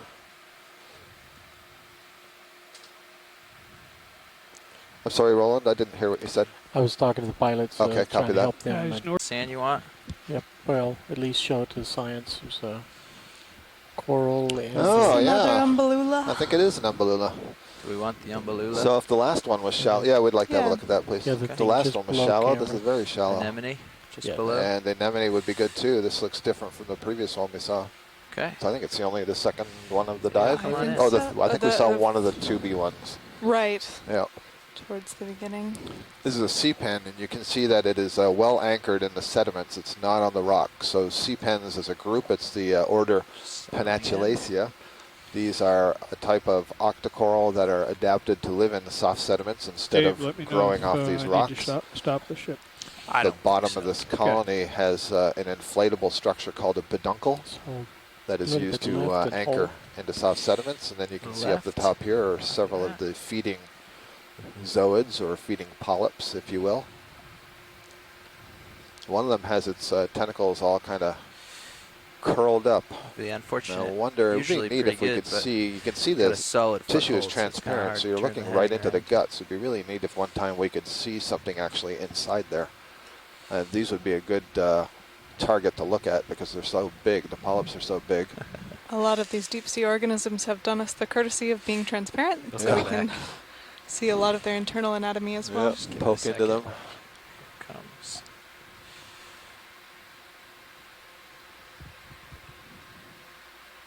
Yeah, I can't quite. Does it look like there's a darker mass in that one that's just off the top of the screen? Of course. Yeah, that one that the tentacles are kind of folded. So they all have pink frilly tissue just underneath the dark pharynx. But I can't tell if there's anything else in there. Except for the closed It is, arms, I it is don't see dark anything in there. special. Just get some light down on there. I see the same. It does as kind of look everywhere like else. there's something else in there. There you go. There's some light. I'm only seeing its arms. You hoping to have a predation event? Yep. That we're looking for? Yep. I don't believe I've ever seen one in an octocoral. I don't know what the sea pen name is, but the peritoneal tissue, or that membrane around the gut, is that pigmented? So that's the pharynx, yeah, and the Yeah. I don't pharyngeal see anything tissue in there. is Yeah. definitely Nothing. pigmented here. I'm not sure that that's universally the case. Okay. Okay. So You look want at the anemone? anemone. Huh. Let's keep that. That's Yeah. interesting. So we'll have a look at those images Just later. a little bit past you, but not moving very fast. Copy that. Side So on is this right. the same one? I think he called, Chris called it exo... Exilactus? Yeah, exolactus. You've got some smaller So I'm not sure if it's the same one. tentacles here amongst the large ones. Is that regrowth? Yeah. It does look like that might be damaged. Yeah, I'm not and sure then- if that's regrowth or it's just that the individual tentacles are retracted. It's a good question. These anemones are also capable of asexual reproduction by binary fission. I just saw the and really essentially huge they rock in will our box. squeeze in the middle and pull themselves Oh, apart. tilt down. And where there was one, you would have Down. two. Copy that. And So that you're could just be like the disappearing origin of behind such me a here. such Okay, an video, event. I gotta go soon. Although, Maybe you know, another 7 having said seconds. that, we don't often see, I you was know, just going to groups say of they're these. Yeah, and we're often clear. solitary. Yeah. So maybe they aren't undergoing asexual reproduction, lights which might be an back up. indication that, you know, there's not Today. so much food that sort of reproduction Pushing is a useful strategy here. Mhm. That's a good strategy when there are lots of resources locally that can be taken advantage of, and then each of the individual polyps that is later produced can produce on its own eggs or sperm. Lovely field of these crinoids that we've been calling Glyptometra. Transfer of sediment, you can see these little pools that form as the sediment falls down the feature. Down a little. From a distance, this looks like the mixaster we saw the other day. Mixaster, if that's what it is, I should wait until we get a little closer. Yeah, I'm basing that right now on the number of arms and the relative size.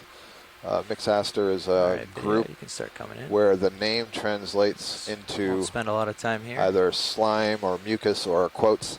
And this is from the Dictionary of Latin Names, nasal discharge Tilt down. Like star. the So screen. they produce a lot of slime and mucus. So these do have an opening on the top, which is kind of unusual for these asteroids, and that's where Right. that slimy mucus will come out of. Right. If this is one of those, they would have a Right. false skin. And I'm just basing that on, again, the relative number of arms, but I don't even know if this is the same color. All right, got myself turned around and a little behind. Good so view. And couple slime more stars have a seconds. huge distribution. We actually saw one at about 8,000 meters in the Kermadec Trench. Wow. Thanks, video. That is impressive. And, These must be pillows here. Yeah. Perfect. Look at that. That's really neat.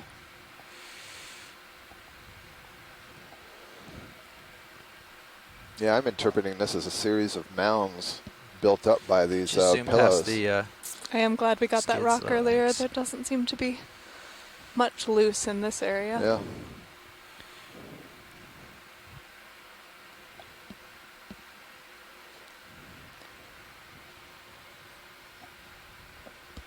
Looks like Sounds some like the kind ship of a move is stock completed, in so the why don't you background. It must be a guys sponge. Maybe it's like figure a out which way color the sponge. Does look like there's a topography I of the believe mountain that. body at the top of the Sorry, stock. I can't hear you.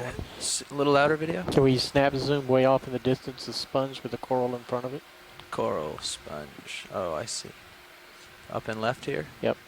We Go can get ahead. it. We can get it from here. All right, yeah.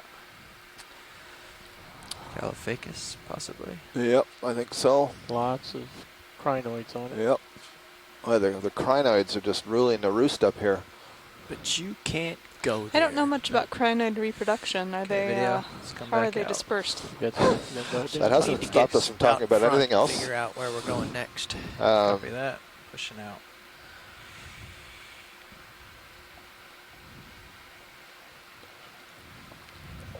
I'm trying to recall if there are known brooders. I have a feeling there are some known brooders among the crinoids, and that takes place actually in swellings near the base of the pinnules. That's where the gonads are. But I believe there are others that are broadcast spawners. It's like this So way they may have both strategies where they will brood the eggs to embryo stage and then until they get to some larval stage that then I'll push towards this disperses. target here. Echinoderms have some very interesting larvae. If you want to see some really cool shapes and so on, do a search of echinoderm larval forms. You're looking southwestish right now. Southwestish, sorry. Yeah, but try looking over to the east because... So certainly they'll swim around as larvae. Bathymetry but I'm not sure that they all suggest that ultimately that's where we are immediately to the east. You want to push all the the sonar gametes out are of immediately touch? shed into the water column, and all the fertilization takes place there. Facing Or due east I would now. think in an environment like this, where you have such a low density, relatively low density, it makes more sense to hold on to the eggs and have them fertilized before you release. Drop down a little.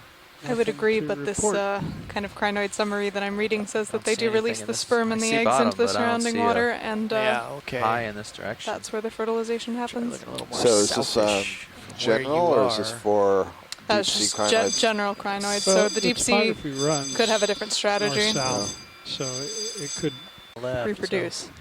Yeah, That's whose idea is that for a life Eel strategy? anguilla anguilla. A very cool story if you have a chance to look it up. There's two pro-isocrinids we've here, seen a the lot of stock these. crinoids. We have. Yes. Yep. We've seen several of them. They're really beautiful. And here you can see the down stock near the form bottom, there's on the something right, the red small one, and and the orange yellow if you wanna snap in and non-stock see if it's something commaculated interesting. form. Crab. It's another little crab. Lure him in if you want.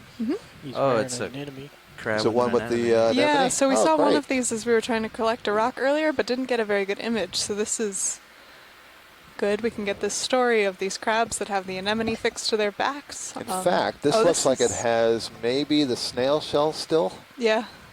Maybe. I'm not sure if that white is part of the rock. It might be part of the rock. That might just be the base of the anemone that we're seeing. So this is a Paguridae, is the family for the crab. It's a hermit crab. And you may be familiar with hermit crabs from shallow water along the seashore, and they typically use some kind of snail shell to live in. They carry that snail shell around and can tuck themselves into it when in danger. And here in the deep sea, they've established an association with a group of anemones. There simply aren't that many snails, and there aren't many snails of a large size, and so crabs would essentially run out of snail shells which to use and would limit their size and protection.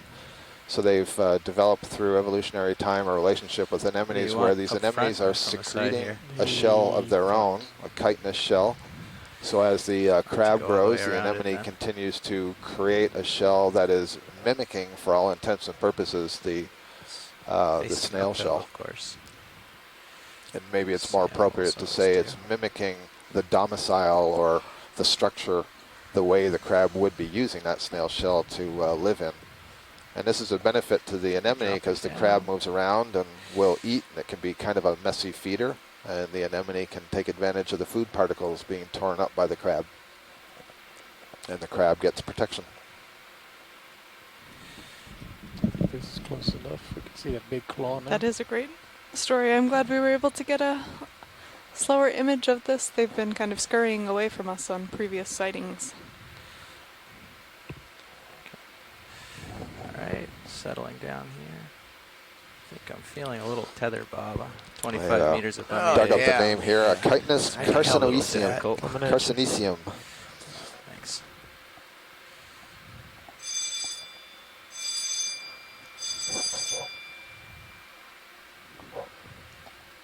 Okay, Mr. Crab, relax. Yeah, he's putting his back in at you again. He felt you bump his rock. Backing up. And apparently at least, there's a cup coral, I think, in the upper left. You just tilt down, we can get him from here. And I think that... dropping down. I'm not certain they're all in the same family, but at least the one I'm looking at here on my computer belongs to the family Hormathiidae. And we saw a Hormathiid anemone yesterday, and we were describing those as the ones that have a very warty column. And I think Chris was noting that one of the ways you could tell them is there's a band that often reflects as white between the tentacles and the column. So you can see there that the crab initially had a snail shell. The anemone has settled on the snail shell, and now the anemone will continue the growth from that shell so that the crab doesn't have to replace that shell. You can see kind of this asymmetrical growth where one of the claws is much larger. I know that's common in a number of crustaceans, but I'm not entirely sure the advantage. Another thing is this is a decapod, and one of the hallmarks of the decapod crustaceans is that they have 5 pairs of legs, walking legs. What you can see here is 3 pairs, including those claws, and you can just barely see the 4th. They're being tucked into the shell, and they're basically holding that shell, and then the 5th pair is greatly reduced and is used to clean out back there, clean the gills and so on. Otherwise, the abdomen of the crab is tucked in a coil. I look down and I see 25, and I was like, ah. It's interesting because you said the asymmetric claws, the abdomen is also asymmetric in order to fit into that shell. And there he goes. Coming in now on what we think is a cup coral. We've seen a few closed cup corals, so this one's cool. It's got its polyps extended. Again, looking for things in the water column to stick to those mucusy tentacles that are sticking out there.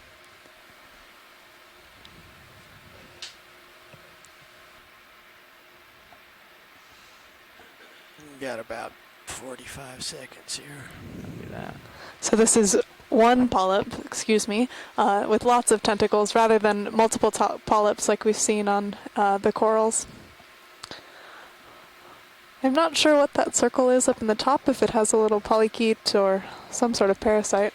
I think it's just the one of the tentacles coming directly straight to the lens. Oh, okay. Pilot's clear when you are, video. Video's clear. Right. Thank you.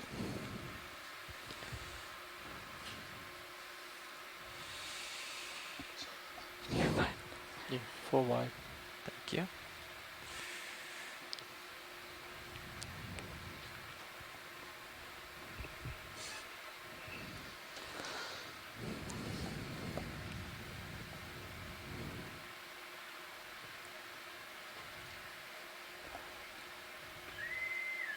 The ship store is now open. The ship store is now open. Stop by and pick up a gift for that special someone or the birthday girl.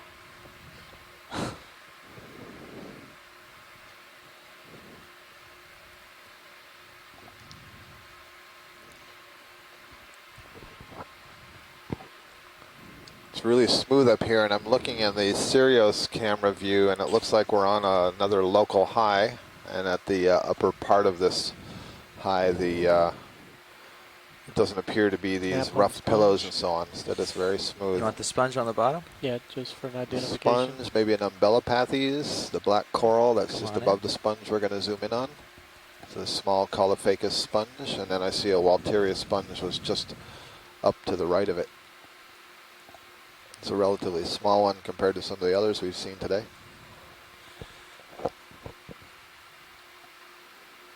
Okay, we're good on that. Okay. Oh, that's a Metallogorgia, not an umbellapathes. Huh, how about that? Head off. So And what's in the center? Ophiocreus, Oedipus. Thanks, It's video. got every time we see that colony, we see that brittle star. Just an amazing association. So I think we've seen 5 or 6 of those colonies today. So Chris Kelly at the University of Hawaii will be doing some sort of quantitative work on these videos, going through and counting each individual that we're seeing so we can get an idea of how the community changes as we move upslope and compare some of these cone features down on these seamounts. Another Metallogorgia? Yep. Yeah, I think the ship has stopped, so you have time to work in some direction, and then when you figure out what direction you like, we'll move the ship again. Roger that. Yeah, I'm coming a little more south with my head because there. We have not seen that at all. Yeah, I don't even see it still. There it is. It's camouflage. Oh, I see. Spiky. Good eyes. Good eyes. We have a lot of experienced eyes on the ROV and video teams.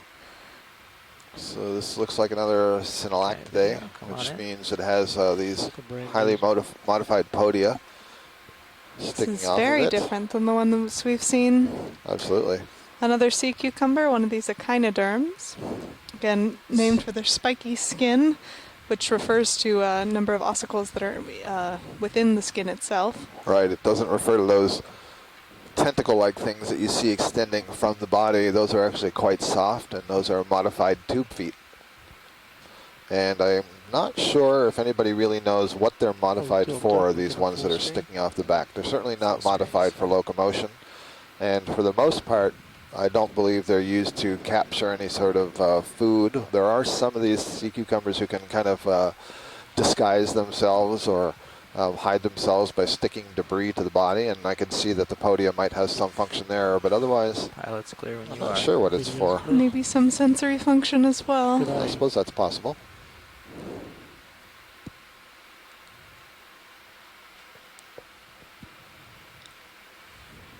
Something purple. Looks need like an that. urchin. That's the urchin they've been waiting for. We got our fifth one, bingo!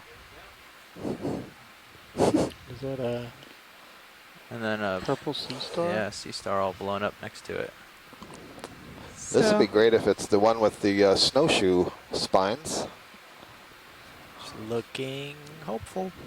Scott, referring to our game of Echinoderm Bingo that we've been playing, you've seen the Holothurian sea cucumber, which is number 1 in our classes of echinoderms. We have the crinoids, which are number 2, those ophiuroid brittle stars that are so common hanging on these corals, number 3. We have the asteroids that we've come across a few of, including that slime star that we just went over, and the one that we'll go to on the left. And here, the urchin.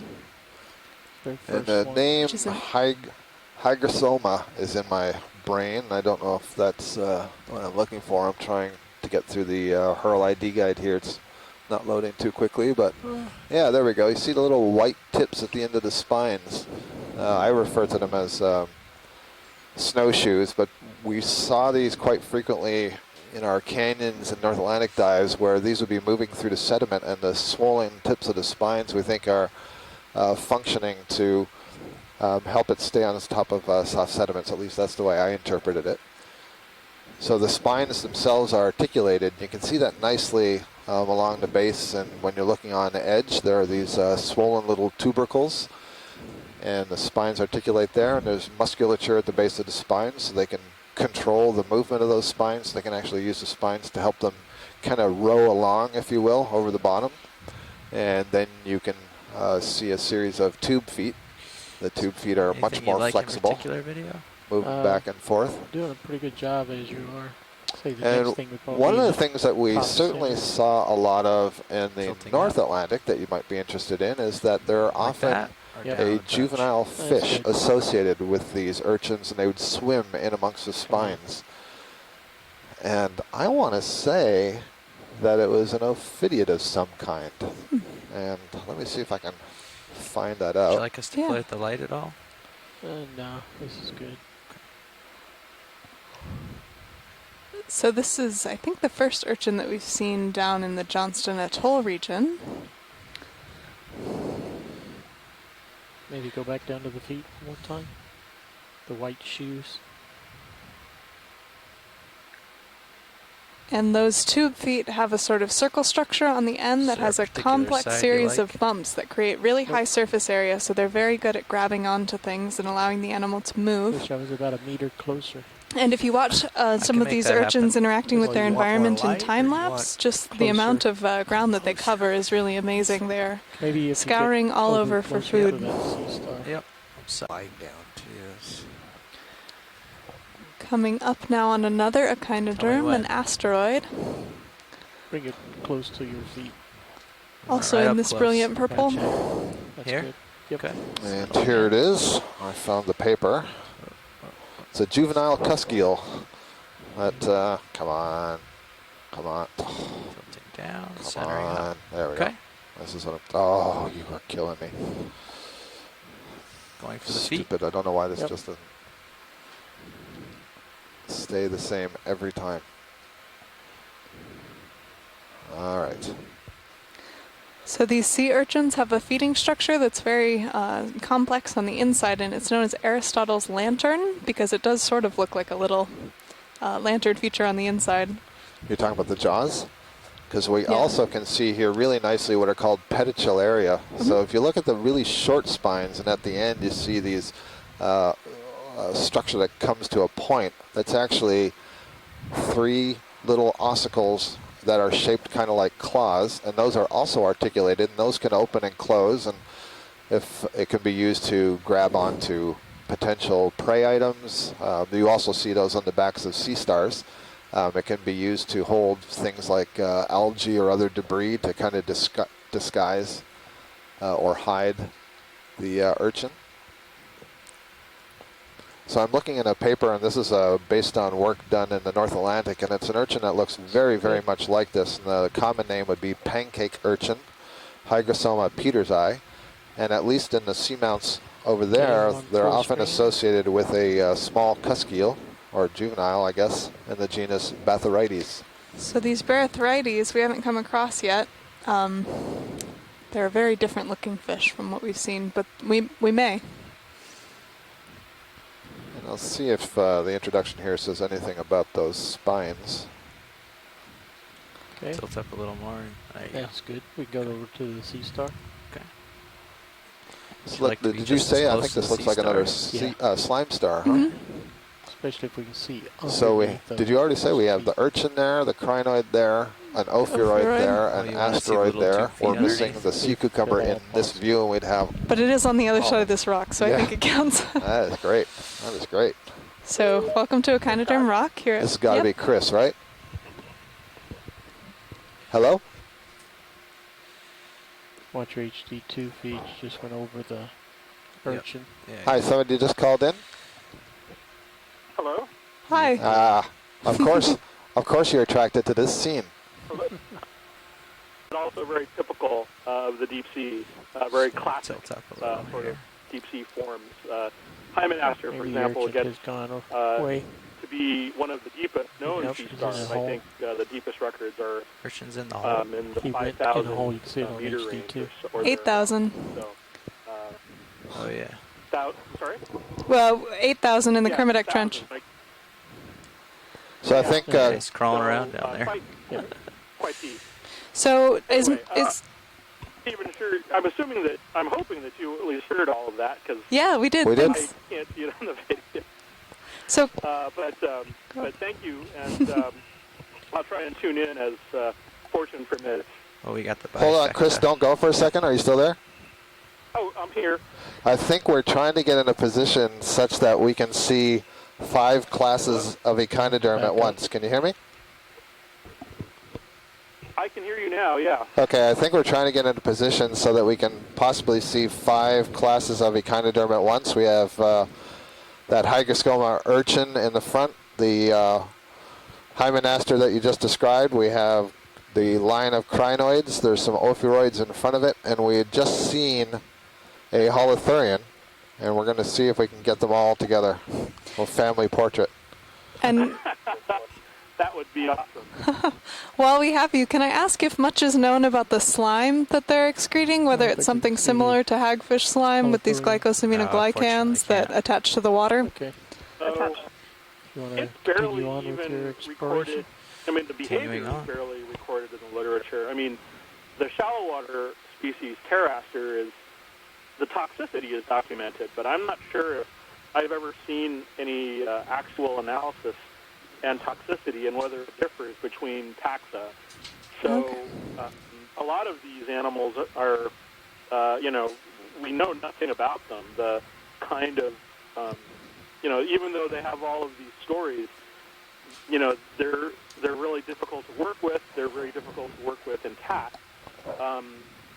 Some of the shallow water members of this family, for example, brood juveniles, and sometimes, and so that's very interesting to larval ecologists. The famous larval story, and passed away, wasn't able to sort of really continue a lot of that. But there was so much more to have been learned from these animals. And Hymenopter, I suspect, will I'm just be guessing even more here, but be on the lookout for a I loose rock actually just up here. found fossils of this animal in Japan. Passed a It's couple thinking really something kind of similar, bizarre. but I thought maybe you See guys what's already on that grabbed one. stick Is there a fish just went off the right side of the screen? It's hovering just over the edge of the wall. I think it's the top of a crinoid or a Oh, coral. really? I thought it was. Thank you, Chris. Sorry. Thank you for the Yeah, I opportunity. think that's the top of that No coral. worries. Have a good night. I'll try and tune in as I can. Thanks so much for calling in. Video wanted to Uneven see tonight. this. So have a good one. Bye-bye. Thanks, you too.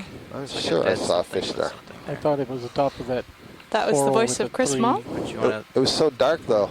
to Okay. investigate more for a fish? Yeah, let's rotate hard right. I'd like it once we see what it is. You'll see on the rocks here a lot of vesiculation or blistering that's indicative of this manganese precipitate that forms over time. Okay.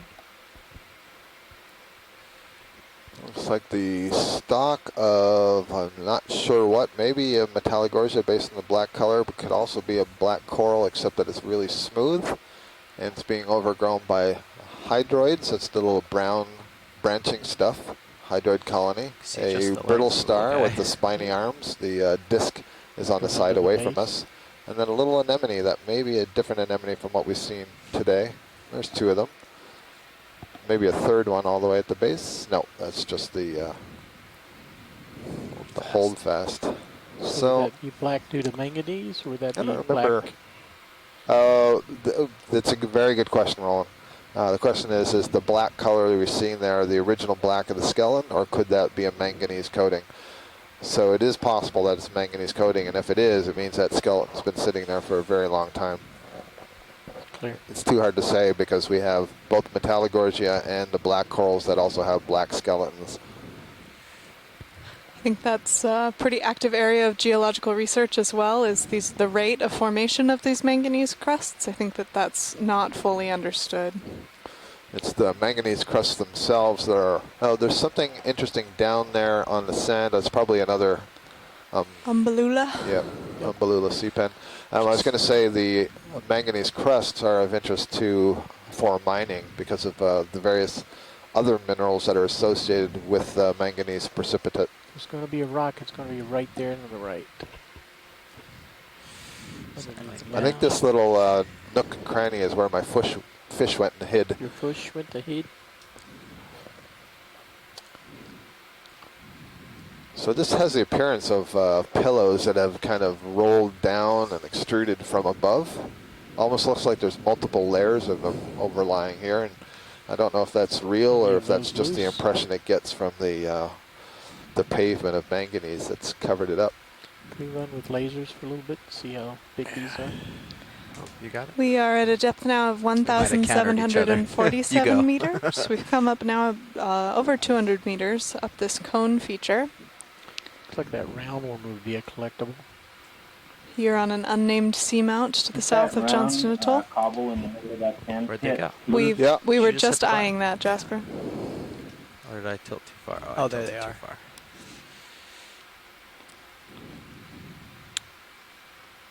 So our geologist who was just calling in was looking at I think the round one in the middle. Okay. So you'll probably have to ditch the square one. We just carried that with us, thinking. Actually, I think your left Well, box. yeah, it's empty. The port box is empty. The port box is Oh, empty. Yeah. no, I'm not sure this one will fit in it either, but we can try. Oh, is that a smaller box, Dave? No, it'll fit. You think? Okay. Yeah. All right. We don't know if it's loose yet. Yeah. One step at a time. Yep. It's a big fella.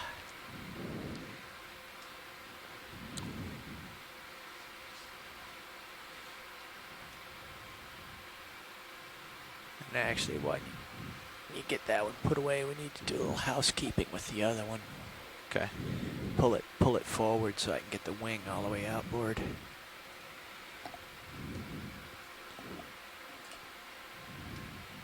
So did you want to look at the Ombalua or the rock? I was going to take a look at the rock real quick. Here. We've gotten some good images of those Ombalula, I think. I am fearing that is stuck. Yeah, what I was looking at is actually closer to the skid. What about the one under the left laser there? The one on the right. Can you come out? HD2 looks Can you come out wide? Where are we It's looking? right at the edge of the skid right now, slightly left of center. Okay, well I can reach all of these and poke around. I fear this is all cemented though. Okay. So I'll just give a couple pokes, but Sure. I don't. Move, so you're fine. Yeah, see, this is what I was talking about. Yeah, I'm with you. And then you got a nice little elbow. Yeah. Rest. It's a good little spot for it, I feel like.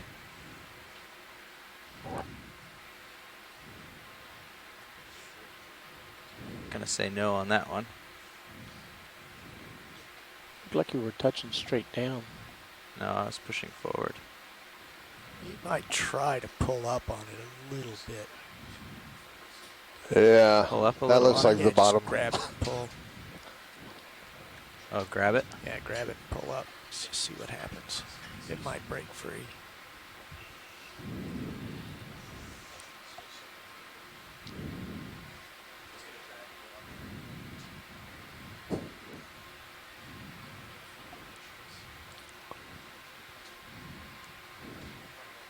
I guess I should.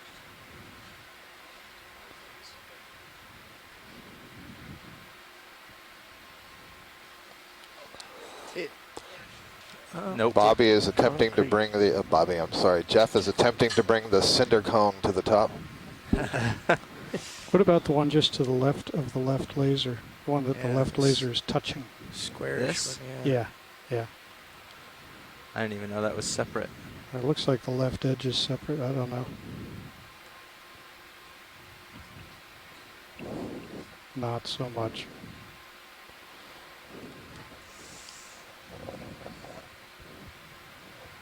I'm gonna say none of these look loose. Yeah.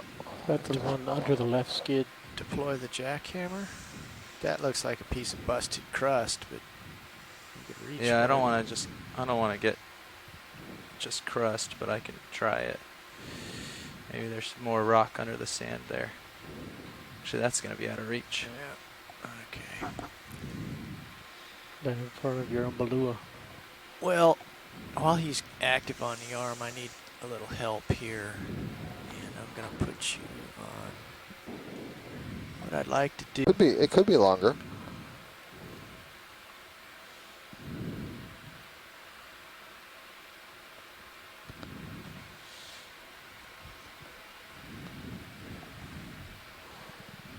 Okay.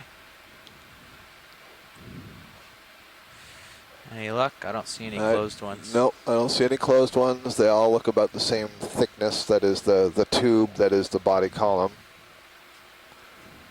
Not sure what that brown, oh, that's the very end of one of the tentacles, I see.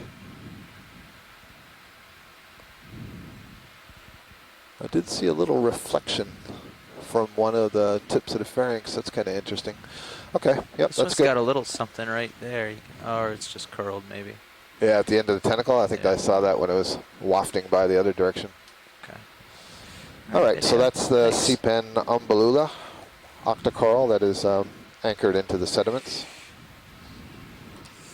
So we're sort of just continuing to meander around the upper part of this top cone, the second cone that we visited today, and looking to see what sort of corals and sponges are up here. We're not seeing as high a diversity as yesterday, and we are anticipating that it is either a factor of Pretty flat and pavement. No, behind the pavement okay. one. Got it. on the lasers now? No, to the right. To the right. Right. You're Oh, I right see what you lined mean. up with it. Just Here after it the ledge. comes. There. That one. Watch lead. Oh, it's possible. I And mean, there's if a couple, few other ones. I can't tell if down that's in just this another, hole. yeah, flattened part that's fallen off. Here's the thing. Everything, I mean, there's no uphill for anything to come down from. Sure. Right. So we have to know where it's broken from if it's sitting here, right? Right. But if this is a tube, right, it's the collapsed upper part of the tube, which is fine if there's enough of that tube that it's, you know, basaltic on the inside or whatever it is, the particular mineral, so long as it's not just manganese and coated sediments or. But boy, that sure looks like an open lava tube. Jasper, are you still with us?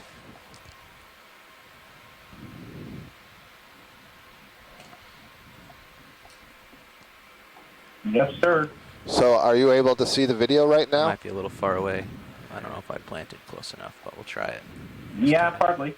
So I think what we're looking at may be a series of lava tubes or tubes that have collapsed. They're empty, they're drained, where parts of them have collapsed. And so there may be some rocks that are loose here that I would interpret as being the upper part of these drained tubes collapsed. Would that be a useful collection?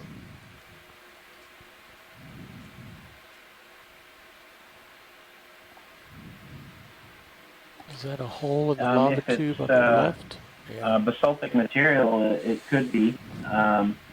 If their tubes may not be very crystalline, so the crystals may be pretty small, and it may be pretty difficult to do ages on those. I see. For chemistry, that would be fine. Well, we're not seeing much in the way that we would categorize as loose that we can easily pick up. So these are some of the few things that are loose, but they really do look like they're broken parts of the outside of a drain tube. Over here. Let's just back up. Okay, stand by for a second there, Jasper. Yeah, I think if we can get something, it's fine.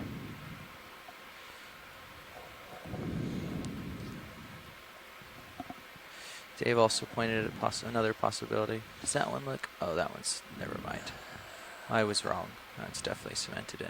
What about next? Jasper, Something that's broken off there to the left. Last, Anything in there?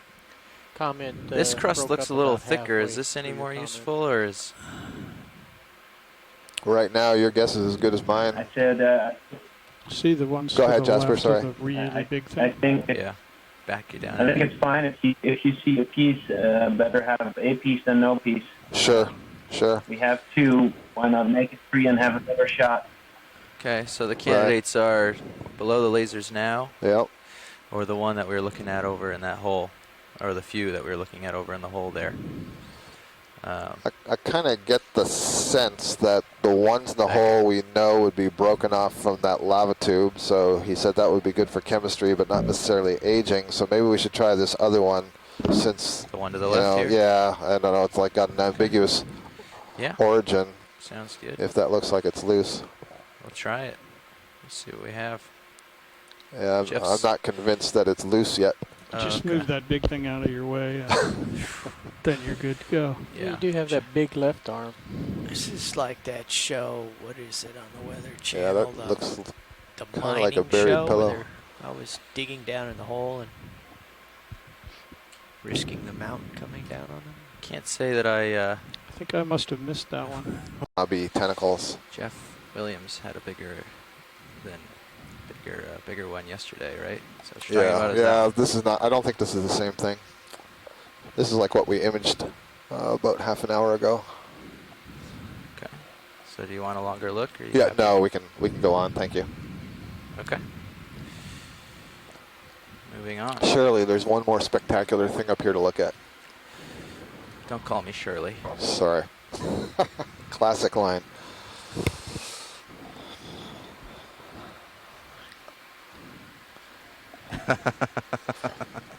Your direction of movement there. Oh, yeah. I'm following you. All Looks right. more like an amylopathes from here, but it's hard to tell. Yeah. Where are you trying to look? Sorry. There's a little white round blossom on a stalk there. Yeah. the center. Is there any way you And can give then me I'm not sure, is that Yeah, a... can we have a ship move, please? touch. 40 settle Is that a meters. sponge? It must be a fallen over sponge. 150 The brown degrees, just to the right of it. 0.2. Thank you, sir. Let's get it from here, video. I don't have a lot of tether. Yeah, I think I can see as we zoom in, this is going to be an Umbellapathes. Oh, I see that's a Bathypathes That's down correct, there. thank you. Yep, that's an Umbellapathes. That's good. I see a Trissopathes way back there. And more crinoids. Thanks, Jeff. Yep. Okay, Video. ship move's underway. I'll meander around. So we are seeing an increased density of those corals, even if they're not quite as striking as the crinoids in this particular view. Yep. So I wonder if things are also a little smaller up here than they were on the summit yesterday. We certainly haven't come across those large boulders that had the giant stalks of things coming I off see a of rock them. pen. I don't know if you want to see it. Possibly some kind of...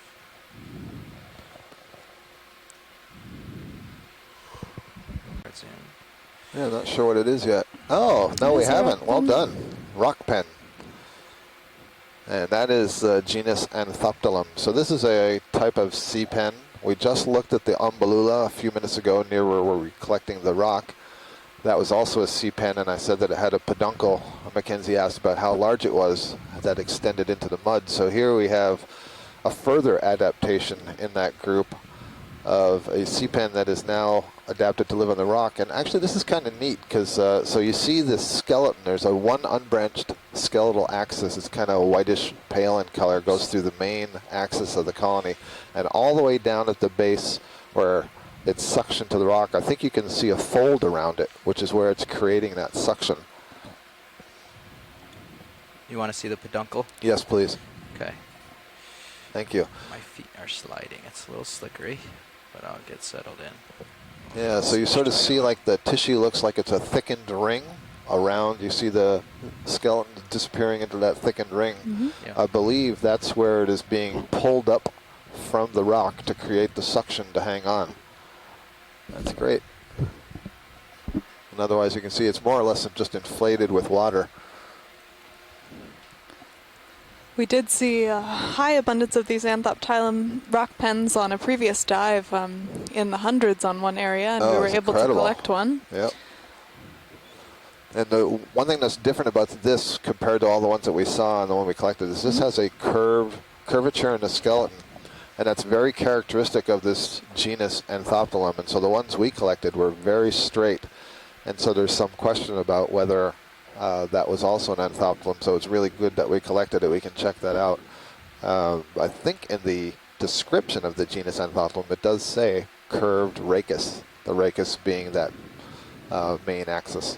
And it is a hard skeleton, yes? Yes, on it the is. inside. Yep. It's a single hard rod. And that peduncle, and then the rod and the tissue that's over it, that's all one polyp that has no tentacles, and then you see these other polyps budded out of it. Those are the feeding tentacles. And then there's other ones you can't see. They're really, really small. They're just basically little warts on the colony, are called siphonozoids, and they funnel water in and out of the colony. And that's partly what helps keep it inflated. That's good for science. Great. Thank you. You're ready, video. All right, so there's an addition to the diversity. Mm-hmm.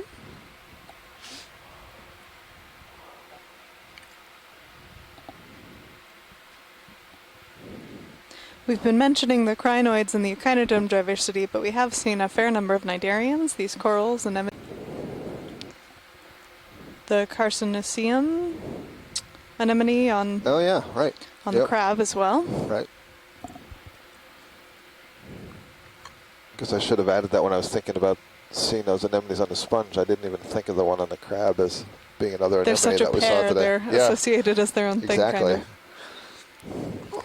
We've come up to a depth now of 1,746 meters. We started our dive today about 200 meters deeper, and have seen a change in diversity along this cone.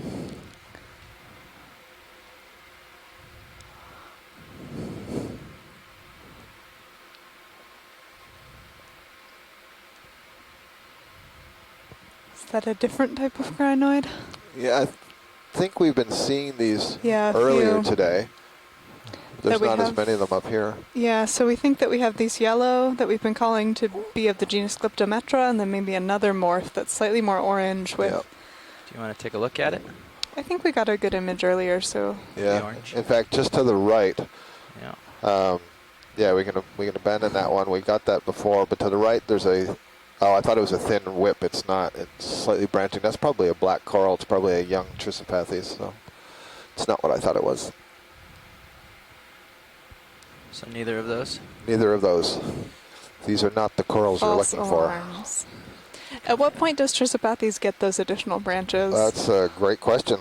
Boy, I wish I knew. That would tell us something about the aging.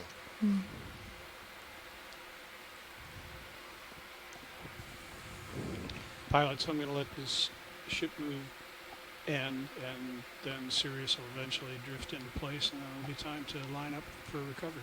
Okay, roger that. Just now starting to move. Okay. So we have climbed the slope of this second cinder cone, and sorry, I'm looking at that dark feature. Well, no, I was looking at the dark. I think it's just a little. Yeah, it's okay. It's a little depression, and the shadow is fooling me. So we climbed this cinder cone, got to near the peak on the north side, and we've kind of been meandering for the last hour and a half around the top of this summit. We've come more or less to the south side, or getting close to the south side, and the peak seems to be dominated by these yellow Glyptometra crinoids. You can really see how they prefer the high points on these features, again targeting that faster current flow that gets channeled up over them. And they are mobile, so they are capable of moving. They could swim to a new location. They could also sort of shuffle along the bottom using their Siri rather slowly, but they could do it. I got And a tricked by a very shadow interesting on a rock swimming again. mechanism that we've used, or that we've seen a few times on this expedition. I think not the sort of organism you would expect to swim when you look at them kind of in this garden down here. That's right. Did you guys see any fish today? We've seen a few fish today. An eel that's kind of one of our usual characters, and then one of these Lophiiform anglerfishes, a little red one that's something pretty special to see, as well as an ophidiid that we don't really know what it is. So we'll circle that amongst the experts and see. I think that anglerfish was new for the leg as well, so that was a good find. Yeah. Ooh, there's a little sea star. Is that just a brittle star? Snap soon. Again, this really looks to me like a lot of pillows on top of one another. Little tiny ophiuroid up there. Yep. And a Brittle little star. tiny ophiuroid down there.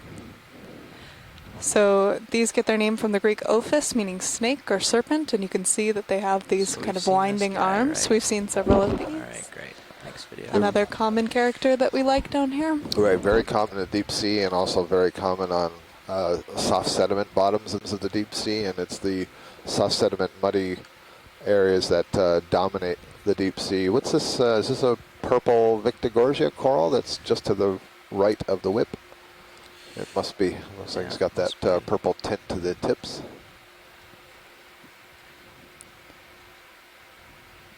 So we've seen 3, 4, maybe 5 colonies of this.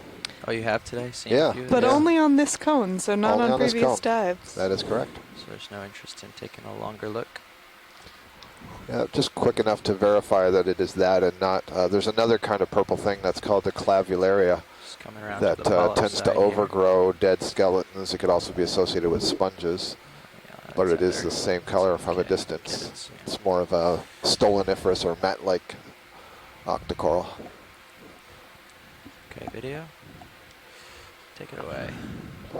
Another thing that's been apparent and interesting on these dives is this association of communities, so animals taking advantage of these sponges and corals as habitats. We've seen some striking Walteria sponges with a number of different animals living on them.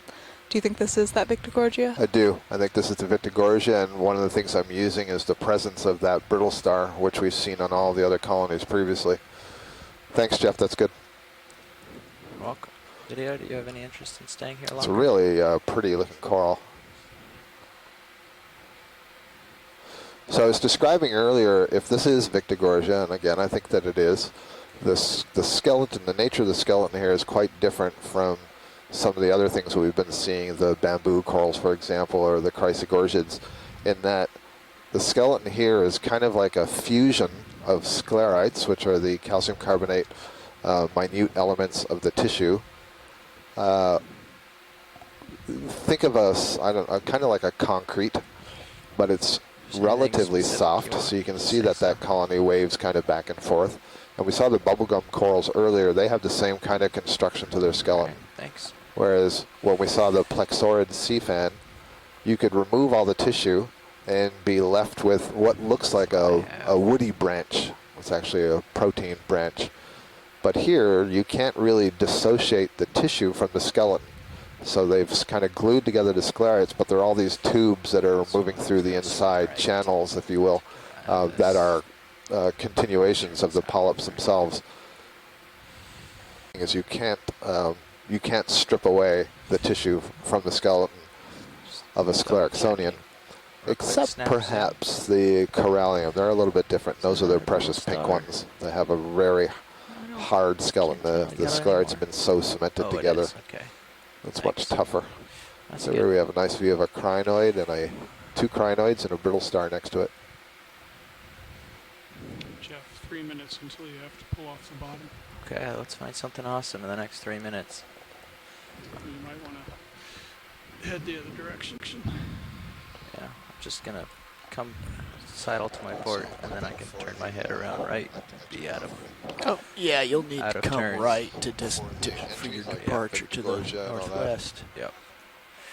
Just put Coro as the simplest one, because that just means octocol. So any octocol and Coro, and don't worry about the details. Right, exactly. Don't worry about that level. Even if you just want to put COR. It's a lonely event log today. Yes.